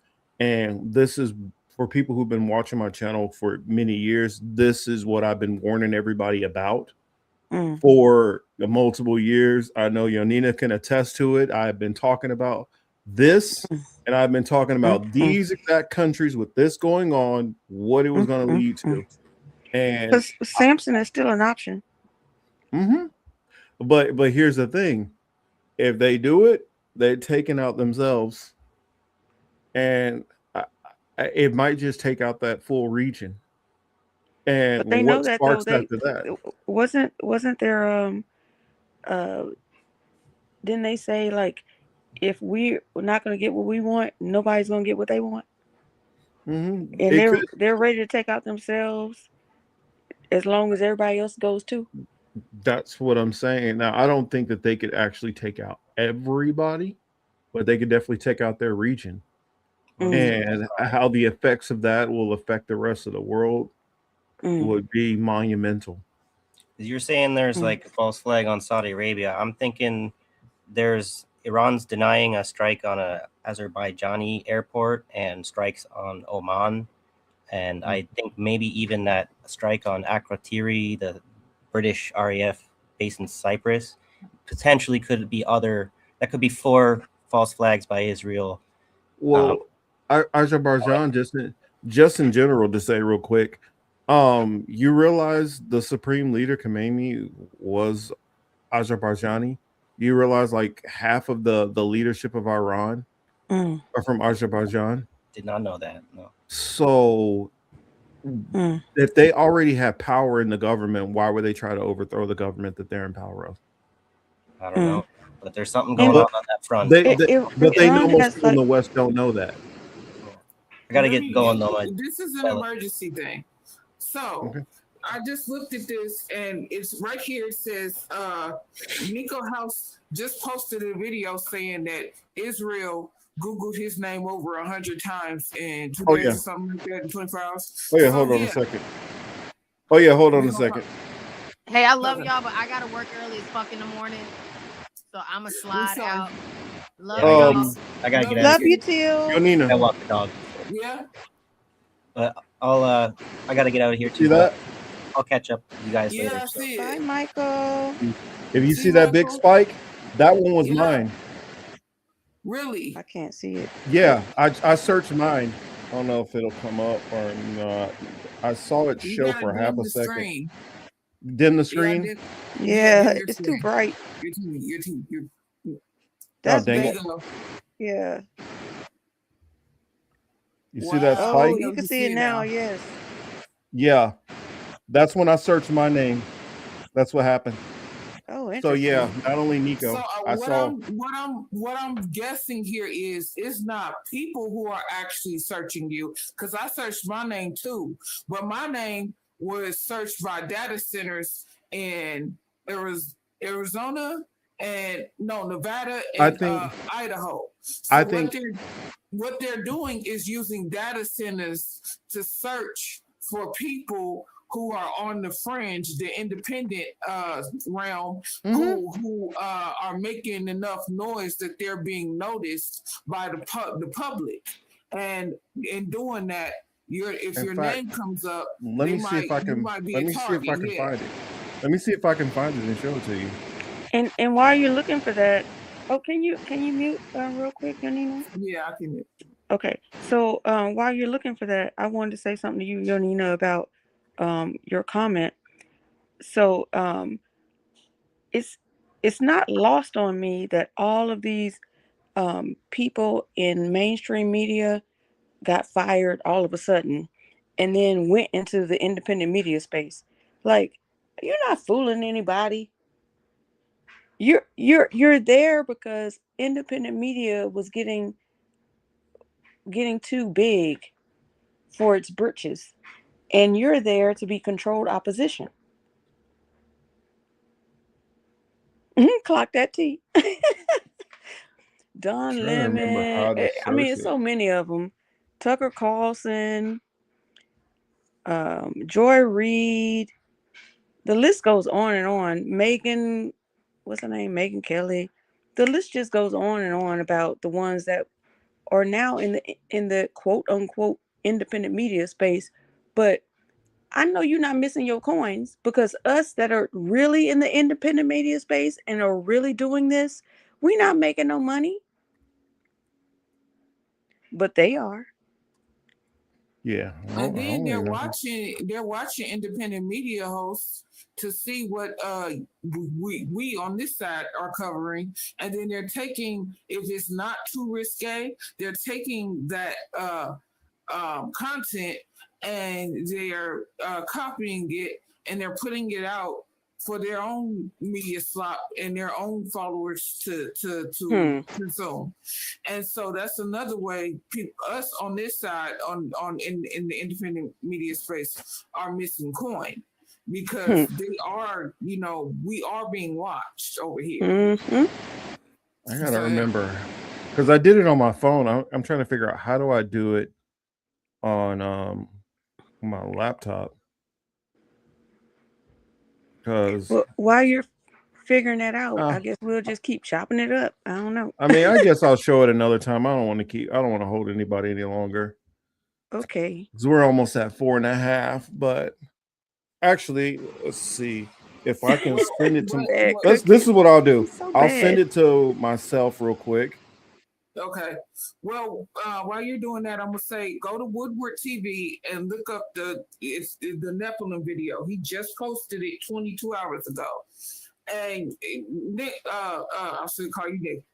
Marcus knows where they're getting the information from, because he's on this side of the Christian content creation, media hosting, web side of the internet.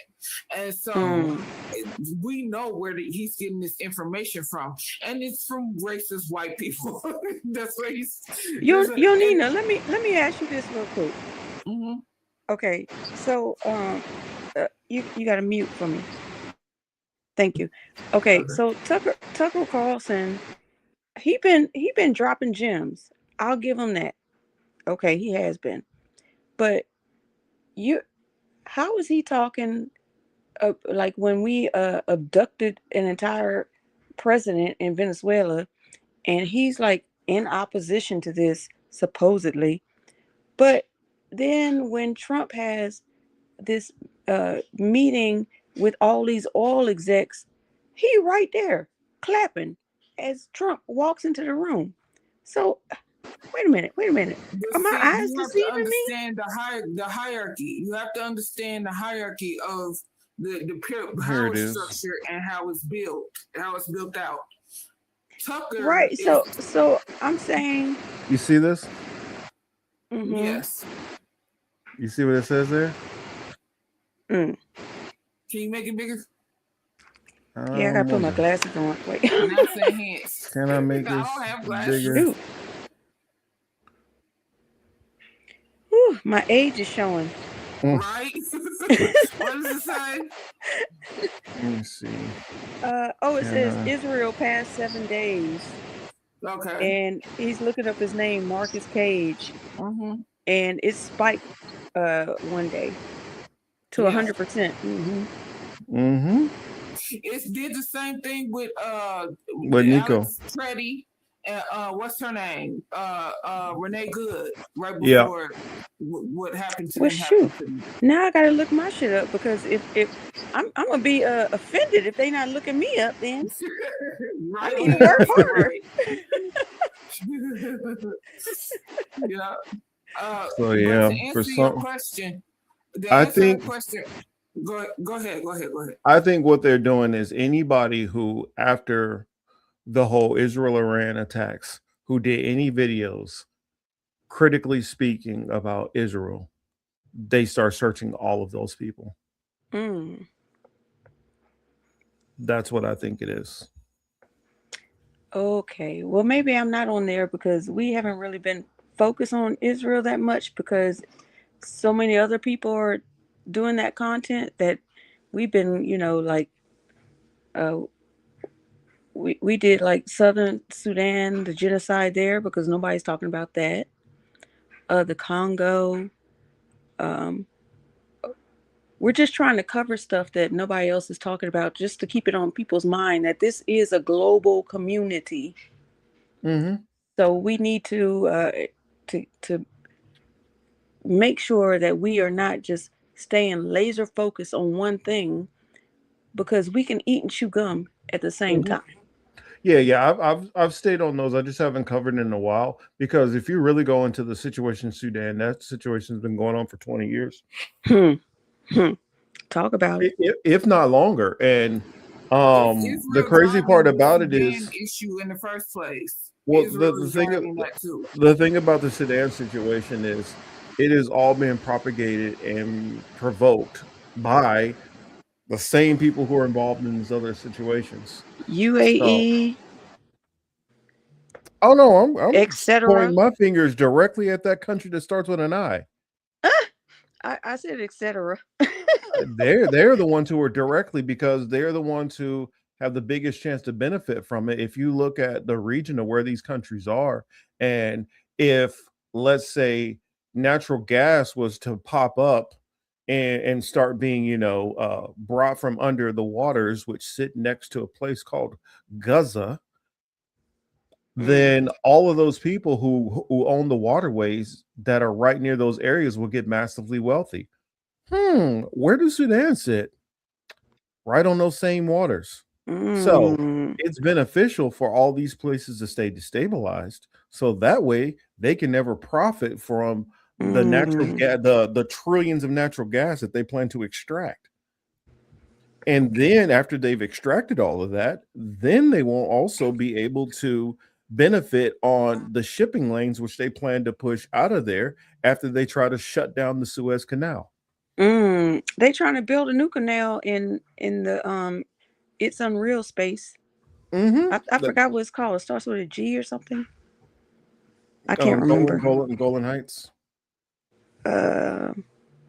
Is that what it's called? I know it starts with a G, so maybe that's what it's called. Yeah, that'll be probably where the port will be, and it'll be coming straight down through this waterway I'm talking about. I'm telling you, there are multiple reasons why they're doing what they're trying to do. And when they start talking about, like, I honestly think that they're not going to try to completely get rid of the Suez Canal. I think that they're going to try to turn Egypt into more of a vassal state to extract from both. So, I don't think they would completely shut down the Suez Canal, but it's just no. right. unless they saw that they weren't able to make the money that they planned on making out of turning the other spot into a canal. Mm. 'Cause Look, that's the goal. the chat over here is as undefeated as my chat on Noteworthy channel. They are funny as hell. I love them, and they're smart as hell. And I appreciate you guys. Oh yeah. I'll say this last. Chris H says we got to circle back to Ukraine, though. Ukraine has fallen off the radar. Ukraine has fallen off the radar because they're about to face a massive defeat. Mm-hmm. And so they don't want to talk about Ukraine since they've invested so much into it for it to all go to nothing. And Marcus, why are they telling Ukraine we need some of them interceptors back? Yeah, they asked for interceptors. They're also asking for military advice and strategy on how to deal with their drones. They don't know how to stop them. So I mean, it's kind of funny. I remember somebody here not that long ago was applauding Trump down talking Zelensky in the office. Funny when the shoe is on the other foot. That's why you don't do dumb shit like that. Yep. That's also why, remember before I was saying I understand why Iran is not trying to go into this conflict. And they were like, no, I wouldn't be taking this. If they're going to attack my people, I'm going to do this. Okay. So what's happening in Iran right now? How many tens of thousands of people are being killed? Is that what you want to do to your people? Because you can't handle somebody, disrespecting you? See, people be thinking on hood politics and don't think on global politics. Another thing is they said, oh, well, Trump didn't do anything the first time around. Why do you think he's going to do something now? He did so much stuff. He did a lot of stuff the first time around. And a lot of his worst instincts were handicapped and pushed back because he had people who stopped him from screwing it up. He ain't got nobody around him to stop him from his worst instincts. In fact, all he did is bring in people who are going to help him have more bad ideas. And how the hell did y'all think that wasn't going to turn into a huge problem and be worse than the time before? Oh, y'all over exaggerating. Y'all got Trump derangement. Okay, I'm only worried about the Democrats. Okay. And then I watched somebody, a content creator who I know, try to pull the Cope thing and try to say, well, if Kamala would have been in here, Kamala would have did the same thing. No, she wouldn't have. I'm gonna tell you. I'm gonna tell you. I'm not trying. I'm gonna tell you why. She might not have. She wouldn't have done Iran, but the genocide would have still. I'm not saying she wouldn't have did other stuff. I'm not saying she wouldn't have continued on with that. I'm not saying that at all. Okay. I'm saying Iran in particular because. Oh yeah, I don't think she would have done Iran. Because Netanyahu himself has told y'all for 40 years he has been trying to get this to happen. So why hasn't it happened? Because everybody else knew. I ain't touching that. I ain't fucking with that. Everybody knew it would destroy so you think that this woman would come in here her first year, completely destroy her whole administration for the rest of the time? Yes, that don't make any damn sense. And there's a reason why all these Middle Eastern countries, like, are not retaliating when Iran hit those U.S. Military bases in their country. They can't do shit, right? Well, and they're like, if they ain't did, no way. see, he got them over a barrel because all of these people care about money. All he got to do is keep making them unsafe. And how can you profit off of tourist dollars if your country's not safe enough for people to come to? I watch compilation channels, and yesterday I was watching one, and it had the Iranian war minister up there, and he said, "We're not worried. We already called all these countries. We already let them know we're not hitting them. We're going to hit just the American things." And then the person who was interviewing them said, "Well, it seems like you already hit some civilian places." And he said, "Well, these are casualties of war. You know that always happens in war." No. It's more to it than casualties of war. I'm gonna tell you what it is. Okay. When that place Bahrain got hit, that base, where do you think the troops went? They went to those hotels. They knew where they were at. They knew where the CIA, when their places got took out, they knew where they went because they had intel from China and Russia to let them know. Mm-hmm. They didn't just hit some random civilian spots. They knew exactly where they were hitting. They even hit the specific floors that they were on. Do you remember in I think it was 79 or something, when the Ayatollah was like, we don't have a problem with Black Americans because they're oppressed. Yeah, and they put that out again. They said it again. That hey, y'all not the problem. We're not messing with y'all. In fact, while you're on some race stuff, I could show you a video right now in Israel about how they not letting any of the Taiwanese and other immigrants in the bomb shelters. That's the same thing they was doing in Ukraine. Exactly. Now, all those Africans that were going to school in Ukraine, they was like, nah, you can't get on this bus. You do know that Ukraine has a high population of what people? Where do Ashkenazis come from? Hey, there's a tie. That's all I'm saying. A bunch of Nazis. I'm gonna leave it at that though, but I definitely did enjoy. I know, because we'll still be talking. I know, if I don't cut us off, if I don't be all right, go to bed, children. We'll keep monkeying around. And go on ahead, racist motherfucker. Say that shit. Say that. Say it. Say 3 black people monkeying. I dare you. No, I'm just. Yo, Nick Cruz showed a tweet from Ayatollah where he showed love for George Floyd. Yes, because most of them don't have no problem with us, especially on the higher echelon. Yeah, we ain't got no problem with you. Exactly. Can you find a couple of random people in every country who hate black people? Of course. Can you find random people in every country that hate every group of people from no matter where? Yes, of course. But it's when you're searching for it, just like circling back to Phil Scott. That's how he went and found and looked for one Latina that he can find to put against Jasmine Crockett. Oh, cooning ass. I know what these motherfuckers be doing. Philip Scott, just stay your ass over there in Africa and leave us alone over here. And when you left Africa, you left the struggle. So shut your punk ass up. He a grifter though. Wasn't he grifting off red pill content first? That's what he started off, dissing black women. So it's like, dude, we know what size your bread is buttered on. And it's not even a diss on him, because I did bring up about his wife. Not a diss on him because he don't have a black wife. It's a diss on him because you don't have a black wife and you make a career out of insulting black women. Yeah, if you have a type or a preference or whatever, it's fine. But don't use black women as an excuse of why you trying to date somebody else. Leave us out of it. We ain't got nothing to do with that. Like I said earlier in the show, you got 2 types of black dudes who date outside of their race. You got one who, hey, I just happened to like her. She was cool.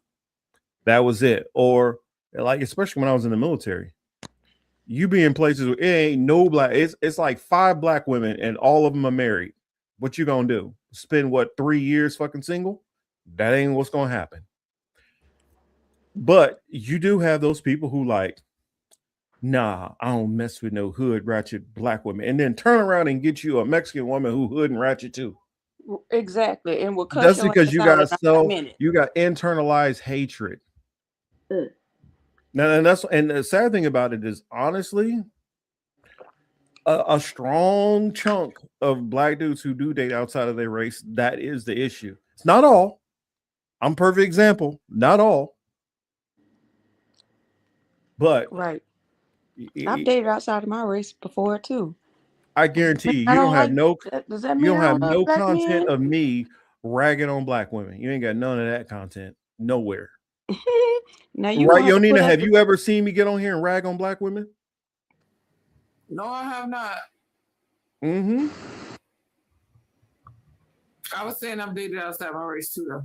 Because I'm not. Look, if we see it, we know. We know you got to check. I'm not a fool. If you see that, you know I got to check. But I'm one of those people that believe that there's beauty in every stripe of the rainbow. So I mean, hey, to each his own. I also feel like sometimes just be open with whoever you deal. You never know. You just might be in an environment where all you running into is a certain different group of people. It don't mean that you anti. Yeah, I hear you, bad cookies, up there trying your best. Uncle Marcus, be a good uncle. Let us stay. Negative. I already let y'all stay up long enough. It's time for everybody to go to bed. If you don't put us to bed, Uncle Marcus, we gonna stay up. You know, like we about to go get us some snacks and some candy, and we're gonna be up all goddamn night. Nope, because y'all parents are almost home. I already got a text from them. It's time for y'all to go to bed. And on that night, much love and appreciation to y'all. Whether you came through at the very beginning of the show, whether you came in the middle, where you were in and out, whether you stayed the whole show, or whether you just hopping in at the end, or whether you'll be watching this later on. Much appreciation and love to all of y'all. Much appreciation and love to my co-hosts, Voodoo herself, Miss Teal. Much appreciation to Michael and Abby for swinging through, and appreciation to Yonina. Hey, y'all could have been anywhere else, but y'all decided to spend it with us. We wanted to be here. And I love y'all for that. Good night, everybody. Good night.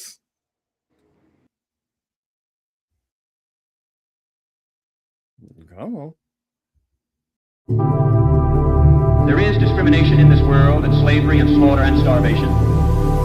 Governments repress their people. Millions are trapped in poverty, while the nation grows rich, and wealth is lavished on armaments everywhere. These are differing evils, but they are the common works of man. They reflect the imperfection of human justice, the inadequacy of human compassion, our lack of sensibility towards the suffering of our fellows. But we can perhaps remember, even if only for a time, those who live with us are our brothers, that they share with us the same short moment of life, that they seek as we do, nothing but the chance to live out their lives in purpose and happiness, winning what satisfaction and fulfillment they can.